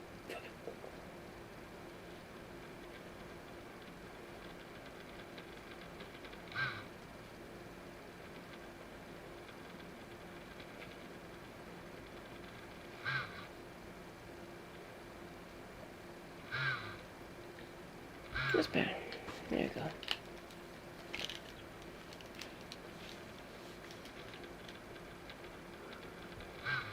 In its very name, states' rights. He also added to the ideology of American exceptionalism. Only a decade after Frederick Jackson Turner had written his own thesis, Wilson was propounding a similar viewpoint. He used the shining city on a hill mentality, combined it with his evangelical father's views, the new idea, the social gospel, lost cause revisionism, and added his own racist form of progressivism to this heady mix. He believed that America was the new Jerusalem, chosen by God's grace to be the exemplary country for all others, and had a duty to push its values internationally. Bullshit! Bollocks!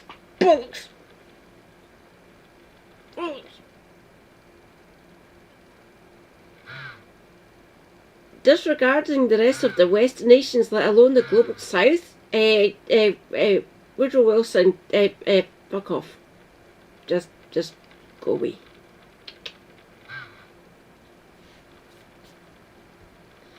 Nationally. Unfortunately, he would follow through with that imperialistic ideology, but not for a while.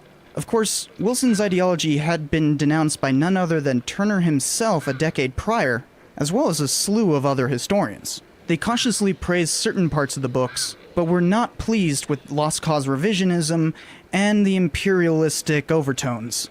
But the history profession was fairly young at that point in American history, and so Wilson's problematic scholarship was overlooked for his predilection for grandiloquence. Because... Where do you think your government learned that from, Red? Sorry. In certain respects, the UK government or the UK state, the British Empire, give you the model in which to go for. It still sucks. I hate it with a burning passion. I need to educate people about this, really. I really do. But yeah. Oh God, people, my friends, my comrades, my lovely, lovely friends who can see this stream, don't read Mein Kampf. It's turgid and really, really difficult to read. I've tried my best. Super Hubby's read it. And I've asked him, do I need to read it? No, you don't. You really don't. It's so badly written, you just ignore it. I understand why you're a communist, and I get it. Yeah, you didn't need to read it. Please, everyone, don't read Mein Kampf. It's just garbage. It really is. Pretty words can cover up sinister ideology. Besides, he had a university to run. While president of Princeton, he made some substantial changes and caused a lot of controversy. It was a faltering school at that point in time. Wilson took office with some extraordinary promises made by the Board of Trustees, one of which happened to be Grover Cleveland, who pretty much immediately regretted giving him such power. Wilson's first move was to get the power to hire and fire faculty at will. He basically purged Princeton of all professors who didn't have graduate degrees, save for the dean of the graduate school, who would become a thorn in Wilson's side. Then he hired a whole bunch of new professors. This is entirely strange, and people around the US took notice of this upstart. He made one final reform by instituting a preceptor program, where professors basically function as study assistants. This policy has grown substantially since then and has actually helped to establish other departments within Princeton. He tried to push more things through, but by 1906, disaster had struck. Wilson was prone to strokes. He might have had one in 1882, and he would have many more throughout his lifetime. As a result, he couldn't push through two reforms that he wanted to make. One which would get rid of the eating clubs that had been recently instituted and force professors and students to eat together, and the other was for making graduate students live with undergrads. But the graduate school dean fought him tooth and nail and managed to keep these things separate. The students began to regularly protest Wilson's administration. He had many heated exchanges with the Board of Trustees and eventually took it to the press, who sided with him. So while people at Princeton grew to despise him, he was popular outside the institution as a reformer, and he used that advantage in every way possible. When Cleveland died in 1907, the papers were oddly quiet about his feud with Woodrow Wilson. Then, in 1910, he finally stepped into the public light as a candidate for New Jersey's governorship. Princeton's board seized the opportunity to fire him because he was campaigning for another position. Well, he got elected anyways as a Democrat because that was the party of the South, and he was a Southerner. His brief time as New Jersey's governor was tumultuous indeed. He pushed for a bunch of reforms over the next couple years. This is when the party switch started to happen in the early 1900s up until about the early 1910s, essentially. I believe, if I've got that correct. So that's when the party switch started to happen. So the GOP became more entrenched, more right-wing. And the Democrats became more liberal, if you wish. If you want to put it like that. They're not liberal at all in any way, shape or form. I know what liberalism looks like. I know what leftism looks like. Wilson was a right-winger, by the way. He managed to push out some corrupt election practices, pass numerous health laws, and regulate some labor policies. Seriously, a lot of good actually got done, perhaps the only irrefutable good he ever did. Of course, he wasn't around very long to do the dislikable things he inevitably would have done, because he was off to the races again in record time. Wilson made it clear from his dissertation onward that he thought good orators should wield power, and he was a good orator after all. Lusting after power was his kind of thing, and so he took the next step in climbing up the political ladder as quickly as he possibly could. He put his name in for the Democratic nomination for president in 1912. He wasn't much of a contender against Champ Clark, who was backed by none other than William Randolph Hearst, who keeps coming up for some reason, but during a meeting with William Jennings Bryan, Wilson managed to massage out their ideological differences and offer him a place in Wilson's cabinet, which meant that Bryan championed Wilson during the Democratic National Convention. Now, in a normal election, Wilson would have had absolutely no chance of being elected. The last Southerner Democrat who was elected was Zachary Taylor, and no matter how progressive of ideals that he espoused, he would have had that conservative taint that the nation had been moving away from steadily. Unfortunately, Republicans, who were the actual progressives at the time, had a bit of a falling out. Teddy Roosevelt was dissatisfied with the incumbent, Taft. So he had set up a rival party and sought to be elected over Taft. This backfired spectacularly because it split the vote. Wilson was elected with 42% of the popular vote, and his opponents fared even worse in the Electoral College.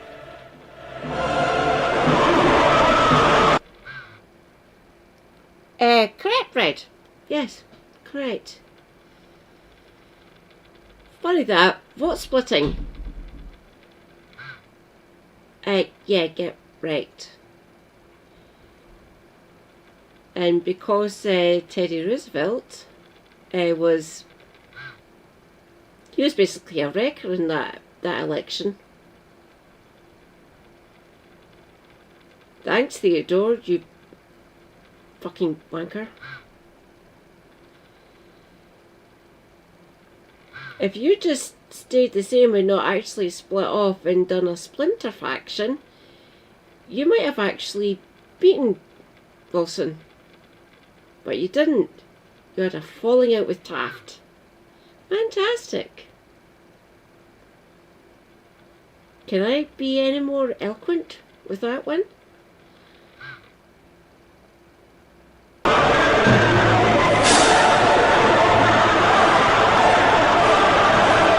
So Wilson was elected by a fluke, and all the bad stuff that came afterward was because of this fluke. Now I've got to stop this somewhere because this is already pretty lengthy, so the second part will be about Wilson's presidency, and I'll cover why I think he's the worst president in US history. You might already be able to tell. So that's going to be a lot of fun, so be sure to subscribe for more, and I'll see you next time.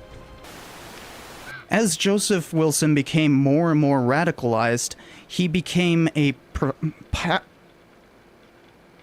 Hey, Cypher here. This is the second part of a two-part series on Woodrow. Part 2. Because why not? Wilson. The first part was about his life prior to 1912, and this is his entire presidency.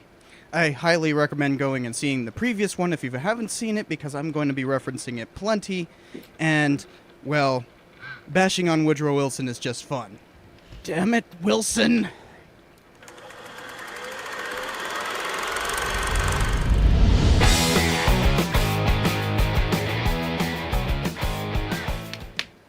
Woodrow Wilson began working immediately after taking the presidency. He managed to pass several key pieces of legislation, which he called the New Liberty, which he had actually campaigned for during the election. This is actually where we started to see the shift in the word liberalism, because this New Liberty was essentially expansion of the government in order to protect people's liberty. Or so said the propaganda. All of these things were passed within the first couple years of his presidency. He created the Federal Reserve System, which replaced the central bank, which had been functioning all the way back since 1846. This vastly expanded the reserve system's power and outreach, while also making it somehow more independent of the government than the previously named Independent Reserve. It was hoped that the Fed, as it's called, would be able to stem future panics, but they don't really have a good record on that at all. Then there was the creation of the Federal Trade Commission, which came along with an expansion in the Sherman Antitrust Act called the Clayton Act. The FTC lessened the legal proceedings that were necessary to go trust busting, while also making the regulation of monopolistic practices more easily enforced. Of course, it also stopped trust busting of certain monopolies by categorizing them in particular ways, such as utility companies. In the midst of all this supposed freedom, Wilson quietly allowed his cabinet to start segregating the federal workforce. As black people started losing their jobs and being segregated into more menial positions, the whole problem became well known, despite Wilson doing this pretty covertly. This kind of executive overreach hadn't happened before, let alone the obvious racism in it, so Republicans protested fiercely. A few civil rights leaders met with Wilson, trying to dissuade him of the whole policy. But of course, Wilson was quite a racist, and he thought that this was actually part of his whole new liberalism. By making race relations better, like that makes any sense, blacks were being liberated. Don't you see? In reality, it diminished their opportunities significantly. And in one of the places they used to be able to expect relatively equal opportunity employment. Wilson essentially brought Jim Crow to the federal government as part of his whole new freedom. As if to connect this racism to his historical writing, Wilson screened The Birth of a Nation in 1915, which discreetly quoted him at the White House. By screening it there, a first in presidential history, he legitimized the movie. He even said, "It is like writing history with lightning, and my only regret is that it is all so terribly true." As a prominent lost cause historian, his ignorance of the truth was a prominent part of pretty much everything he ever did.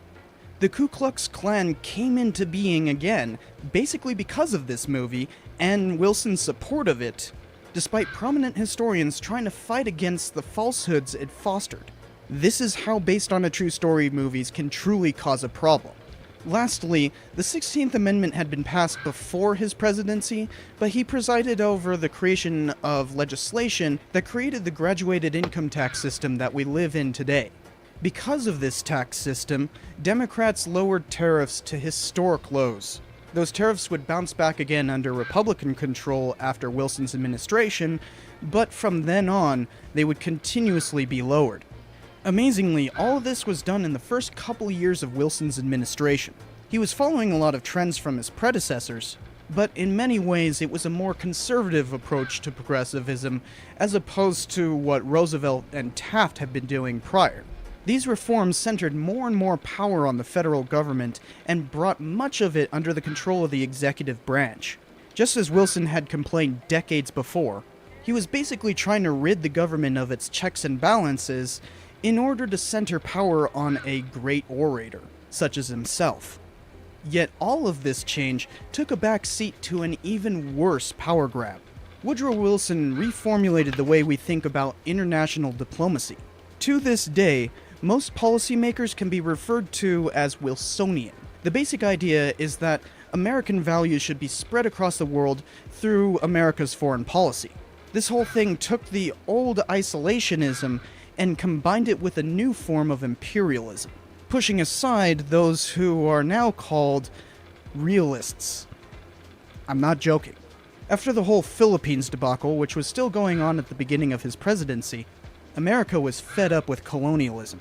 But instead of learning from that mistake, Wilson wanted to impose a new form of imperialism. So American exceptionalism turned to fighting to make the world safe for democracy.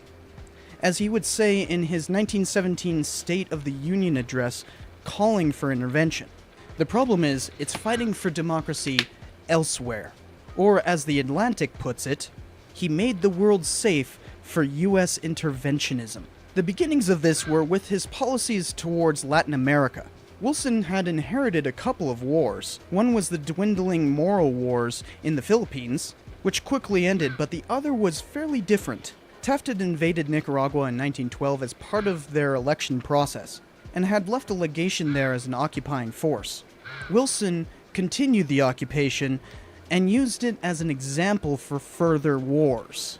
The US had been intervening in foreign affairs in a number of ways as part of Roosevelt's whole speak softly and carry a big stick policy, but under the progressive Republican presidents, they were supposed to be fairly quick affairs that advanced only American interests. Wilson took that whole idea and added his whole racist and paternalistic ideology. He started meddling in Latin American politics. The US had been turning away from imperialism, but Wilson brought it back full circle. He started by denying the legitimacy of the Mexican government. As tensions rose with Germany, he used their meddling in Mexican politics as a reason to invade Mexico, which happened in 1914 with a short-lived yet very bloody affair. Then he used the same reasoning on Haiti in 1915. Despite having pulled out of Tampico, Mexico in 1914, he invaded Haiti and fully occupied it in 1915. The US completely took over the country and tried to institute a stable regime. This was the first time in American history in which the US directly intervened and changed a regime through military force. There had been numerous interventions that had supported such efforts before, but never anything directly by the US. Supposedly, this was for the betterment of the tottering Haitian Republic, but instead, it turned into an occupation that lasted until 1934, and it completely failed to create a stable government. Wilson didn't learn from these mistakes because he did it again and again, using his whole idea of helping other countries to self-determine their own affairs. he invaded the Dominican Republic right across the island from Haiti under the same stupid ideology. That war lasted until 1924 and did absolutely nothing, save for the US being able to control their customs revenue until 1941, because ultimately greed is what always underlies the decision to intervene. But an old-style intervention did come through during his presidency. There had been a bit of a border war with Mexico since their 1911 revolution started kind of spilling over into our borders. Up until Wilson's presidency, the US had been trying to keep the Mexican Revolution in Mexico, and that's it. Despite numerous battles crossing the border, illegal usage of the border as a safe haven, and the chaos of the situation kind of disrupting US commerce. But with Wilson at the helm, he steered US policy into picking favorites in Mexico. When one of those favorites went rogue and sacked a few American towns, it was time for a good old punitive expedition to root out Pancho Villa. The Carranza government didn't like General Pershing's troops running amok and trying to root out the bandit, so they turned around and started fighting Americans. It turned into a mess, as interventions inevitably do. In the meantime, Wilson had to run for re-election. The Republicans were still in disarray from 1912, and they ended up... Make it stop, chat, please. This is... God damn it. Wilson, you suck so much. Don't get me wrong, some of the policies that Teddy Roosevelt wanted to enact in America itself, I kind of like them. It's like an American NHS, better welfare, better social safety net and things of that nature. But because he was a fucking wrecker, America didn't fucking get that, and fuck it. I am so glad I live here in Scotland. I really am. Don't get me wrong, I hate the British government with a burning passion, but at least I've got my devolved administration here in Scotland. Praise be. Thank fuck for that one. I can't even think what it'd be like for me living in America. I really can't. I'd probably be no longer in the land of the living. Let's put it that way. Let's be polite about it.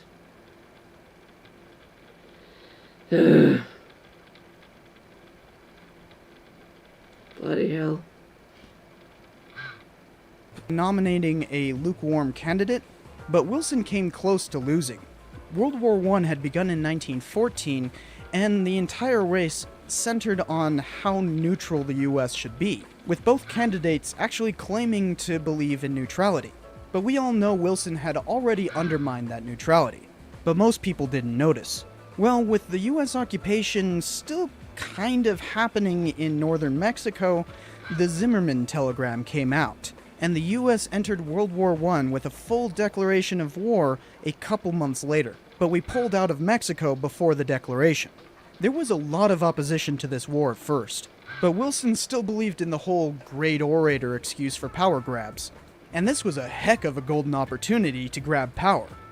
Because of the heavy opposition to the war, Wilson managed to silence a lot of it through legislation.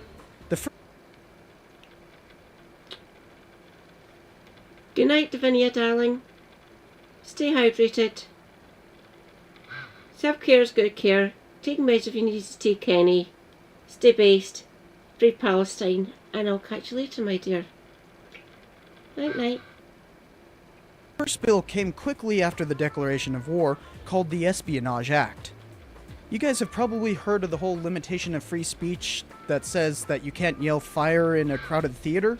Well, that's actually from the Supreme Court, who decided that this act was constitutional, even though it mandated the arrest of anyone who said that the war was wrong. Protesters represented what the court called a clear and present danger to the recruitment of soldiers. It was one of the worst decisions the Supreme Court has ever made. Yet, the Espionage Act is actually still in effect, though it's been amended quite a few times to be less overbearing. Next was the Sedition Act, which was an even worse. The Espionage Act still exists after a fashion, let's put it like that. For more on that.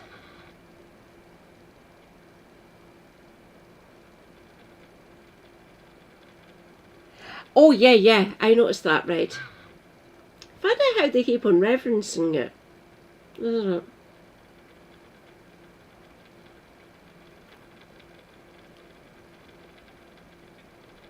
It is Natok, isn't it? Rejoice for your own country's history that you are denied, that you're not allowed to be taught in school. No, just send the children my way. I can educate them. I can show them exactly what American history is like. It sucks. Yeah. Sorry, I love my American comrades so much. You're all amazing. Like Raid and Natok and Raptor and Avalon of Babylon and Shanna Cranky Prance, Werewolf and Capricorn. You're all amazing people. I love you so desperately. But yeah, your government sucks. My government sucks. We have that in common.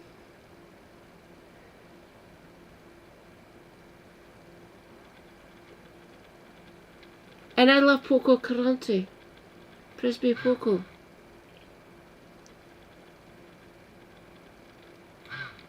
How do we change it from a hellscape, Poco? I'm open to suggestions and I've got ideas. I will repeat again. No violence, please. Worship me. Frisbee. Frisbee Poco. Frisbee. Oh, come on, Poco. You know I love you. First violation of the First Amendment. This was essentially just a bunch of amendments to the Espionage Act in order to make it more brutal. Yeah. Beyond just speaking in any way that could interfere with the war effort, the Sedition Act made it a prosecutable offense to willfully utter, print, write, or publish any disloyal, profane, scurrilous, or abusive language about the form of government. This very act got Eugene V. Debs locked up because he didn't want to send American troops over. I have a lot of time for Eugene V. Debs. I do. And the fact that Wilson locked him up, delightful, thank you. An actual proper leftist. Talk them, most likely. Slightly on the left, considering American politics. He was more on the left than what we've currently got in America just now. But yeah, I love Eugene Debs. This is the very act that got him locked up. Yeah, just locking up your candidate who could actually unseat you. That's delightful, Wilson. Thank you.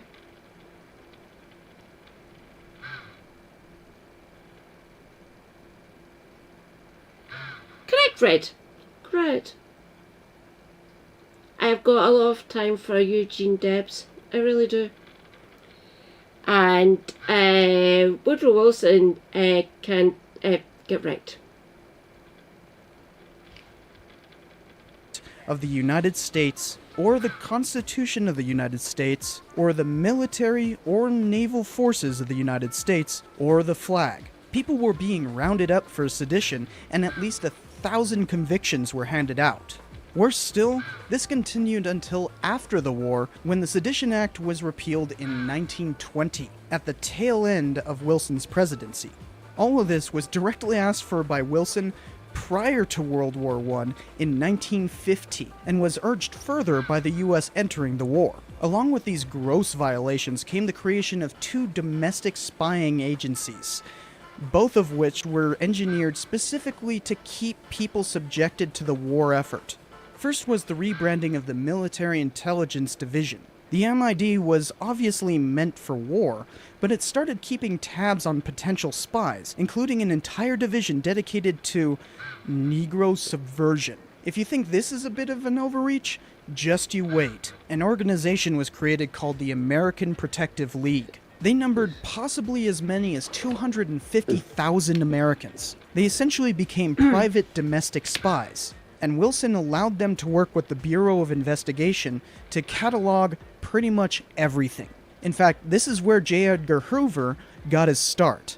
Working together, they worked with the BOI and the MID to commit such incredible violations of civil liberties as to make the CIA and NSA jealous today. Domestic spying in the United States was never worse than in 1918 and 1919. Of course, it gets a lot worse. A further way of stopping disloyalty was with a rash of lynchings across the United States. It became an epidemic for 3 years, and Wilson turned a blind eye, because apparently he liked lynching.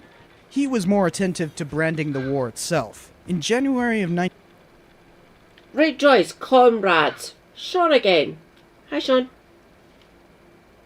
Praise be. Phil Britoid. How goes it, Sean? Great to see you. Say hi to Sean, everyone. 1918, he had come up with a way to make the war seem like a crusade for democracy, and announced it with his 14 points. They all seemed noble, like making the world more open to trade, self-determination for nations, lesser colonialism, and the creation of a League of Nations. Of course, all of these things were designed with ulterior motives. Freer trade meant that smaller economies couldn't protect themselves with tariffs. Self-determination was a dog whistle for imposed American-style republics. Yeah. Fun. Imperialism! Isn't it great? It's done so well for the world, hasn't it?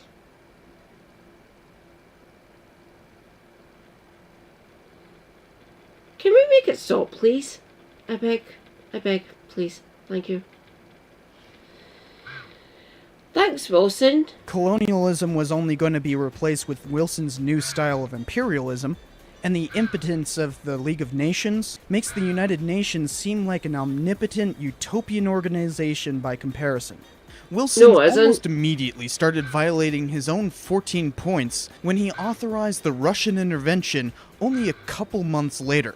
Point 6 clearly states, Russia should be given an unhampered and unembarrassed opportunity for the independent determination of her own political development and national policy. Not on Wilson's watch. So let's send American troops under spurious reasons to take over most of the country, given here if you care to read the excuses. None of those reasons work under the tiniest of scrutiny, and everyone Guess what? My government helped with this, by the way. Thanks, Churchill, you absolute fucking dickhead. Rejoice. Both our governments suck.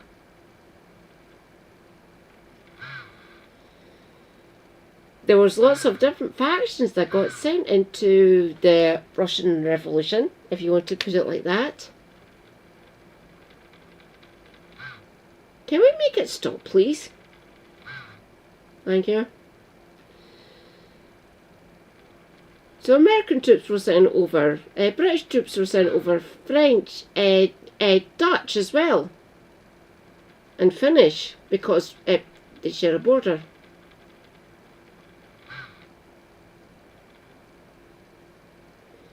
Please make it stop, it's too much for me to handle.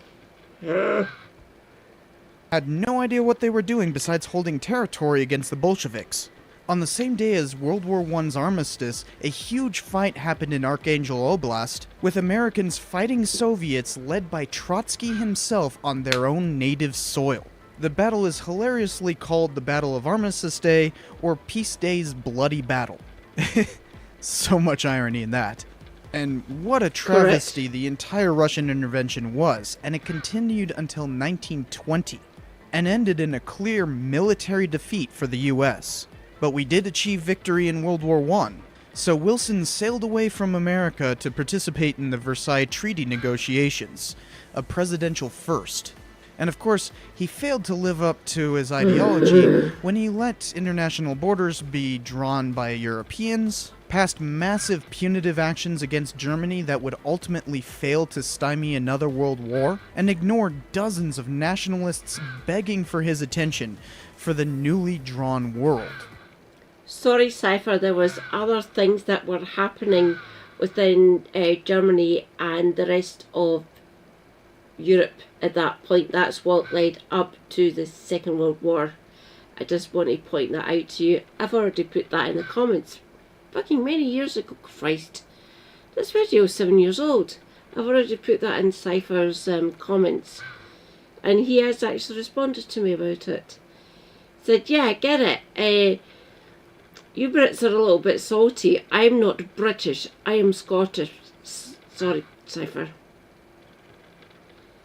Oh, you're one of those. Yes.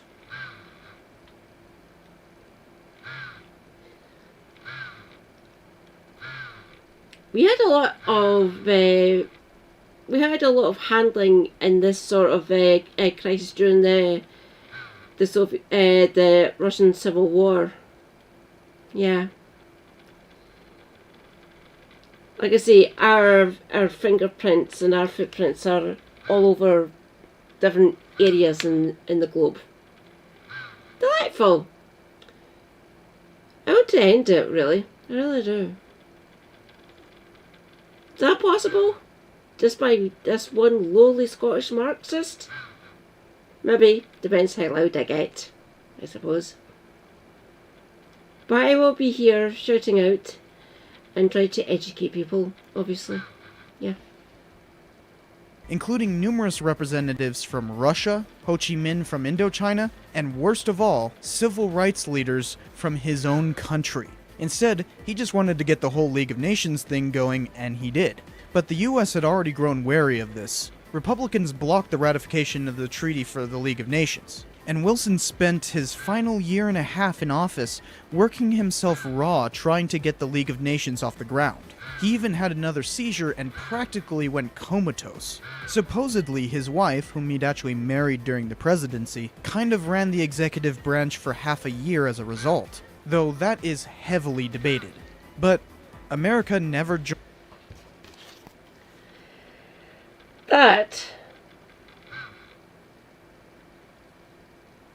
It's getting pinned.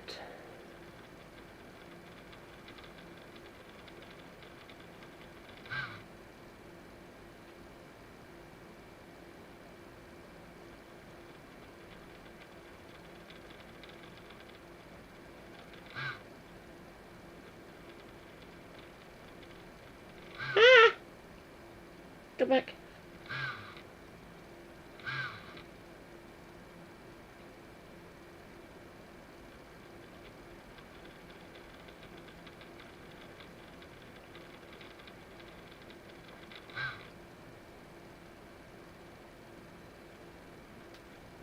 You're correct, Sean. Yeah. Joined the League of Nations. Instead of promoting that failure, he could have helped people during the 1919 Red Scare. But the executive branch did absolutely nothing to help out in what I call America's craziest year. Nothing useful at all. He could have supported women's suffrage and helped the 19th Amendment along. He could have prevented some of the racial violence of the Red Summer, maybe helped hundreds of people who were persecuted for being socialists, ended the Russian intervention in a timely manner, stopped the MID and APL, and soon-to-be FBI from using their resources to hunt Bolsheviks. Or he could have even stopped the mess that he helped create. Red, are you still here? Do you think everyone needs to be educated about the Palmer raids? I always try to get back to it every so often, just so I can let everyone know what actually happened, and the rise of Yeah, I've forgotten his name. Oh, Hoover.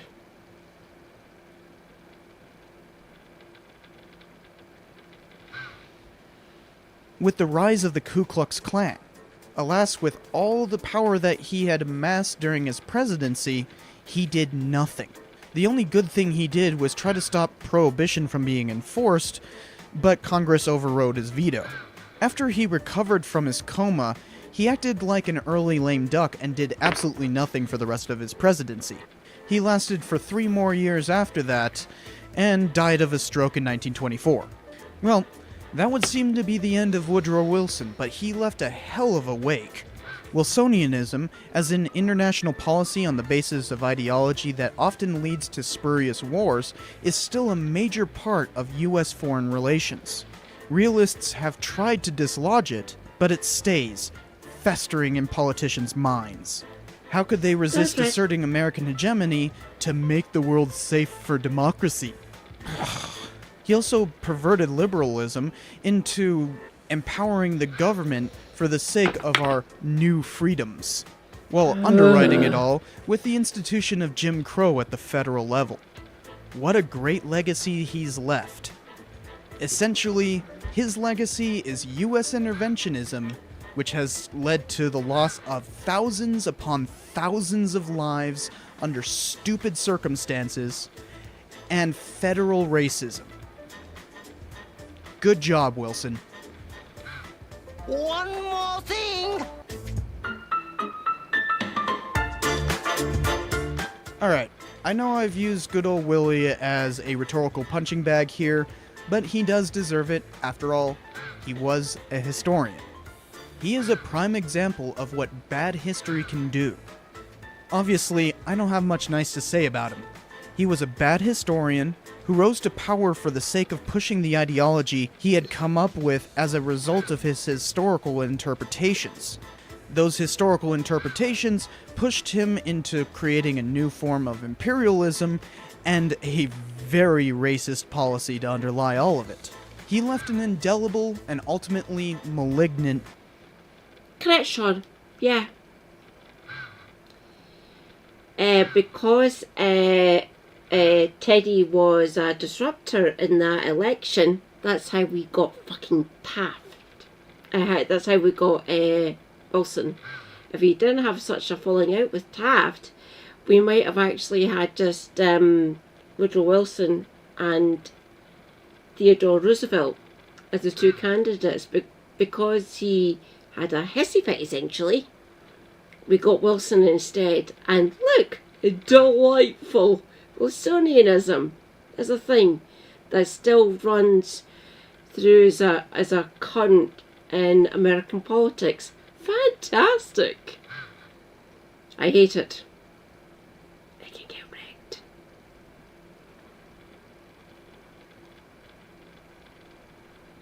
Yes, same as it ever was. Same as it ever was. Same as it ever was.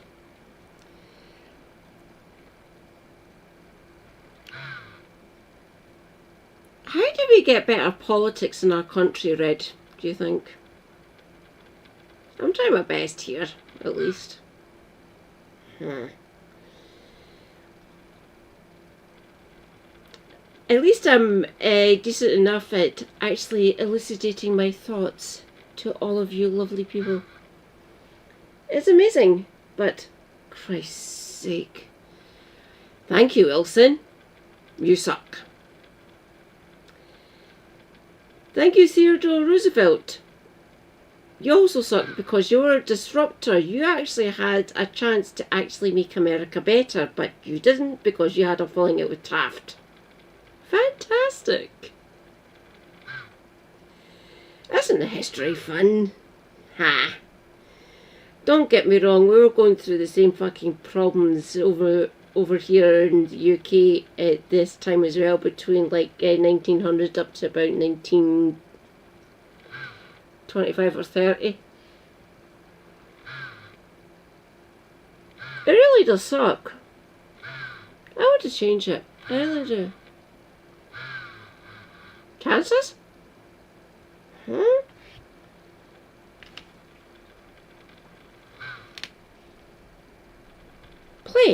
mark on US history.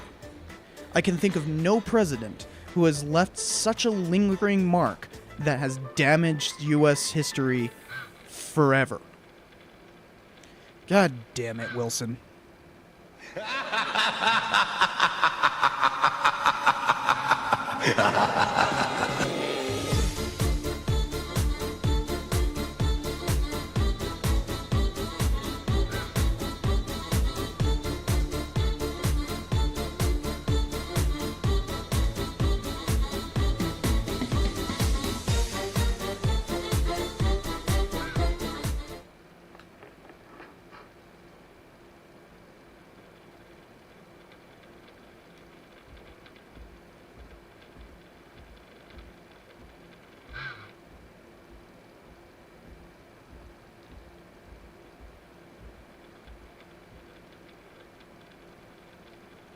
Better politics, I don't know what that is. Correct, Red. I don't know what it is either, really.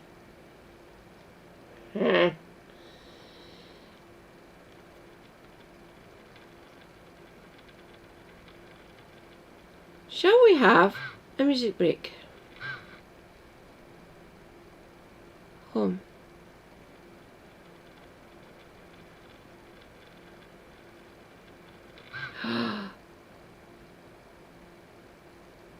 Carissa. Jonathan, my love, what do you do? I am a union officer. A union officer? Wow!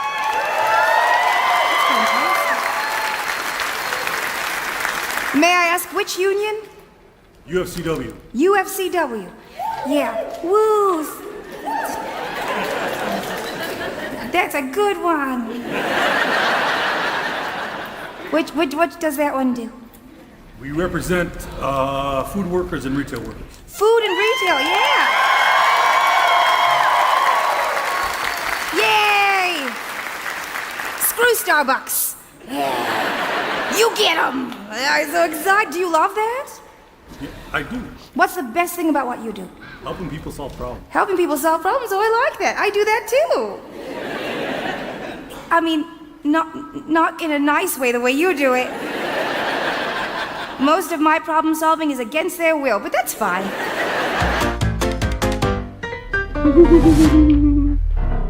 Jonathan, my love, what do you do? I'm here.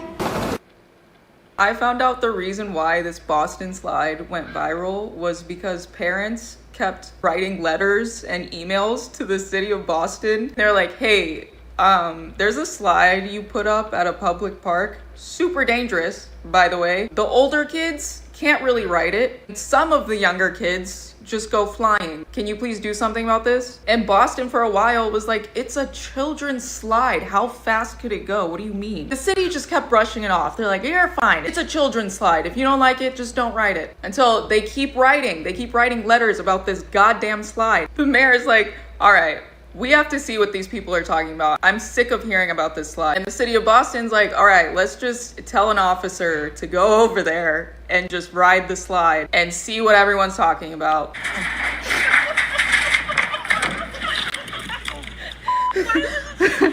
And that's why we have this iconic video of this Boston police officer going down this slide. The way I wouldn't go back to work for like at least a couple days. Y'all got it. You know what you did to me. They should have just believed the parents off rip, because what a specific thing to complain about. It has to be pretty bad. I found out the reason why this Boston slide went viral was because parents kept writing letters and emails to the city. Catch me if you can, working on my tan Salvatore.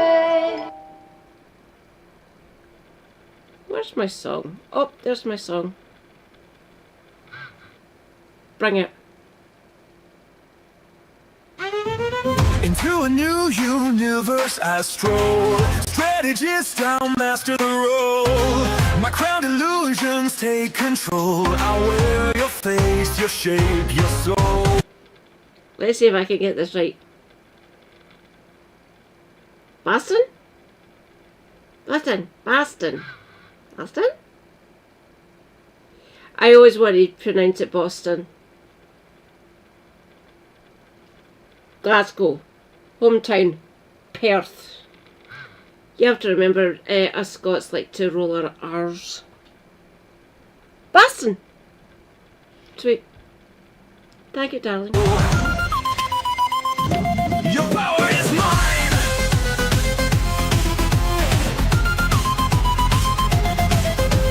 All your senses bent and tied. My laughter echoes deep inside. I shimmer, vanish, then collide. I am Legion amplified.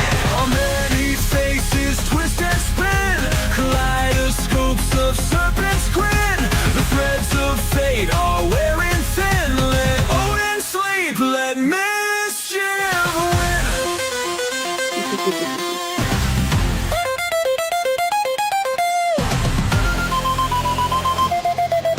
From icy Jotun blood I rise, gilded in Asgard's golden guise. Stitching space-time with my lies, my illusions catch unguarded eyes. Sip and sap from cosmic trees, I shape the future as I please. My legion's calling in the breeze. Who else but me could be the MVP? On many faces twist and spin, kaleidoscopes of serpent's grin. The threads of fate are wearing thin. Let Odin sleep, let mischief win.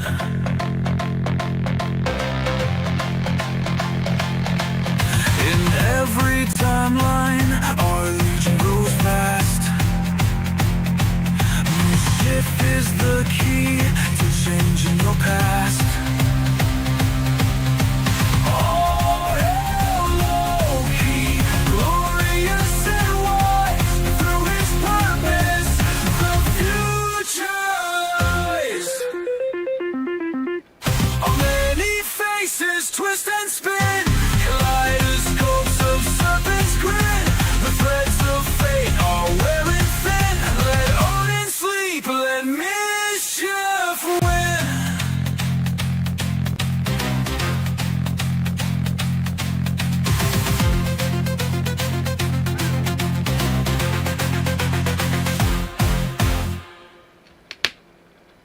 Correct, Red.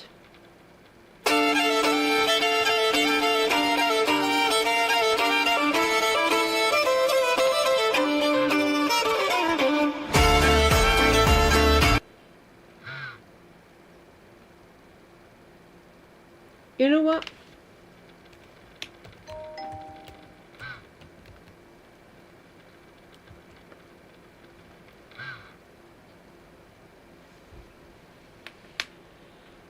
We need these shorts. They be amazing.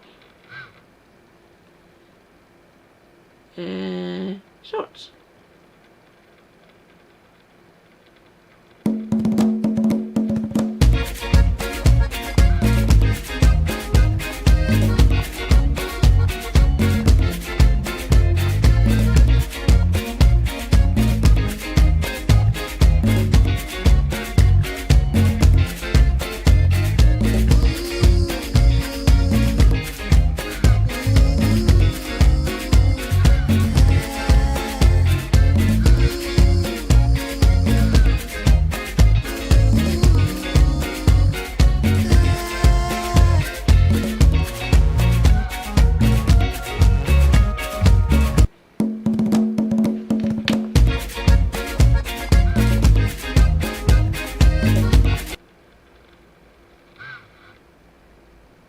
This one is my favourite.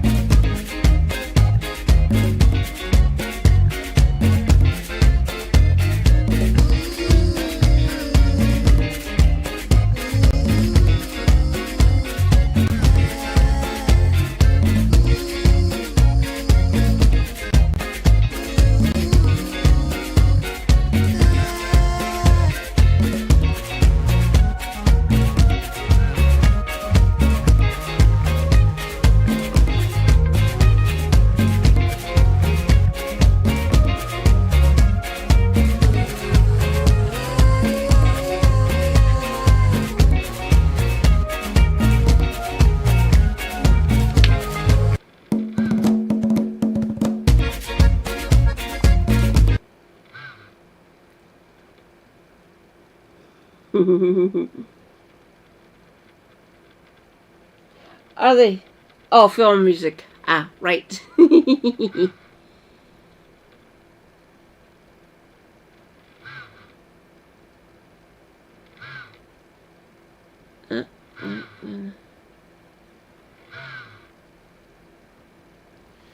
Search.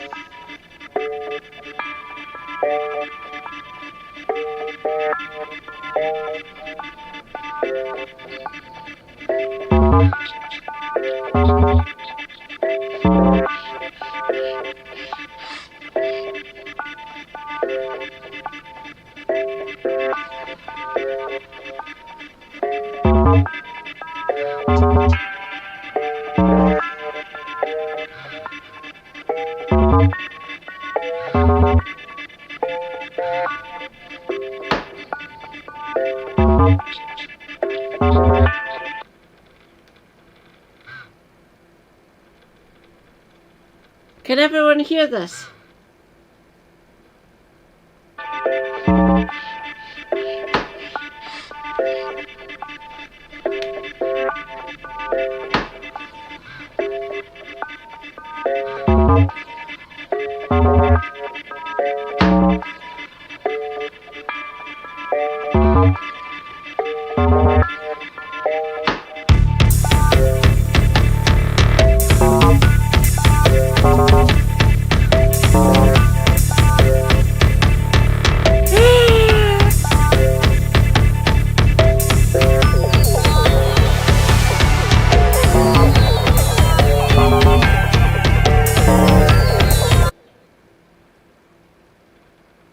Rejoice!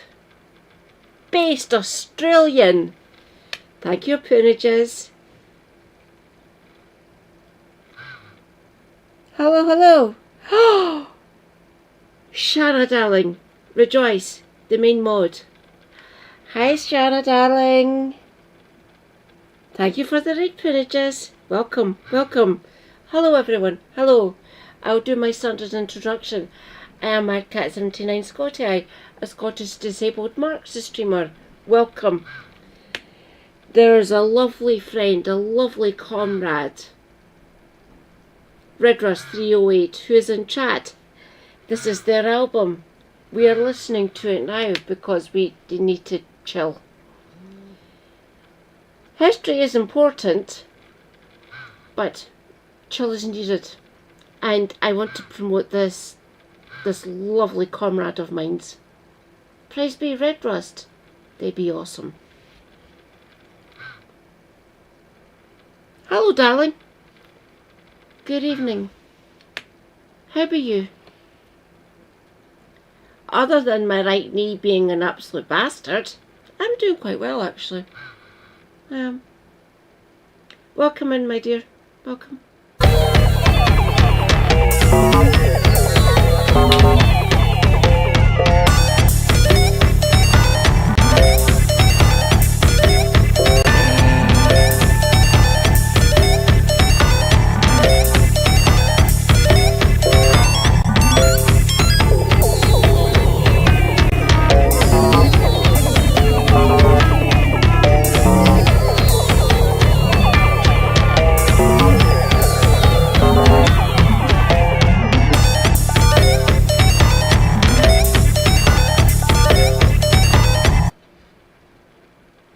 No problem, Poorages. Read and run. As always, stay hydrated, not necessarily with lager or beer. Self-care is good care. Stay based. Free Palestine. I will catch you later, my friend. Thank you for the raid. Thank you.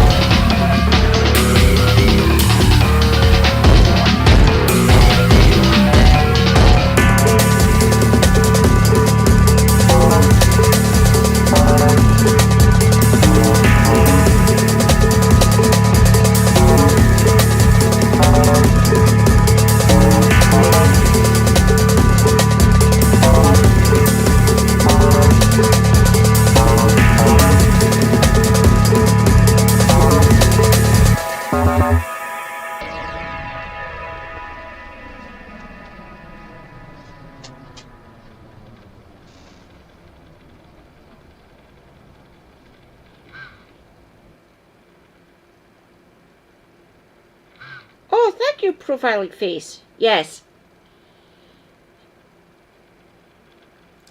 I urge everyone to go and buy Albatross because Red Rust is awesome and this album just rocks. I love it.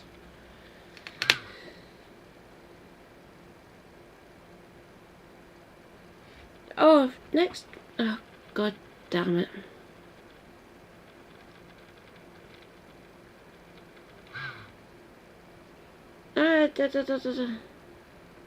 Give me a minute.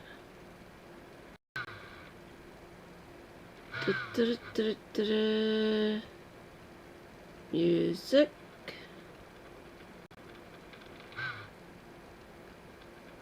Give me my music.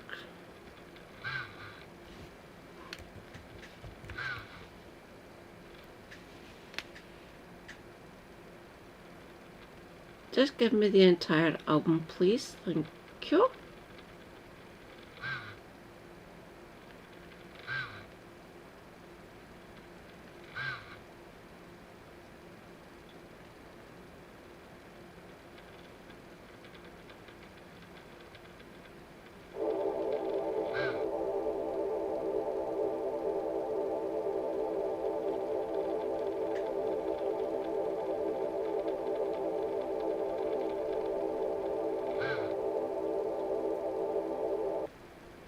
I will say this forever, to the end of my days. I really, really love your album, Red. I really do. It'd be awesome. Everyone, if you can afford to, buy Albatross by Red Rust. It really is quite good. As you're listening.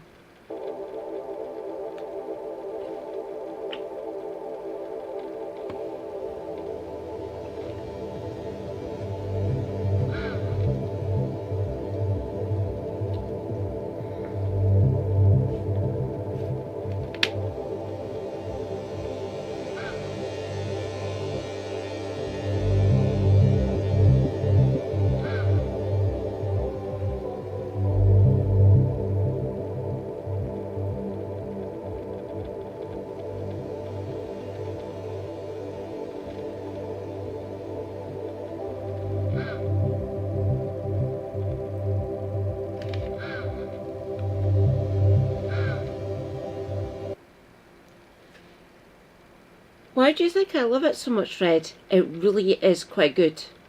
Honestly, you're one of the best musicians I have ever met that I talked to.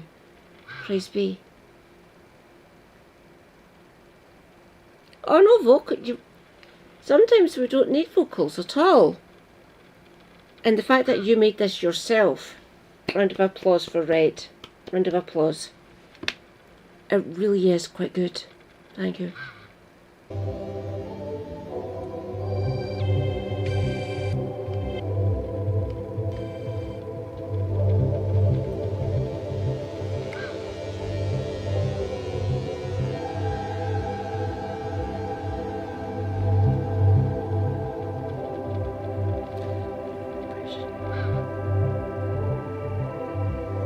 I will not start.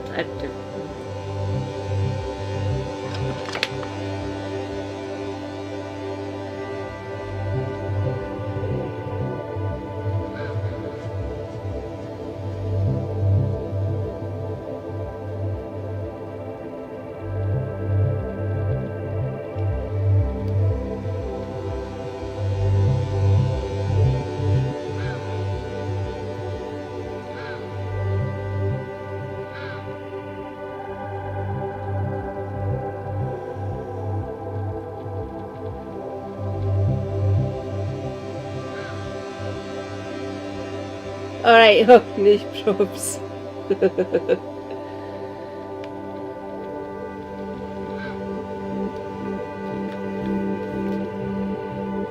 I would just say I love the Saltire so much. It is one of the best flags. It is simple. It gets a message through, and they're still on the lamppost outside my flat. Fair enough, you're using it for divisive reasons, obviously, but yeah, it's still my flag. So, get right.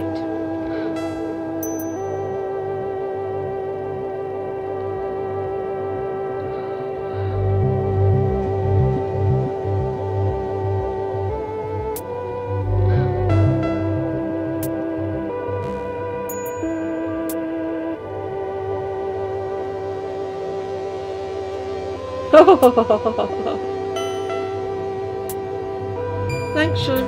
Thank you.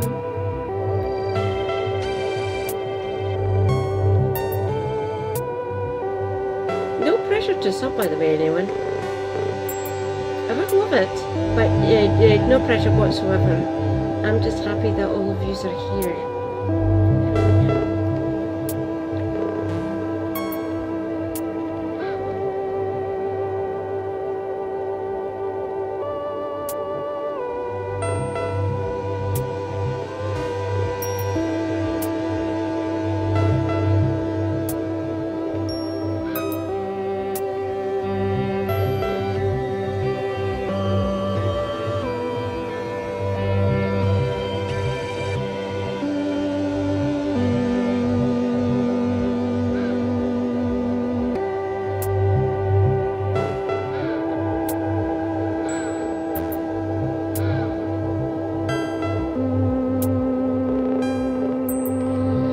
Doesn't it? Give me a minute.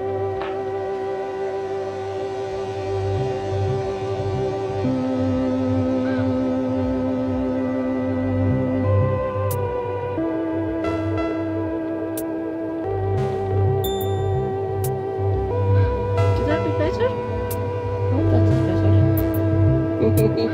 Typical leftist audio.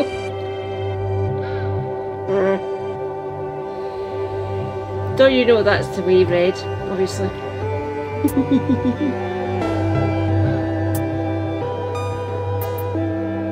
Big, very big lol.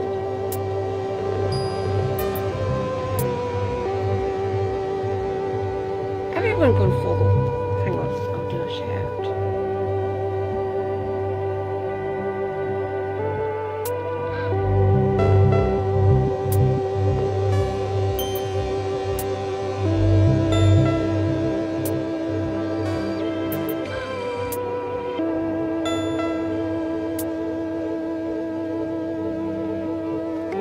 Everyone, go and follow Red.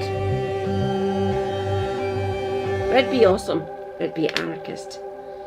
Red B based. Press B red rust.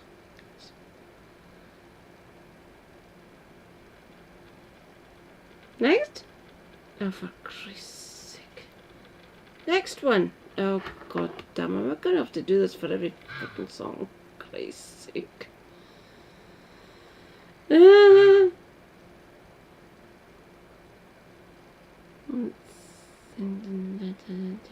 Couple.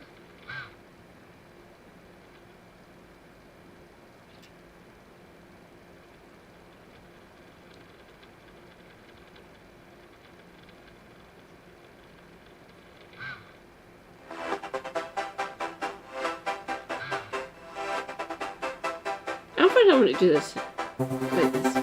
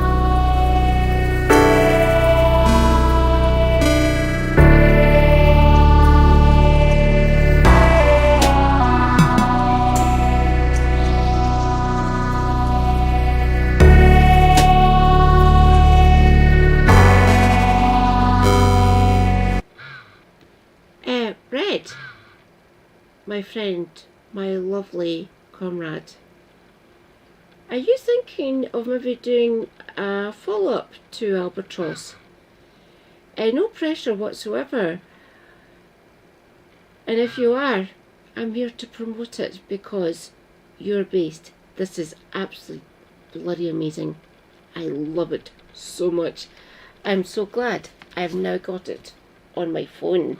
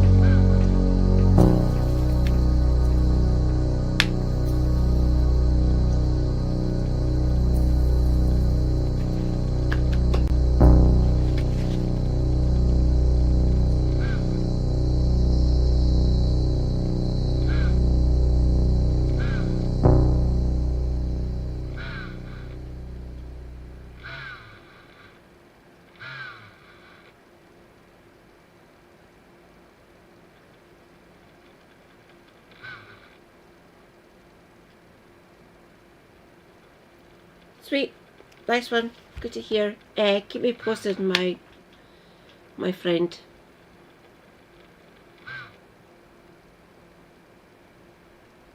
Next, please. Desolate.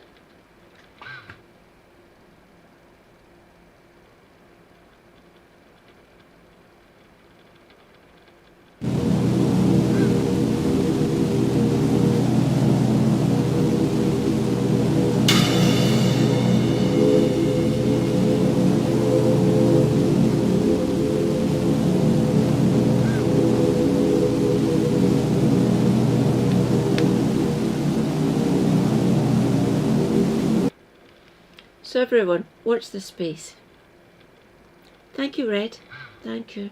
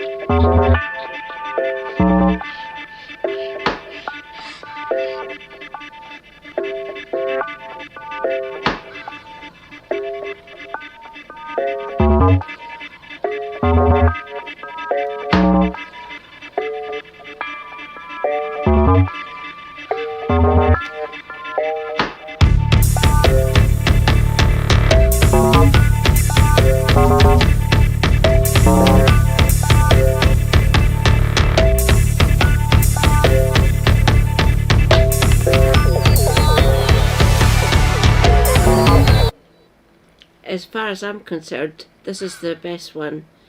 Don't get me wrong, Red, the entirety of this album rocks. I love it so much, but I am so in love with the title track of your album, Albatross. It'd be awesome. You'd be based. And it really does connect with me. It does. Praise be.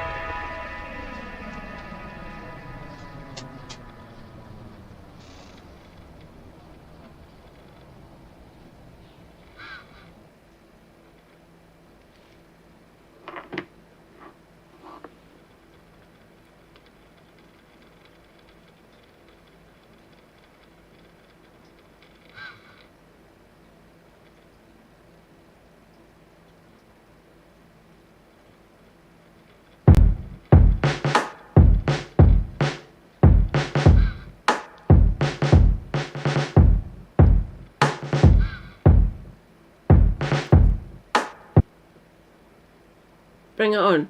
Drums. Fantastic.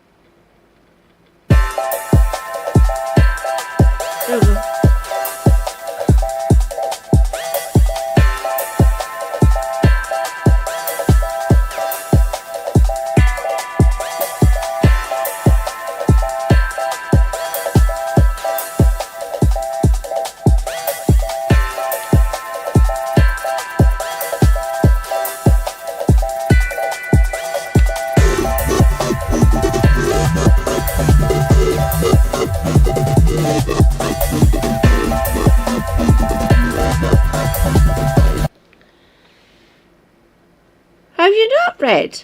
Ooh. I'm here to elucidate about your greatness again, because obviously this album rocks. I love it. Shall we continue?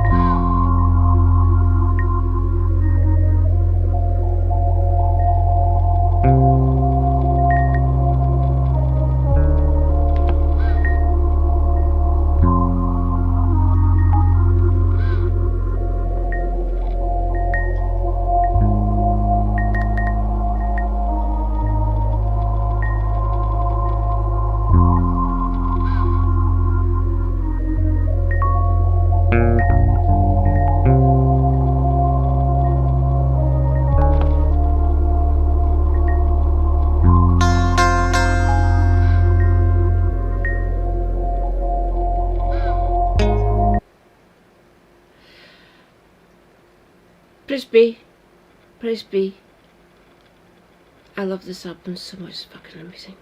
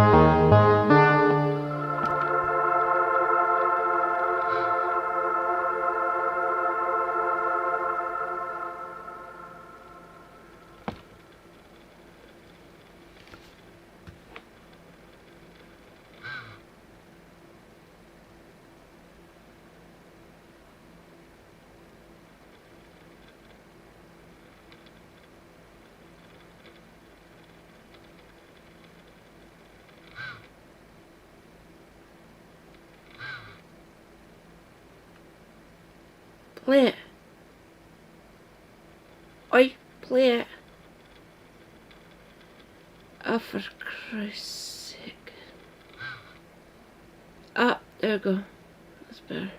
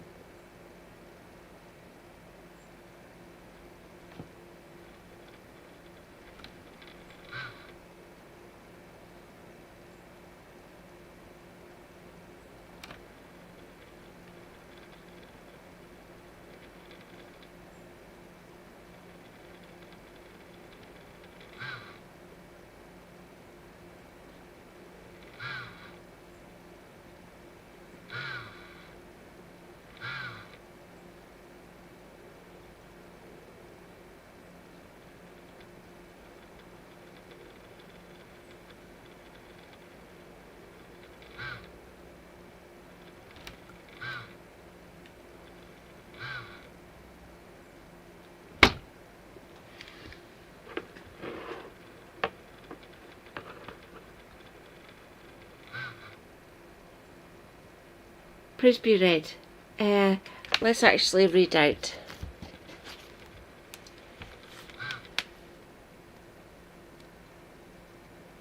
I'm fine. I'm awake. Oi.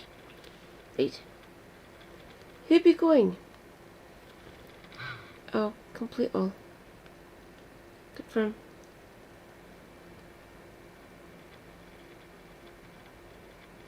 Come on.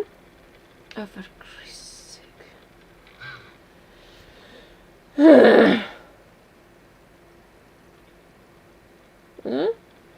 Ah, right. Rhizome, Amy, Lainey, Son of Marxism, Segway, Sad-Girl, USA Hole, Boneless Bill, Chrysanthemum, Mango Deluxe, Root Circuit. What the hell? Raptor still going? What the hell, Raptor? Just been knackered.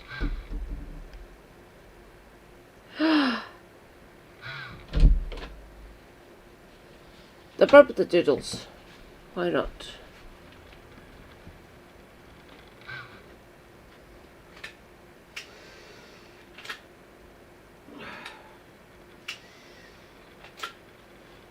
Oh, thank you, Red. Yeah.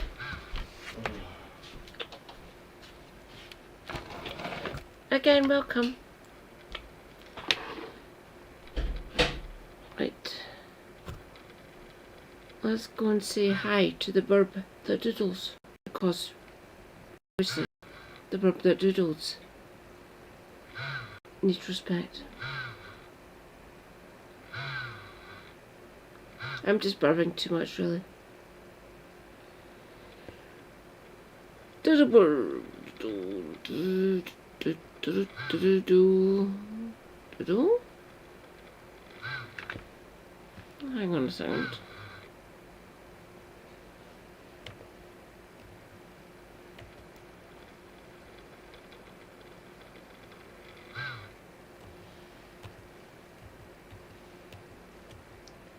Doodle burp.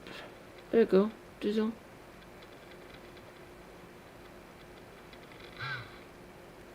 God damn it. Play. Give me my doodle burp.